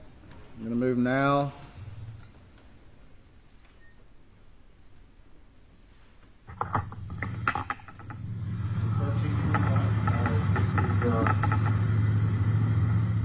Your right leg. Shooting tape. Hang on. I'm sorry. S&B. 300 blackout. AACBLK. Same thing? Yes, sir, it is.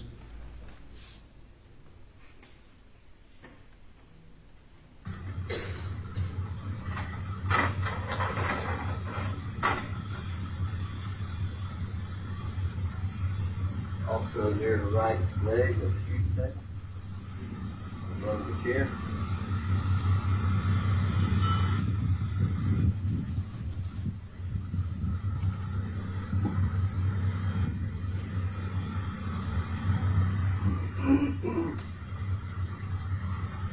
Okay. S&K, 300 blackout. S&K. I'm sorry. S&G. Yeah, same head strap. S&Ps, but you were saying, well, wasn't any different. Hang on. I'm sorry, it is S&P. Oh.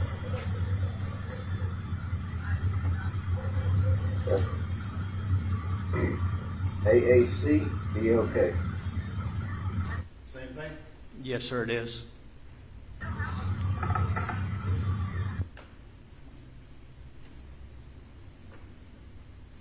Moving to 1619. S&P 300, blackouts, AAC, BOK. Same thing? Yes, sir, it is. Moving to 1721. In front, exhibit Check that. 1717. BOK, 300 blackout. A little too far. Let's back up to 1712. S&B 300, AAC, BOK, 300 blackout. Same thing? Yes, sir, it is. Moving now to 18:00, about 18 minutes even. 300 blackout will be the AAC. Okay. S&B 300 blackout will be the AAC, BOK. Same thing? Yes, sir, it is. Between the table leg and the wall of the shootout. Now we're at 1847.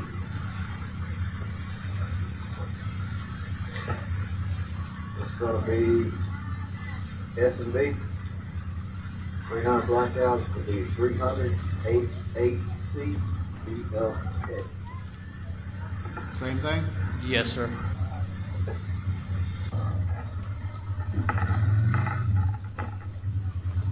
So, back. Moving now to 2221. Same hit. Excuse me, 2216. Stamp S&B 300 AAC, BOK. Same thing? Yes, sir, it is. BOK. 2309. Will be S&B 300 blackout. Yes, that AAC, BOK. Please. Same thing? Yes, sir, it is. Moving up to the right front Now we're at 2356. corner.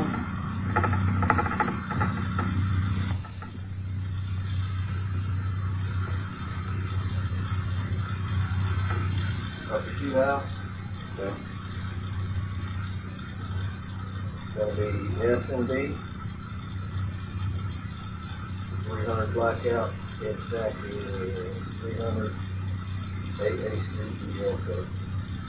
Same thing? Yes, sir, it is. Moving to 2452. S&B 300 blackout. AAC, BOK. Same thing? Yes, sir.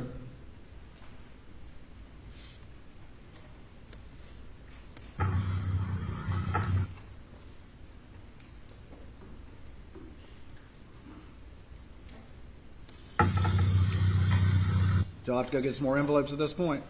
I think that's what we just went to do. All right, I'm going to move it forward.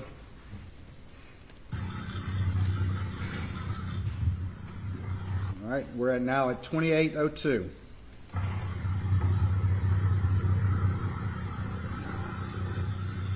S&B 300 blackout. 300 AAC, BLK. Same thing? Same thing, sir.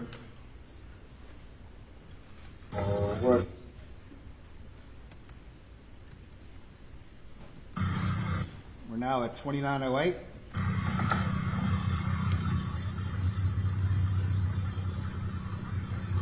That's right.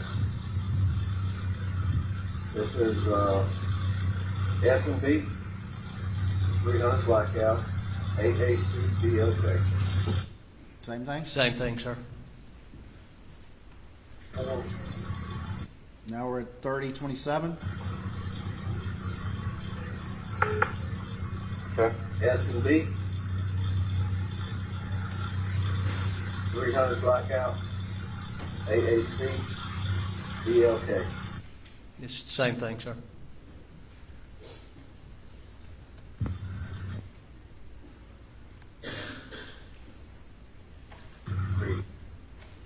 Now we're at 3132.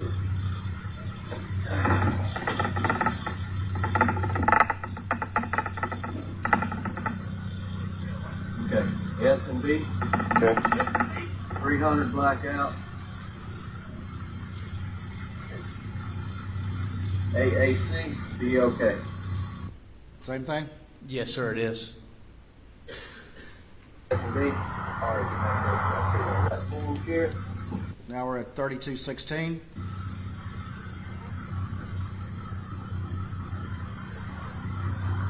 S&B. All right. 300 blackout. 300 AAC. Same thing? Yes, sir, it is. Almost done.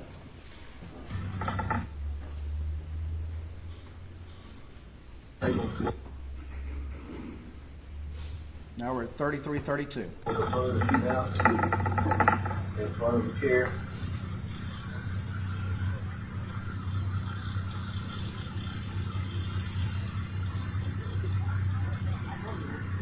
Okay. S&B. AAC, BLK.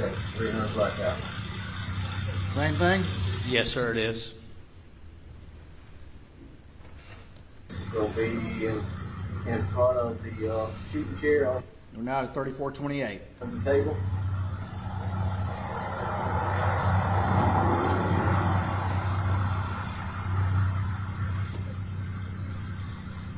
S&B. 300 blackout. AAG, BLK. AA. Same thing. Yes, sir, it is. You participated in multiple searches at various locations on the Murdaugh property at Moselle Road, is that correct? Yes, sir, I did. Did you repeatedly find S&B 300 blackout ammunition, both fired and unfired, at various locations throughout that property? Yes, sir, I did.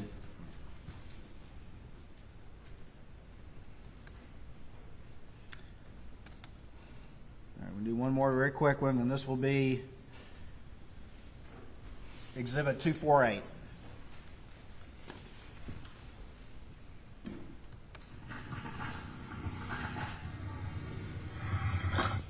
And I'm going to fast forward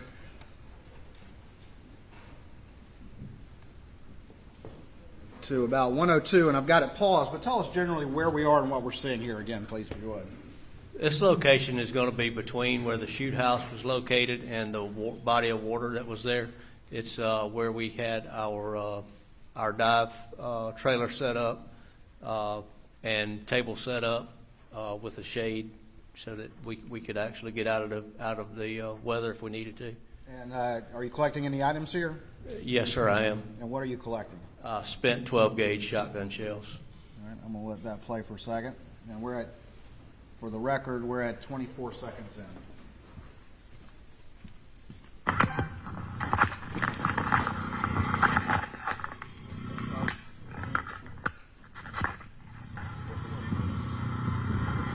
Hold that. All right. Let's see.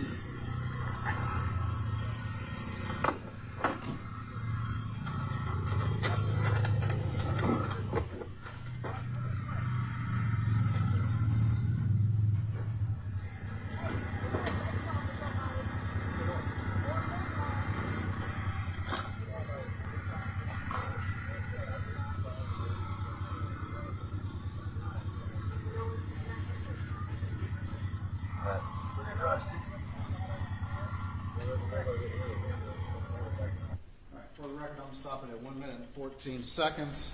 I'm going to show you again what's been marked as States Exhibit 21. And are there, in fact, shotgun shells present in there? There is. All right. And where were those collected from, those red shotgun shells? It's depicted on the video on the Murdaugh property right near the waterway All right. at the shooting range.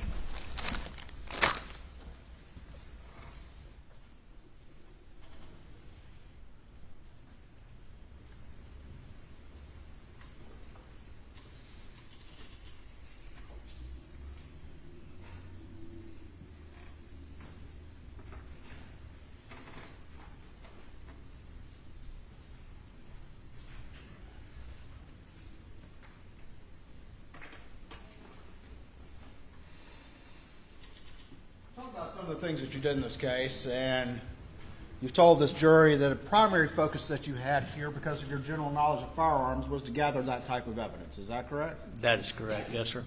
But you also participated in interviews in this case as well, didn't you? Yes, sir, I did. You talked about interviewing Rogan Gibson. You talked about interviewing John Bedingfield, right? That is correct, yes, sir. Did you interview the defendant or participate in an interview with the defendant? Yes, sir, I did. You remember what day that was that you participated in an interview with the defendant? I don't remember the actual date. Let me show you Exhibit 243 and see if you recognize this exhibit. Okay.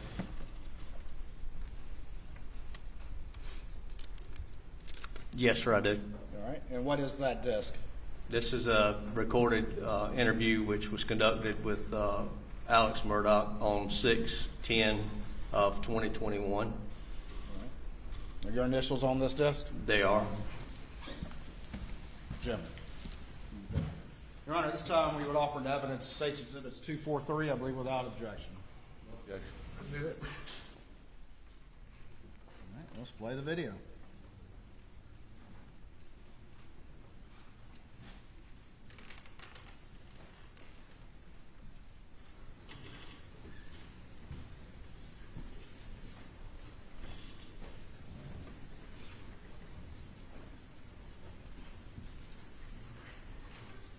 While you're setting that up, might I move this gun case?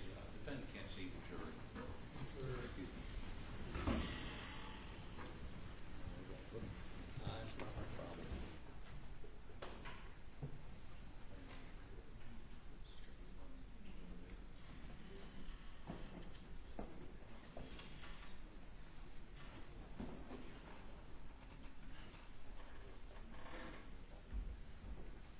Stand right quick while they're.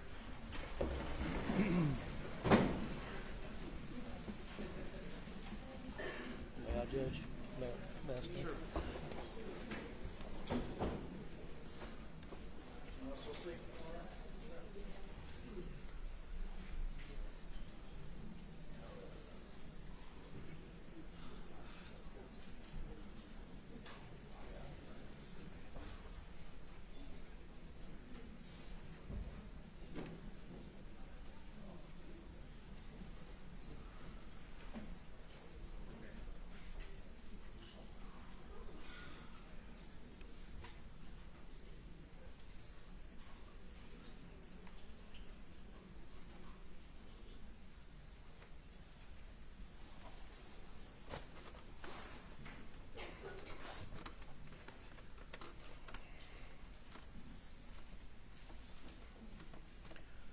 Okay.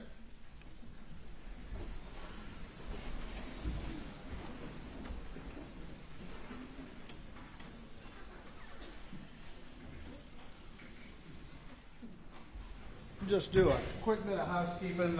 You had talked earlier about your inquiries to John Bedingfield about the 300 blackouts. Is that correct? That is correct, yes, sir. And I want to show you what's been marked for ID only 245 at this time and see if you recognize that document. You pull it out of the sleeve.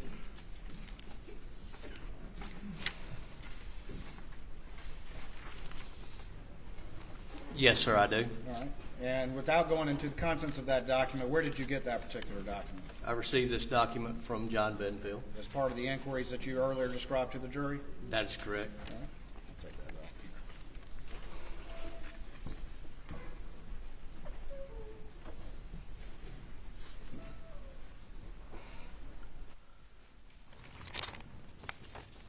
here. The interview of the defendant on June 10th, 2021, where did that take place? It was in Senior Special Agent David Owens' patrol vehicle in the yard of Mr. John Marvin Murdaugh's hunting lodge.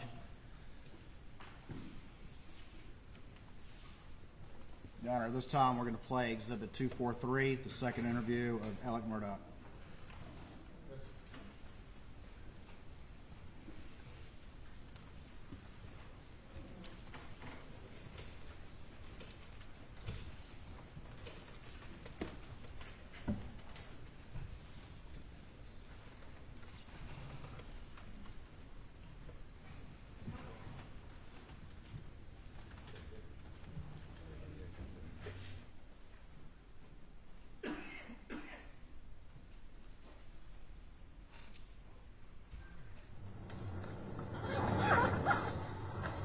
Can I take this call really Yes, quick? sir. Go right This is ahead. my sister-in-law. Yes, go ahead. And she's trying to.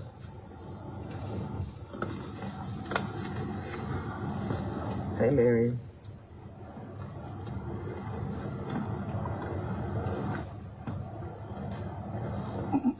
Okay, Lynn, I'm meeting with Marion, when I'm meeting with law enforcement, so I'll call you in just a minute. Thank you. I don't have a card. That's fine. Did Chelsea call you? Okay. Okay. Can you let Chelsea know and then make her run Lynn down?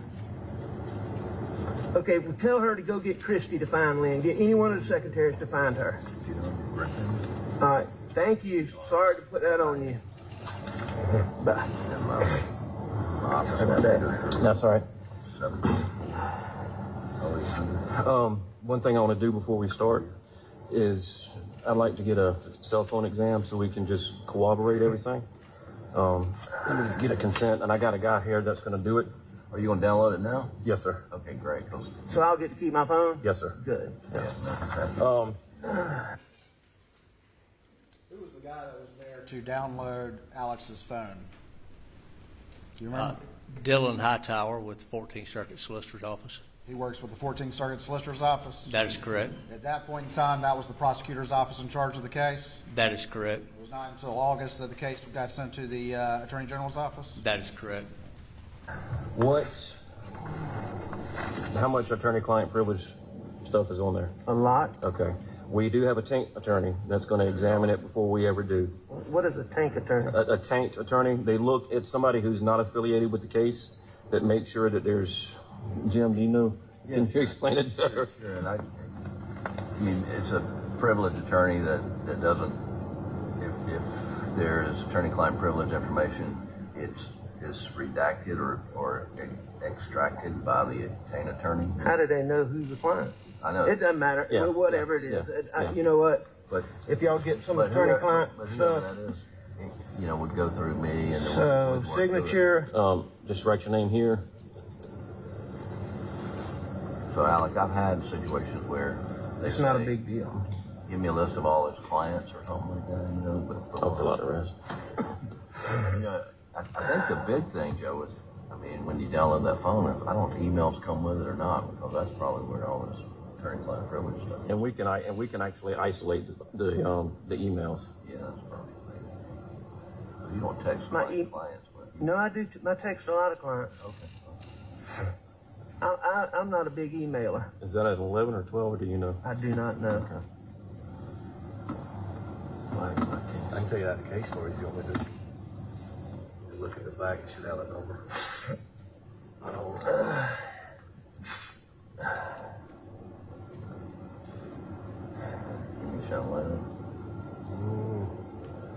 And what was your date of birth again, Mr. I have Murdaugh? 2768.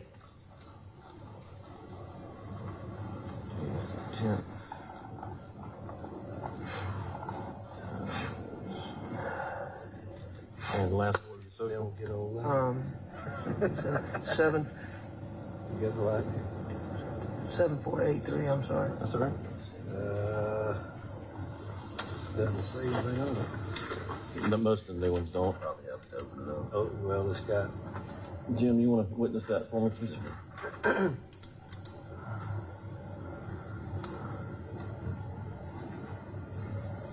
And if you got a passcode or My passcode is write it on there. start at the bottom 9, go up 9669. 9669. Yes, sir. All right, let me run this till. I'll be right back.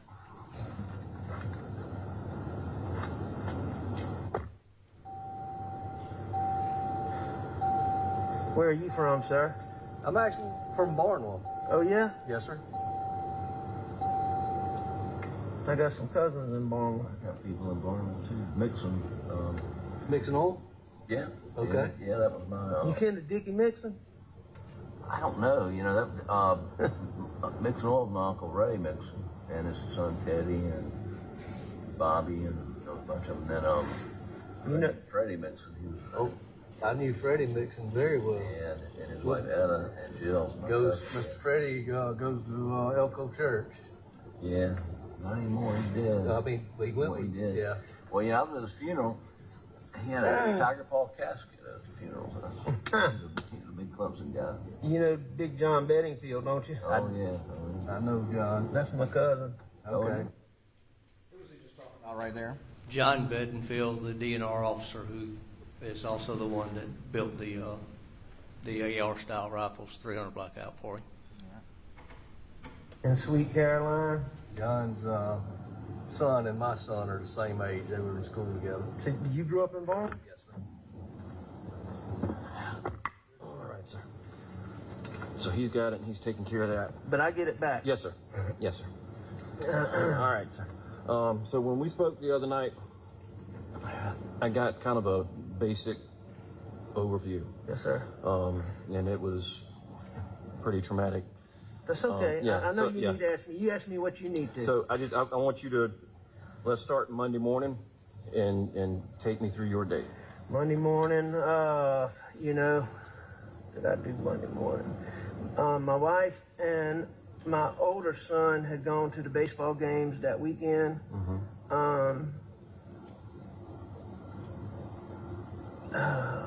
You know, I really can't remember what I did Monday. I know I went to work, but you know, I think I was dragging a little bit from the weekend, but I went to work.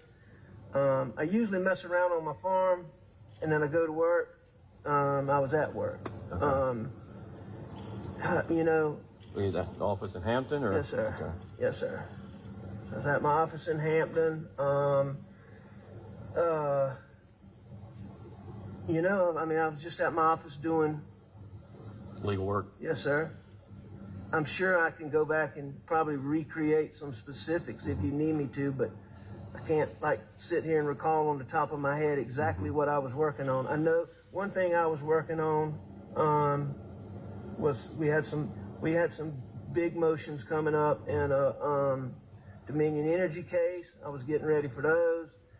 And I was getting ready for some motions. I'm a defendant in a civil case involving my son. I told you about the boat wreck. Yes, sir. And there were some motions coming up in that on Thursday, and I was mostly just getting ready for those things. And then This is in response to a question as to what he was doing the day of the murders. That is correct, yes, sir. And he said he was working on some motions in the Dominion Energy case, and then also where he's personally a defendant in the boat case. Is that correct? That is correct, That's yes, what sir. he said he was doing the day of the murders. Is that right? That is correct, yes, sir. Thank you. other junk. What time did you leave the house to go to the office? I'm not sure. Who all was at the house when you left?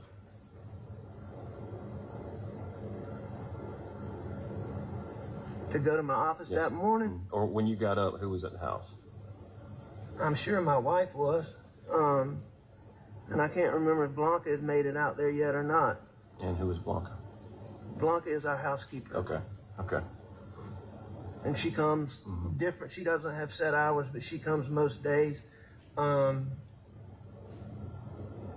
She'll be able to tell you if I was there when she left or not. Okay. I can't remember. And so you went to the office. You did, some motions. What time did you leave the office? Real quick, what was the name of the housekeeper? Blanca.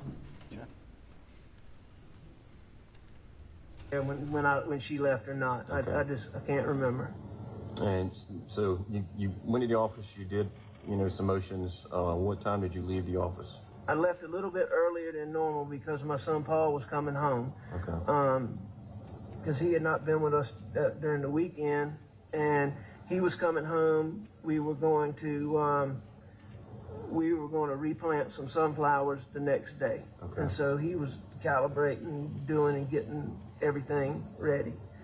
So he got home a little early. I left a little early, so he and I could knock around, and we knocked around for, just doing things we like to do out there. Okay. We're riding around looking at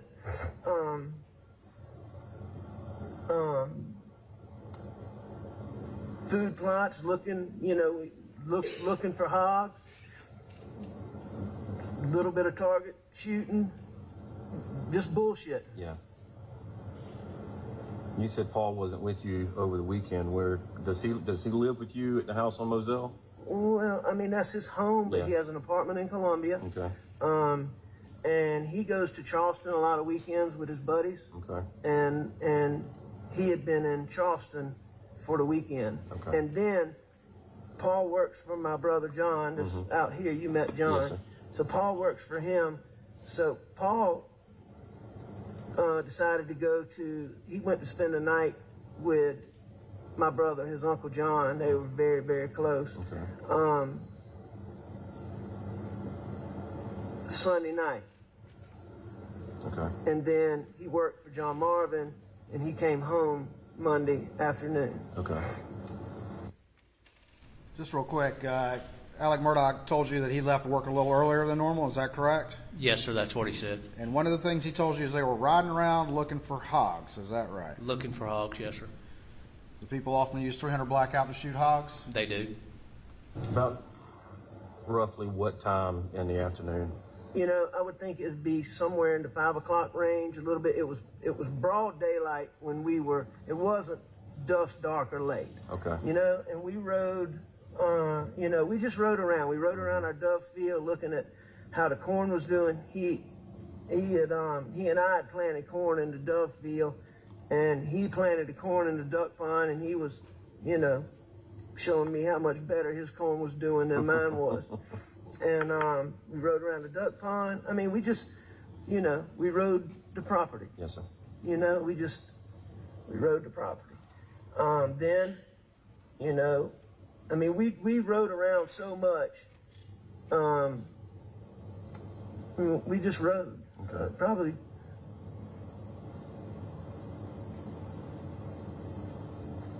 It was a good little while. It was more than 20 minutes or 30 minutes. Okay. And, you know, was it 2 hours? I don't know. I'd say it was more than an hour probably. Really wasn't keeping track of time? And it wasn't, you know, it wasn't getting dark. Mama wasn't home yet. She had gone to a doctor's appointment. So, you know. Yeah. Just out of curiosity, target practice, what y'all shooting? Just a little bottle.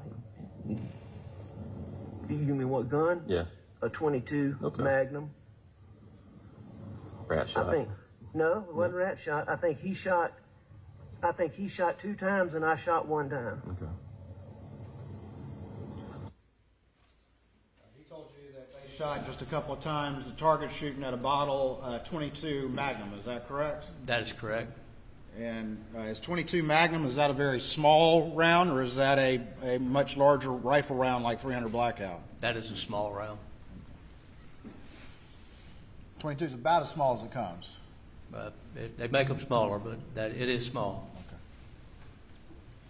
So after y'all got finished riding around, try to take me through the rest of the evening. All right. You know, at some point we were all back at the house together.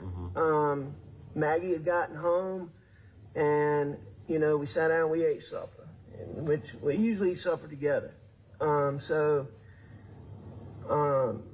one thing I remember, I don't know how much detail y'all want, so if I start talking about something that you don't need, just tell me and I'll move to something else. The more detail, the better, sir. So Paul has been having high blood pressure, and his mama was worried sick about it. So we were actually, you know, this was a direct thing, getting him, he doesn't like to go to doctors, making him go get his blood pressure checked. His feet had swollen up recently. Wow. So, you know, it was a big, huge deal. Okay. You know, we hung around the house for a little while. I know that Maggie went to the kennels. I don't know exactly where Paul went, but he left the house too. Okay. How did Maggie get down to the kennels? I don't know exactly. But on normal occasions, she would drive a buggy, drive a four-wheeler, or very common for her to walk. Okay. How about Paul? Paul wasn't much of a walker, but he would use all of the others. Okay. But I mean, it could be anyway, you know? I don't know exactly. I wish I could help you with that. So they left and went down to the kennels. Well, Maggie went to go to the kennels. Okay. Paul left. And I'm assuming, you know, Paul left because of, you know, Gotcha. what happened. I mean, I'm assuming Paul Yeah. went to the kennels. Okay. And what did you do once Maggie and Paul left? I stayed in the house. What did he tell you he did after Maggie and Paul went to the kennels? He stayed in the house.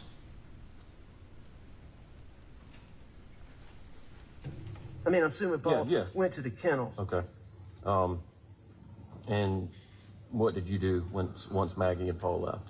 I stayed in the house. Okay. And I was watching TV, looking at my phone, and I actually fell asleep on the couch. Okay.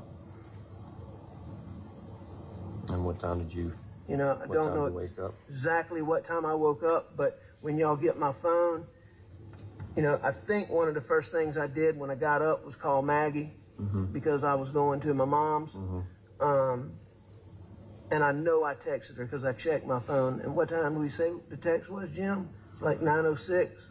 I didn't see it. Yeah, I got it written down from the other I night. showed you the other night, yes, didn't I? Yes, sir. I got this. So, you know, I texted her, so I called her just before that. And, I mean, she didn't answer at that point. And I left to go to my mom's. Okay. Y'all will just have to look. I'm not sure if I called Paul. Well, or not. and that's why we're getting the phone so we can nail down the times and everything. So I left, drove. Well, you know, I'm gonna tell y'all this, even though I think it's kind of crazy. You know, I was certain that I heard them pull up. I mean, I was positive that I heard, and people don't just come out there. You know, we don't get like passed through. I was certain that I heard them pull up, but they didn't. Okay. The defendant told you that he thought he heard somebody pull up, but they didn't? Yes, sir. And that was before, according to him, he left the house. Is that correct? That is correct. Well, if you heard something pull up, what did it sound like? You know, I can't tell you what it sounded like. I just know that I thought that my wife had pulled up, or that Paul had pulled up. Would it have been the buggy that she normally drives, or would it be a car? No, I had the impression that a car pulled up. Okay. You know, and had you woken up by that time, but hadn't left for your mom's? Yep. Okay. But it wasn't much time in between there because I left pretty damn close. It wasn't much time between me waking up and me leaving the house. Okay. And when I went outside, you know,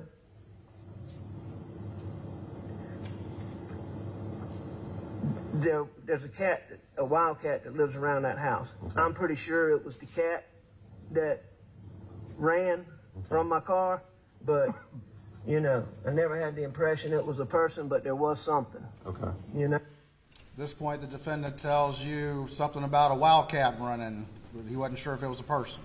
Yes, sir. That's what he says. But I really don't think, you know, I'm just throwing that out there because it was in my mind. Yeah, no, that's fine. All right. That's totally fine. I left. I drove to my mom's. I checked on my mom. She lives right out here, correct? She lives at Alameda. Okay. Checked on my mom. Talked with Shelly for a few minutes. You know. Shelly is the caregiver. Okay.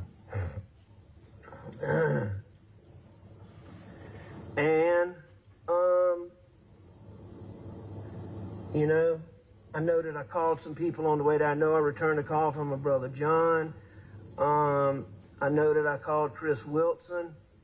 I know that I talked to Buster.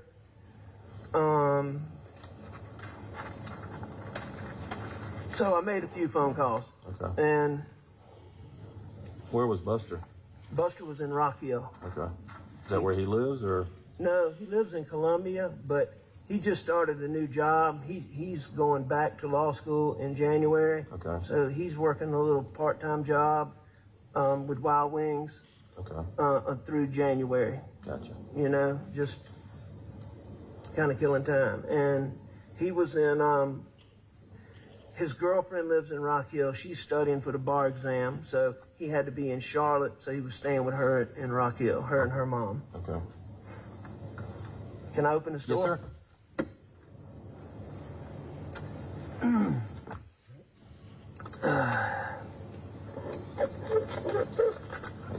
right, so where are we? All right, so then I left your my mom's and making phone calls. I left my mom's and I went back home.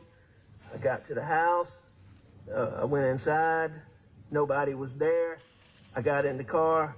I went back to the kennels and, you know.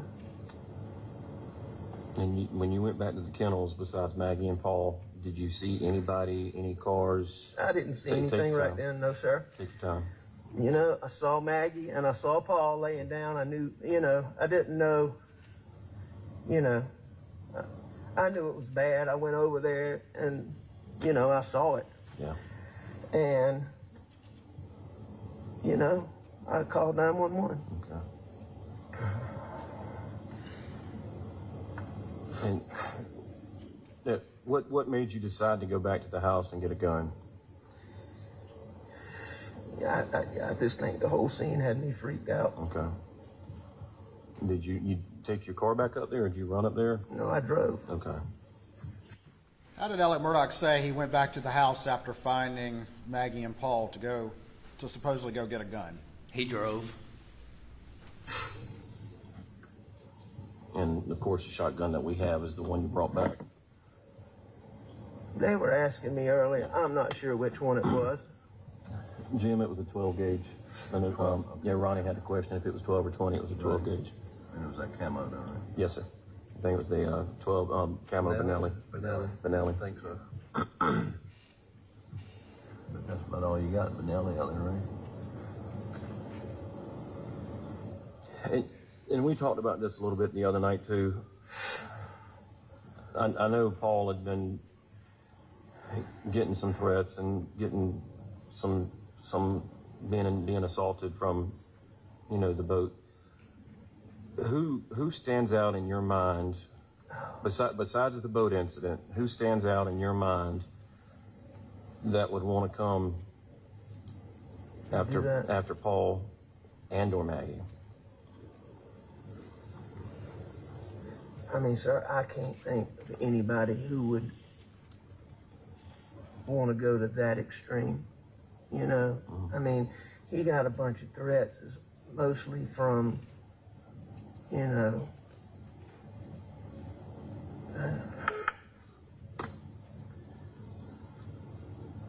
I mean, I have no idea. How would he receive most of those threats? What do you mean? I mean, would people call and hang up on him, or send a text, or it wasn't social so much media? That no, it was mostly like in-person confrontations, are the ones that I learned about. Now, I suspect his friends can probably tell you about more, because I doubt Paul told me about all of them. Okay. But I knew about a lot of them. You know, there were a lot of times where people would come up to him and he'd be like, they'd say something about, you know, you gonna tell me who was driving that boat, or you little piece of shit, were you driving that boat? You know, stuff like that. Okay. Who did he go to Charleston with in the boat that weekend? I don't know exactly. I know that, I mean, I know who his buddies are, but specifically who was on the boat with him, I'm not sure. Okay. You know, but I can give you a list of names of who it probably was. So, Joe, I don't know if you want me to weigh in here, maybe put your pins down, but a good buddy of mine's son went fishing with me yesterday out in the ocean, and he has a best friend, and his dad's name is Lee Chapman, but yeah, the kid said, Lee's son said that Paul slept on his couch in Charleston 2 nights before he was murdered. So it's Lee Chapman's son. I can get his name. You probably know Lee's son. I don't know, but he goes to the Citadel. But that's where Paul was. Okay. And I learned that yesterday out on the fishing trip with I have to stand it. Well, cool. I mean, yes, sir. If you could get me Lee Chapman's son's contact information. There was a bunch of Chapman cousins that Paul was very close with. The closest one being Wills Chapman and Frank Chapman. Wills Chapman is his name, but I'll get your number for you. Frank is John Chapman's son, and Wills is Lee Chapman's son. Yeah. Okay. That's where you was. And those boys are, you know, they're just really good boys and friends of Paul's. And one of them is Wills with an S, right? That's right. And Wills goes to the Citadel? That's you understand? No, he's graduated from the Graduated from okay. And Frank was in the Citadel, but I think he had some kind of, academic troubles. But I'm telling you now, I can promise you that, those boys love Paul. Well, it's absolutely. Well, and I just want to talk to them about their weekend and sure. Yeah. I can tell you this: in riding around with Paul, he was his normal bright, he was a really great kid. So, being a dad myself, what was the biggest issue you had with Paul when you had to call him down and scold him or correct him? What was the biggest issue you had with Paul? Irresponsibility. He was ADHD. He was bad about jumping from, and he had so many wonderful qualities now, but he was bad about jumping from, he'd start this, maybe not quite finish it, do something else. And, you'll find out from his friends he had clothes strung out all over the state. He did that with clothes. He did that with guns. He did that with my boats. Awesome. So. He lost what? He would misplace stuff or just leave stuff behind, right? Yes, everywhere. He would go off for the weekend. Sometimes he wouldn't pack clothes because he's got clothes in somebody's house.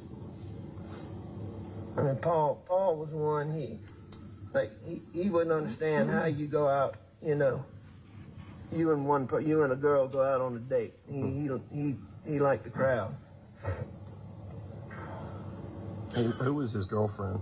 He didn't have a girlfriend right now. Okay.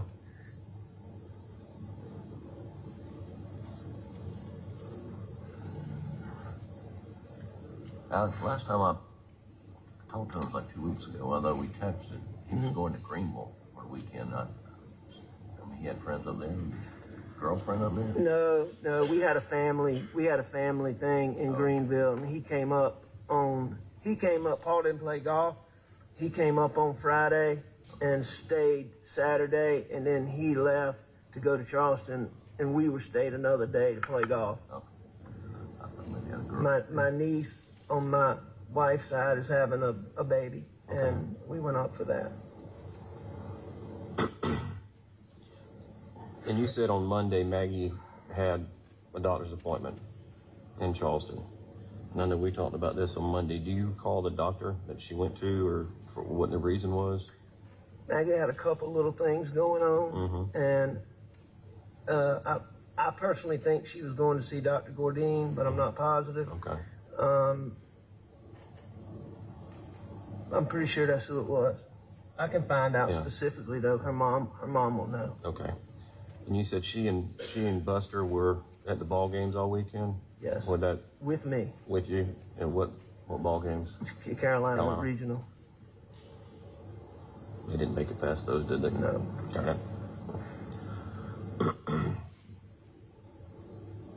Paul was in Charleston, so he didn't hang out with y'all that weekend. No, sir.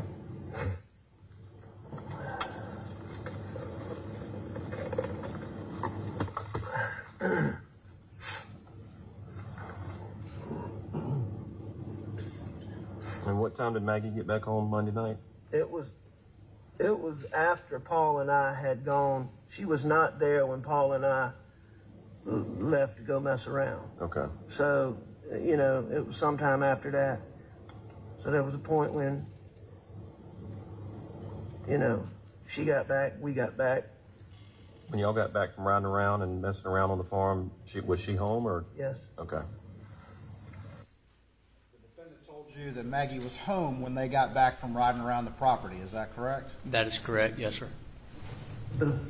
So, and I don't believe she'd been home too long when.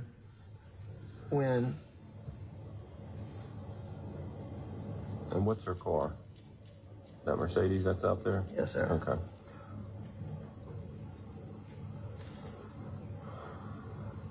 And you said Bianca had prepared dinner that night. Yeah, Blanca cooked dinner that night because Maggie cooks.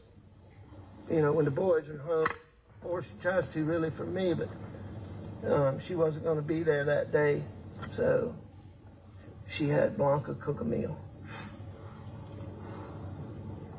How is your relationship with Maggie? Very good. As good as it could possibly be. I mean, you know, we had our issues, but wonderful. And I'm just trying to understand the family dynamic. I understand you got to do what you got to do, I promise.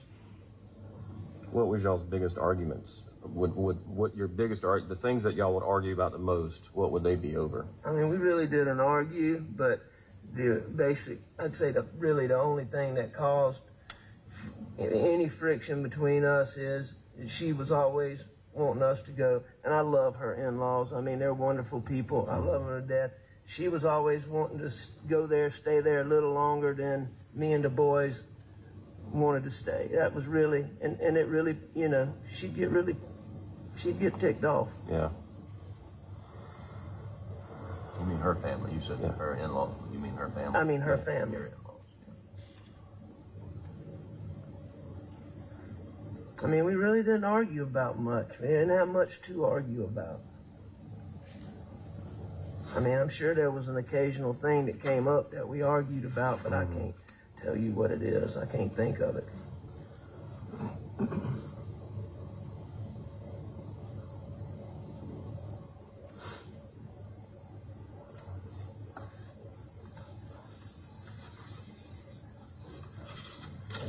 Yeah.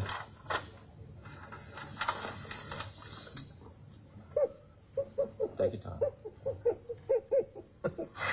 Good. Tissue. I'm sorry. You good.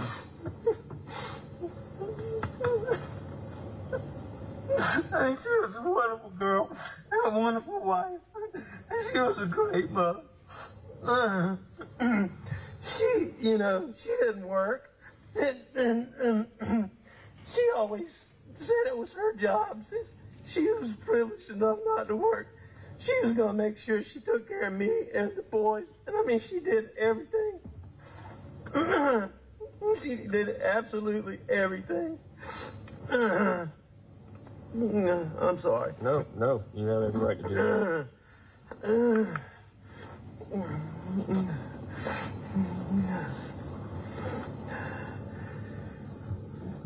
I'm good. You go ahead. That afternoon, or during the time you and Paul were right.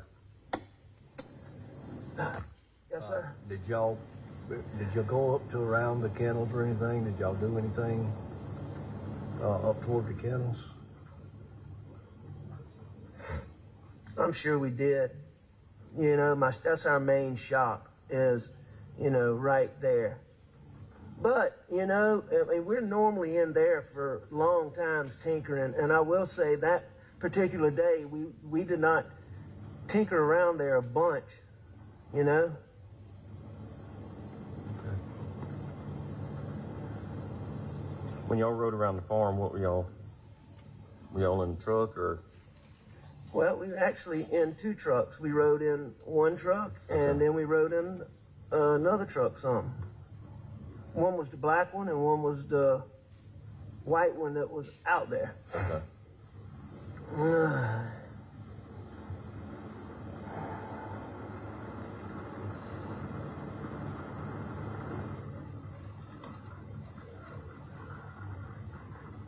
Mr. Alex. Yes, sir. You know, the other day when we were there, we came in and we were talking with John a little bit. Sure. And you obviously got a lot of, I say a lot, you said 20 or 25 weapons. Yes, sir. And you know kind of what you got as far as any kind of, what kind of weapons you may have? I'm pretty much, yes, sir. I know you might not remember them all, but can you kind of run down what you, for us, kind of what you had, what you got, you know, right there? That I own or that's in there now? That you own. All right. That I own. That's in there, you know, or wherever they're at. And, you know, I mean, Paul has guns scattered all over the place. So, you know, some of our guns aren't there. But so you want to know all of them, or you want to know what I think is in my house, or what was in my house on Monday? Yeah, what was in your house? Let's start with what was in your house on Monday. Okay, whatever was in my house on Monday is exactly what was there, minus one shotgun that y'all got. Okay.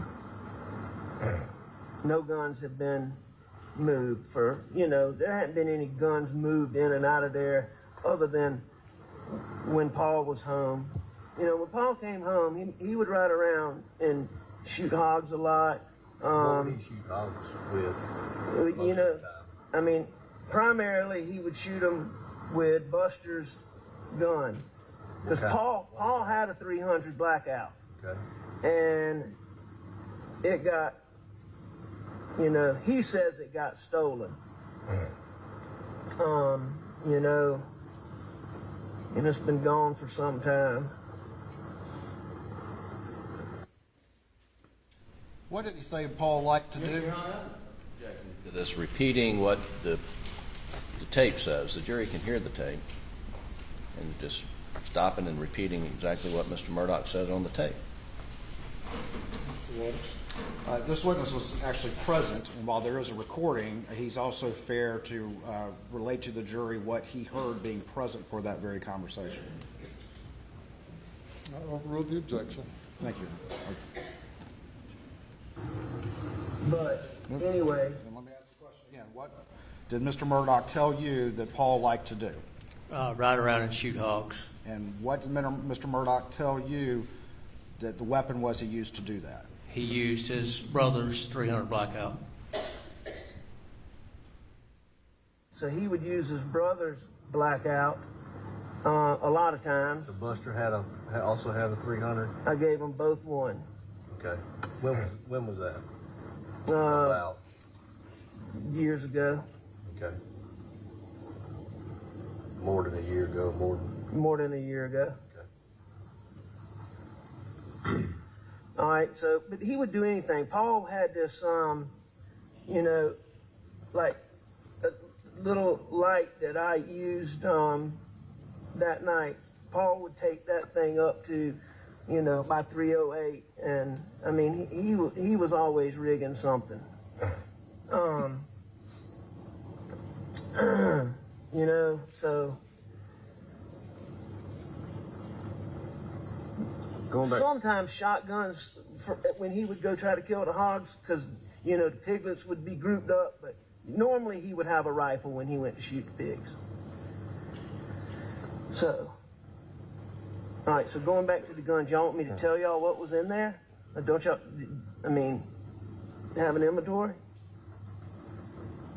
I videoed that the thing. I didn't write down everything that you had. I just took a random, just like a recording of what was on the gun rack or on the gun wall in the gun room that day. And there are some more guns that aren't in that gun room, you know. I don't know how many, but you know, like I do know there's a shotgun in my bedroom. And I think Miss Agent Katie, bought with John and saw that one. Okay, and I imagine there's probably some in some other rooms. I know that. I think it was we have two gun cases, one small one and one big one, and I moved some guns from the little case to the big case just because. You know, her mom and dad were in there, and I just took all the guns to the back room. But that's after the fact. At this time, could I request a brief break? All right, ladies and gentlemen, we'll take a break for about 10 minutes.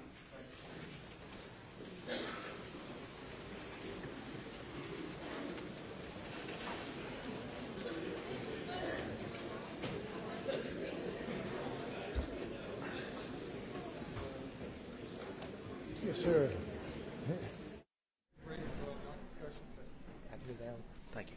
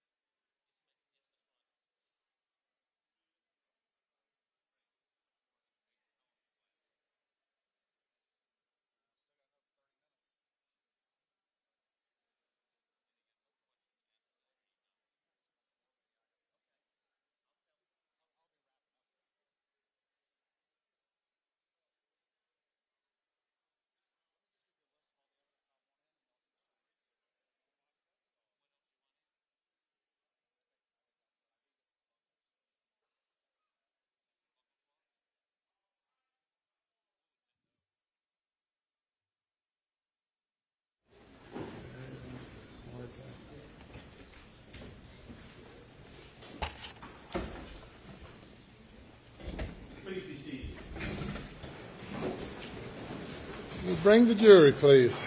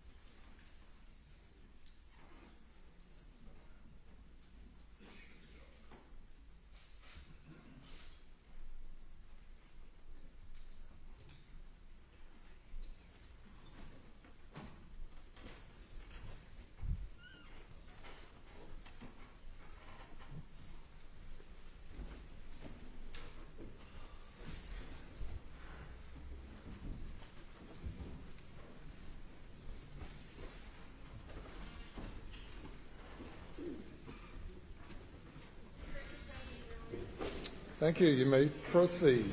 Thank you, Your Honor. For the record, we're resuming with the publishing of Stacy 7243, and we're picking up at 36 minutes and 15 seconds in the video. I'm actually going to back it up 10 seconds just since we took a break. You know, her mom and dad were in there, and I just took all the guns to the back room. But that's after the fact. Were those guns? Would those guns have been in the room, in the gun room when we came up there with John? I can't remember exactly when y'all came, but probably. I think y'all came a little bit because it was a good while before y'all came. Let me ask you one thing right here. You had earlier shown some body cam footage of your search of the gun room. Is that correct? Yes, sir. Ultimately, that day on June 8th, 2021, did agents also go to other areas of the residence to look for any other firearms that fit the description or fit the caliber of the two weapons from the murder scene? Yes, sir, they did. And by two weapons, I should say two calibers from the murder scene. Yes, sir. And that would be 300 blackout and 12 gauge. That is correct. All right. So ultimately, these weapons that were seized, those are the only ones recovered matching those two calibers. That is correct. Right. Yes, sir. Thank you. Yeah, it was probably 2 o'clock or so that afternoon before we got here. Now, did y'all keep any guns out at the kennels? We didn't keep guns out there, but there were always guns out there. Okay. You know? I mean, and I'm going to be honest with you, we were all a little bit bad about it, but Paul was the worst.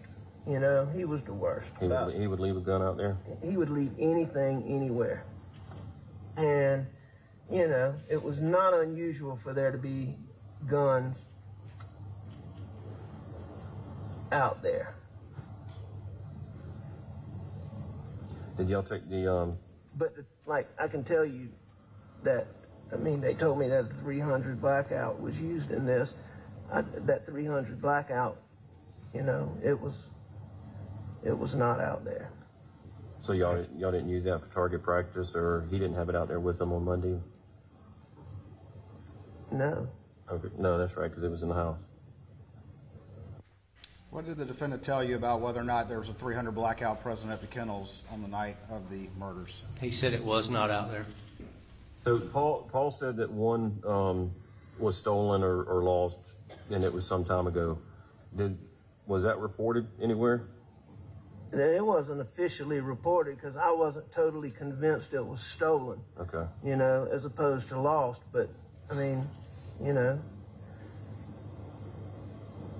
there was people told about it. Yeah. I know that I told John Bedingfield about it. I know that I told some other local officers about it, you know, just in case it turned up in a drug thing. Okay. But I didn't do an official report. Okay.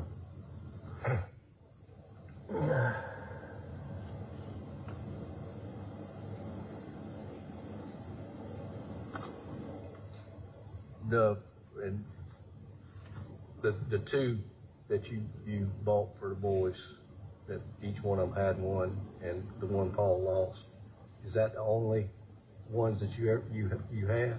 Well, I'm gonna tell you this. I thought that Paul got another one replaced, but Buster said we didn't, but I was certain that we did.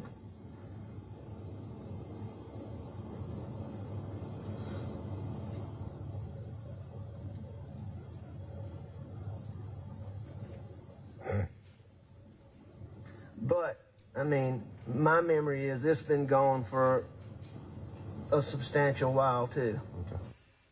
After that long pause, what did Alex Murdaugh, the defendant over there, tell you about the third blackout? To his memory, it had been gone for a substantial amount of time, too. Do you remember anything about them as far as were they the same colors? They were identical except for colors. Okay. Which one was Buster's? Buster's the one we still have. Paul's the one that lost his. Okay. What were the two colors? Black and tan. Buster's is black, Paul's was tan. Okay.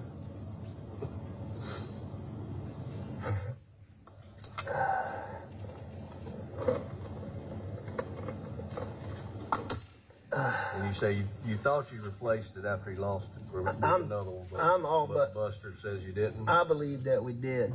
Okay. I mean, there'll be a record of that, won't it? Should be, yes, sir. I know we replaced it.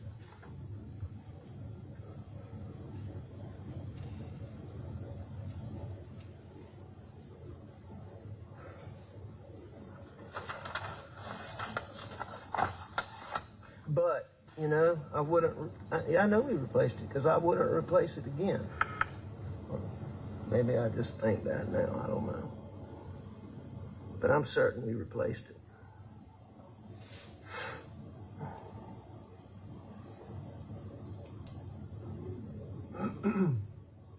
Have you talked to CB Rowe since Monday or Tuesday?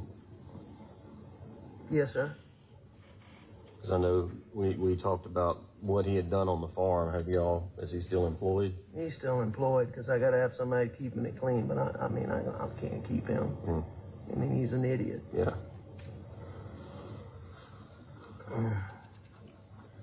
And, you know, I told you, I don't know why that story seemed important to me the other night. Yeah. Well, I really can't see CB Rowe doing, I just can't.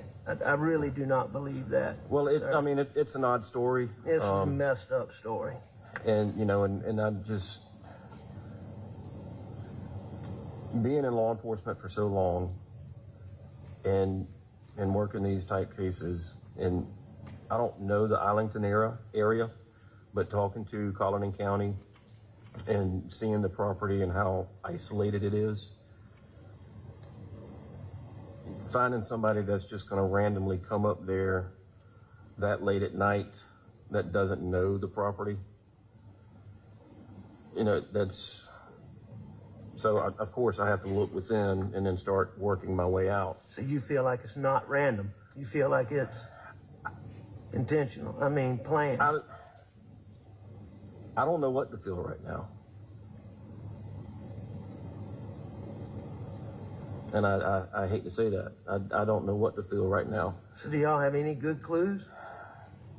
All of the evidence that we collected Tuesday morning, and we collected additional evidence on Tuesday afternoon. They collected evidence at autopsy today.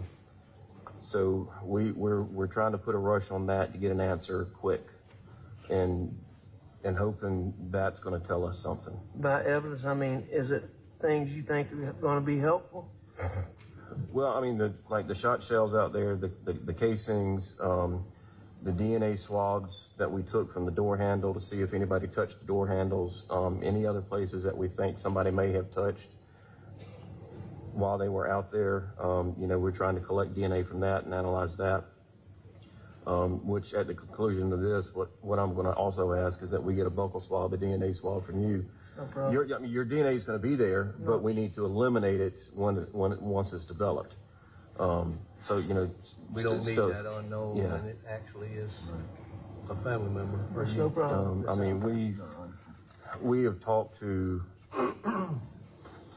close to 100 people trying to track people down, and we're still tracking people down. And that's why, you know, who Paul was with. I want to tell you one thing while I'm thinking about it. Yeah. Paul was really an incredibly intuitive little dude. Mm-hmm. And, I mean, he was like a little detective. And, I mean, Paul would, you know, you know what I'm trying to say? Yeah. Which leads me to, let's go back to Paul right quick while we're on him. So we have his phone. Do you know his passcode? I don't. And I'm going to tell you this right now. There's a few people I can point you to, Yeah. but I can tell you that he was super, super, super secretive with that, I mean, cell phone. I asked his brother if he knew it. Did the ones that they got the other day didn't work? Did y'all get any the other day? Not for Paul's phone. No. Okay.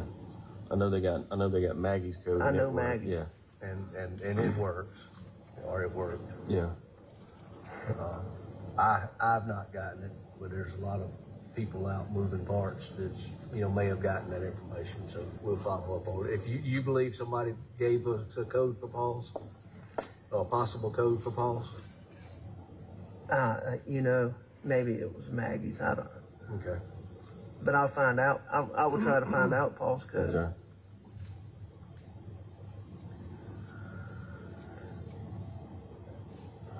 But it will surprise me greatly if somebody knows it. I mean, certainly, you know, talking about the investigation, certainly we're looking at every angle, trying to figure out what fits. And we're talking to, you know, people that were involved in the boat case. We're trying to track down people that Paul knew and were friends with. That's why I asked who he was in Charleston with, so we can go try and see if they might know something or try to figure something out.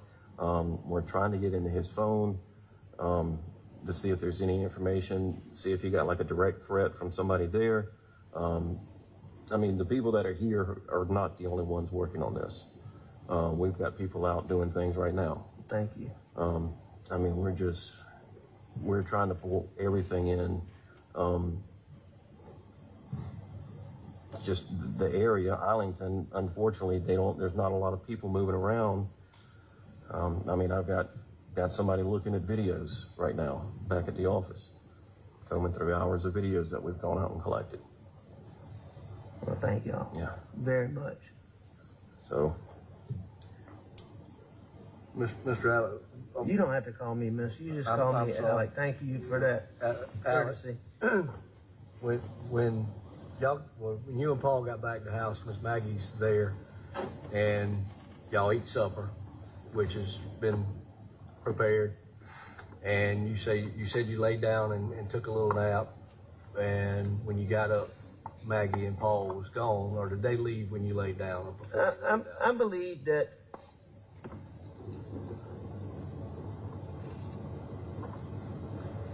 I'm not sure. But they weren't there when you woke up around the 9 o'clock mark or so when you made the call to Maggie to let her know you was going to your No, nobody was in that house when I left.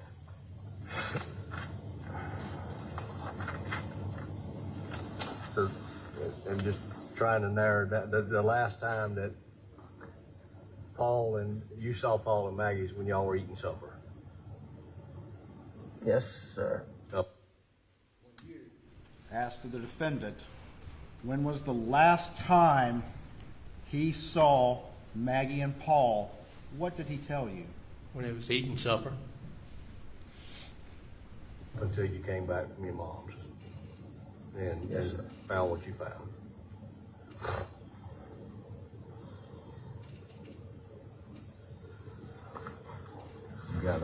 Yes, Alex probably told you all this.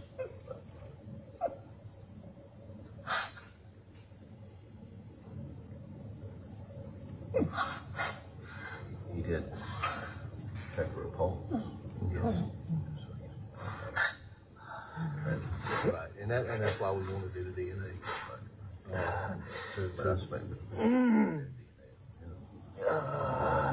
Right. Right. I don't know. Yes. When you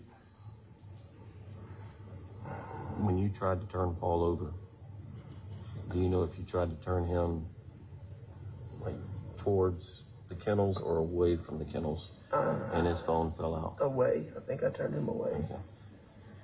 Was he left-handed or right-handed? He was right-handed. Where did he normally keep his phone? I mean, usually in his hand. But The defendant was asked during this interview where Paul normally kept his phone. What did he say? Usually in his hand. I mean, it was, it was always on him.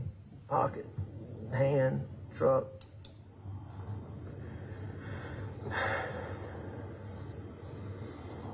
Where did Maggie carry her phone?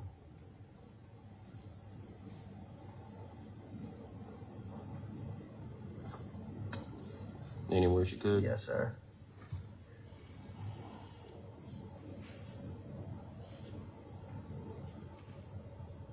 Did y'all get fingerprints on her phone?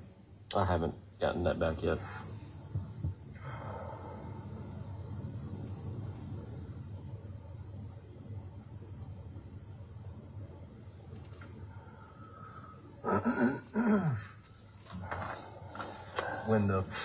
When Paul's phone came out, did you just pick it up and put it on, place it back down on him, or?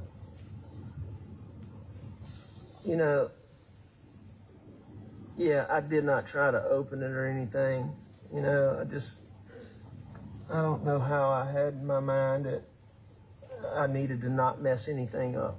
I had that,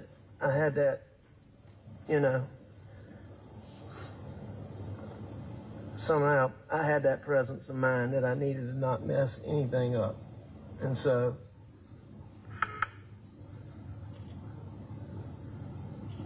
I tried not to.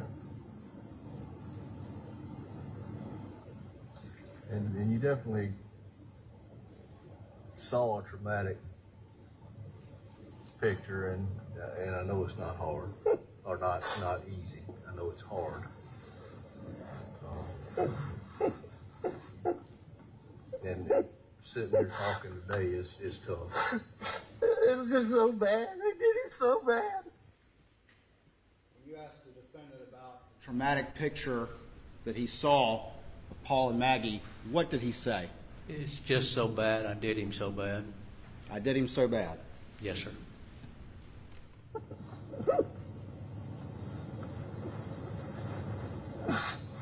He's such a good boy, too.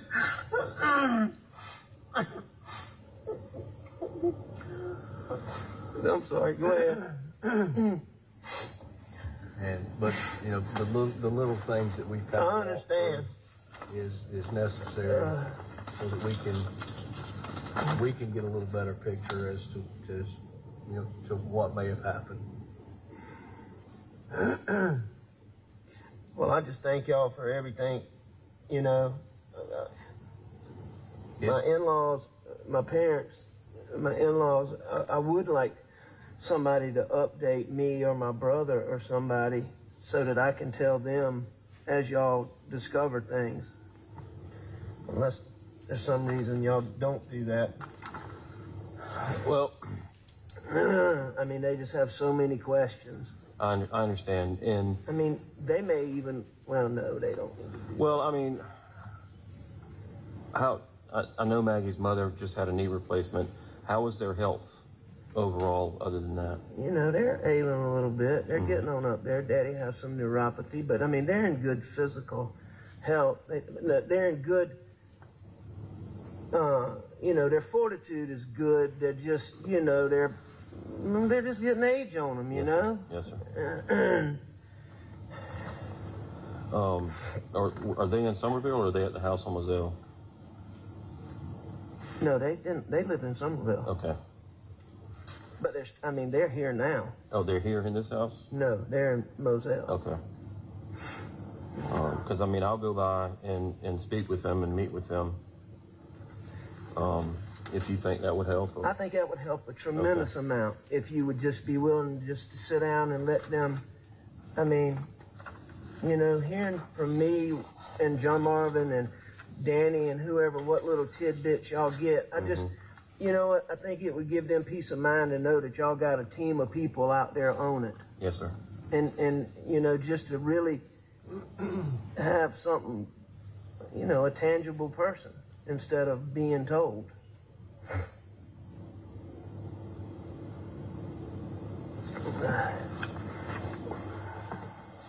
You got a contact number for them? Yeah, I'm getting ready to get that. Okay.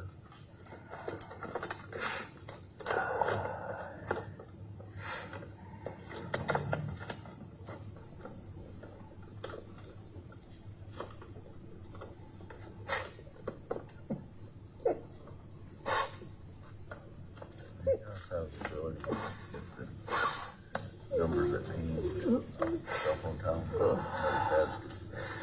I'm so sorry. And I know if y'all have the phone, y'all can You're talking about the tower itself. Yeah. Her mom and dad are just such good people. They're just doing wonderful all that. Some of the people. other guys are back at the office. Love her so much, and everybody what they deal with. It really would make them feel good. What are their names? A lot of technical. My father-in-law's name is Terry. But yes, my mother-in-law's name is Kennedy, and they're Brandstetters. And my sister-in-law, who in her spell Brandstetter for me. Branstetter, and then my sister-in-law, who was closest to Maggie in the whole world, is Marion Proctor. And her husband is Bart Proctor. And they live in Charleston. Do you have a contact number for any? I know their numbers. Okay. 843. Your Honor, at this time I'm going to mute the video with consent of the defense just so that that number is not broadcast. Yes, Your Honor, we agree.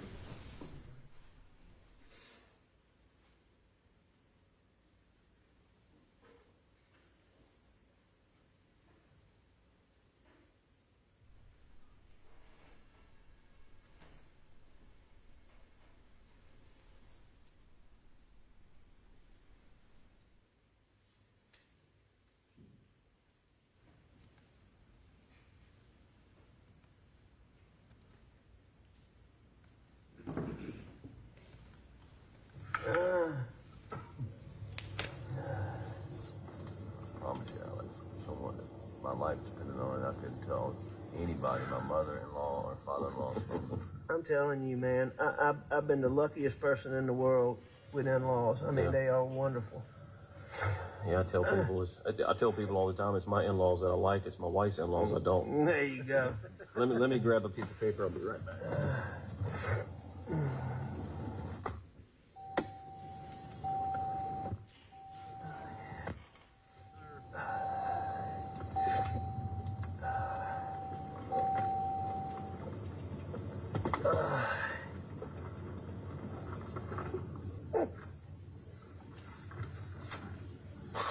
Here's Will's Chapman's number. Okay.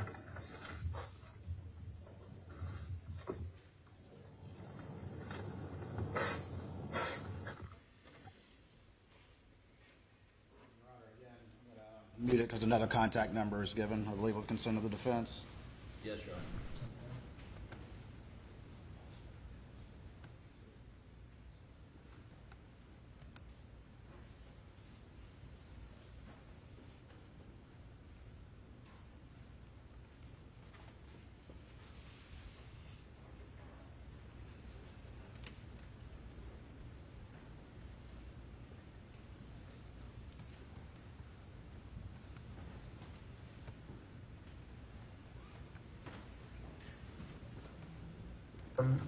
You want me to dig them up? And David, I'm gonna forward you this contract. Maybe you don't want me to do it like that, but Okay. Someone sent me Willis Chapman's. Hold on to that, please.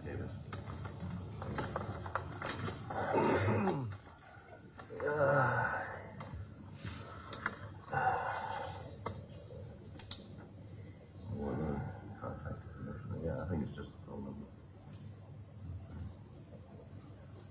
Yeah, all I got was the phone number.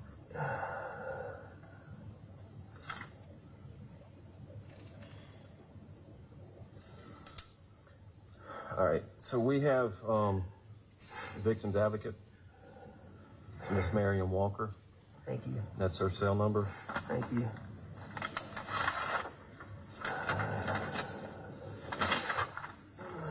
There's some information for you on the back. In the Victims Advocate Program, they help with different things. I think more specifically, what would be more beneficial, especially for you and Buster, is some counseling down the road, grief counseling. You know, I do some assistant solicitor's work. Yeah. So, you know, yeah, you're familiar with it. familiar with the thing. But thank you so Yes, sir. much. There was a discussion about Victims Advocate. What did Mr. Murdaugh tell you about his career? That he did some assistant solicitors work, and he was familiar with the program. And again, what is an assistant solicitor? He's a prosecutor which prosecutes criminal offenses. Okay. Criminal prosecutor? Yes, sir. Thank you.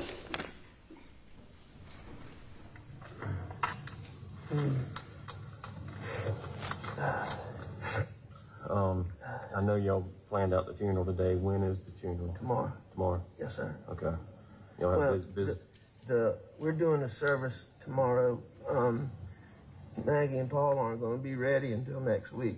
So we're doing a service tomorrow, and then we're going to have a private family thing one day next week. Okay. Okay. Are y'all doing anything tonight? Because I can run by and talk to Terry and Kennedy tonight. I think the sooner you can come and talk to them, the peace of mind that would really help them. Okay. That's convenient for you. So we're out at the house tonight, but and if for some reason they go back early because of the service tomorrow, that they may be staying tonight, they may not be, I'm not sure. Yeah. All of their cousins and family on the Branstetter side and the Hubbard side is coming in from Kentucky. And so they may be going back to stay with them. Okay.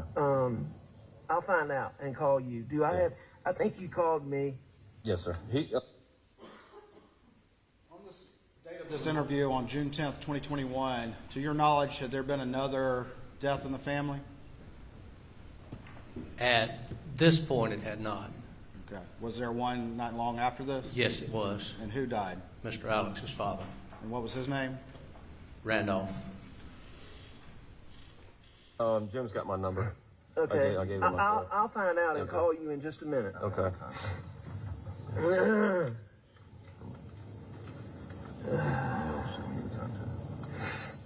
You good? All right. Do you have any other questions that I might be able to answer right now that we hadn't gone over? No, sir. As soon as I get something, and if it's okay with you, John Marvin asked me to go through him. That's fine. So I'm not bothering you in case you're doing something. What time is the service tomorrow? 12 o'clock. Okay. Where is that going to be? Hampton. What, at the church or? It's graveside. Okay. So if I get something around that time, I won't bother you. I'll wait 1:30 and. If you get anything important, you can call me anytime. Okay. Anytime. Okay.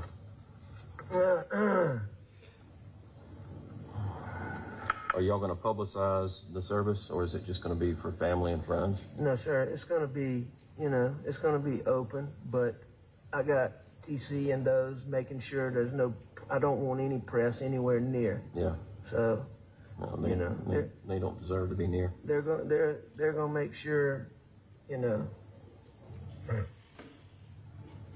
town of Hampton that, there's no press. Okay.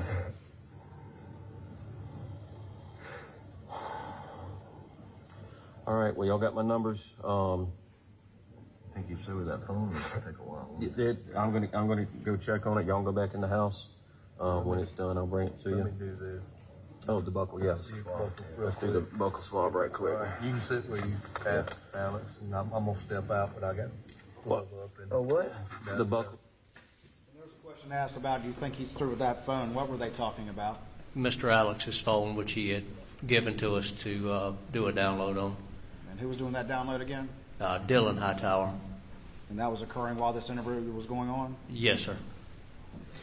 Now you're discussing the buckle swab, is that correct? That is correct, yes, sir. The buckle swab, yeah. Oh, do I need to spit out my tobacco? It might be better. Yes, sir. Yeah.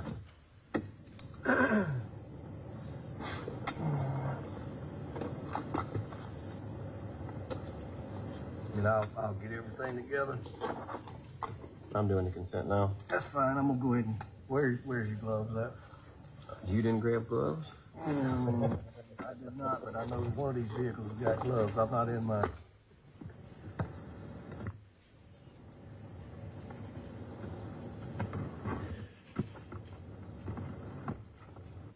For the record, at this point in the video, we're at 1 hour and 2 minutes.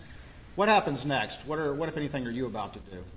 I'm fixing the glove up. I'm going to secure the cotton swabs, the sterile cotton swabs, and getting ready to do the buckle swab. And who do you do the buckle swab of? On Alex Murdaugh. And the person you've been describing as Alex, the person you interviewed, do you see him in the courtroom here today? Yes, sir, I do. Can you identify him for the jury, He's please? sitting at the defense table with the, looks like navy blue blazer on.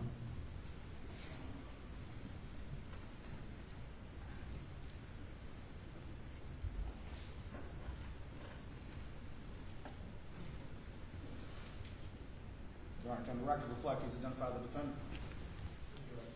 Thank you. I'm going to show you real quick what's been marked as State's Exhibit 157 and see if you recognize that.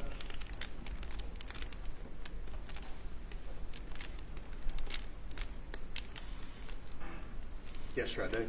All right, and can you tell the jury what that is?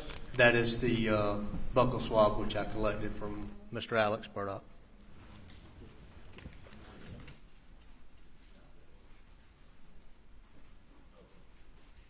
Your Honor, this time I would offer State's 157 into evidence, I believe, without objection.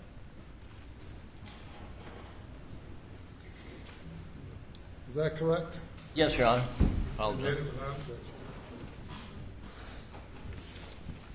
This is the buckle swab you took that day that's on the video? Yes, sir, it is. After that, where did that buckle swab go? It was turned over to crime scene and went to the lab for testing. And is it general practice with any sort of evidence like this to secure it from any tampering while it's turned over to crime scene? Yes, sir, it is.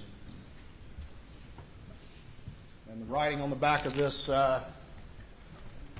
evidence slip, whose writing is that? That would be David Owen, and he collected by Jeff Croft. All right, thank you.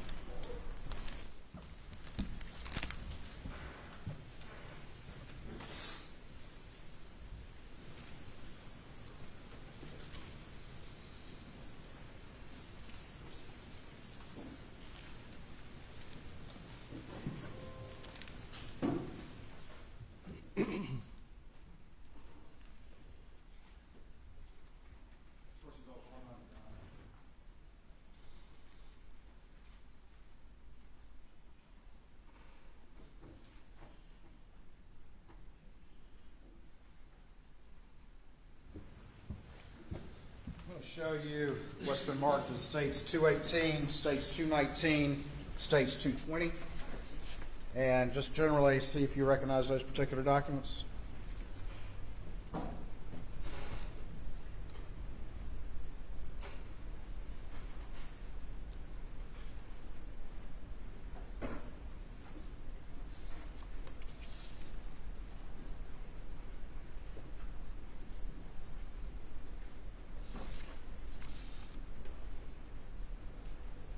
Yes, sir, I do. And generally, what are those? Property receipts for items that were seized during the searches at the residence. That you previously described to this jury? Yes, sir. Firearms evidence and the like? That's correct. Your Honor, this time the state would move 218, 219, and 220 into evidence, I believe without objection. Submitted. There.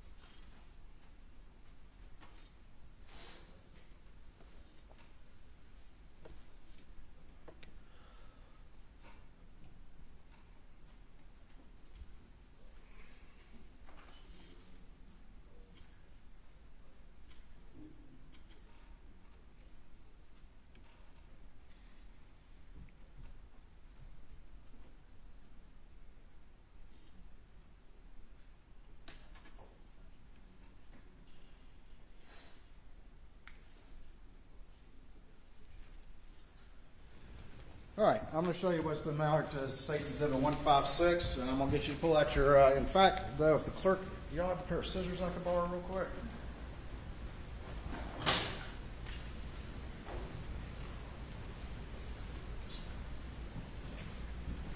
All right, I'm going to show you what's been marked as State's Exhibit 156, and I'm going to ask you, if you could, to open the sealed pouch at the top so we can see what's inside, if you could, please.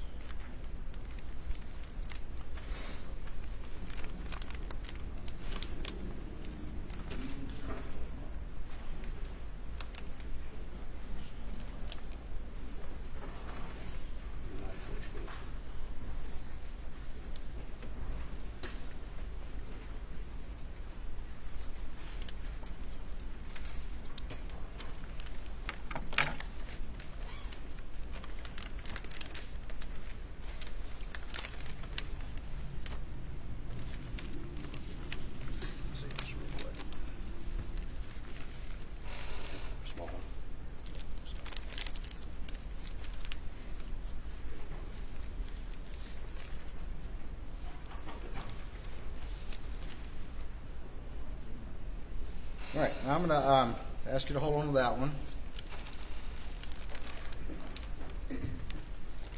I ask you to return these back into that pouch if you could, please.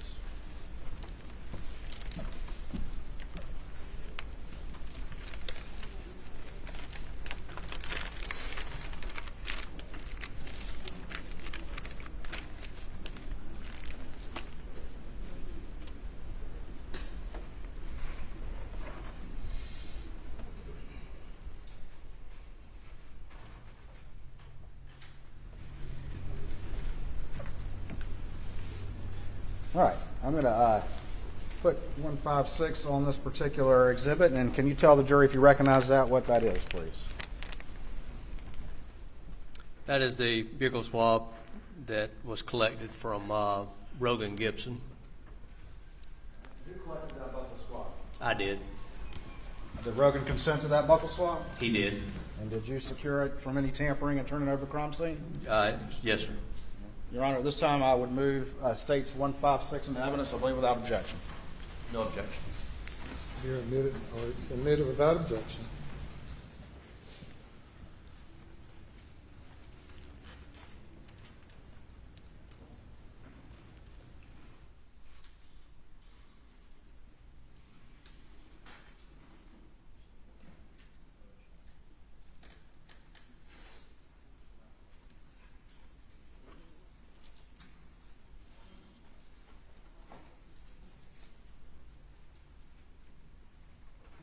I'm going to show you what's been marked as States 155. Identification at this time, see if you recognize this particular item. Yes, sir, I do. And tell me generally what that is, please. It's a property receipt for the buccal swab that we took, or I took from Mr. Alexander Murdaugh. And that's the one from the video that has been played for the jury? Yes, sir, it is. This time, Your Honor, I'd move States 155 into evidence, I believe, without objection. Submitted.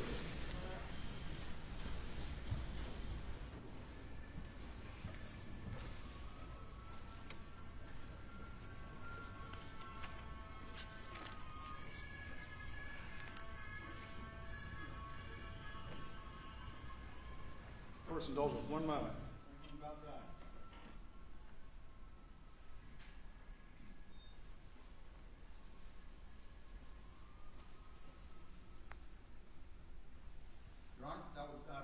Magistrate's direct examination of Senior Special Agent Croft. And I think we will call it a day and start at 9:30 tomorrow morning. Please do not discuss the case.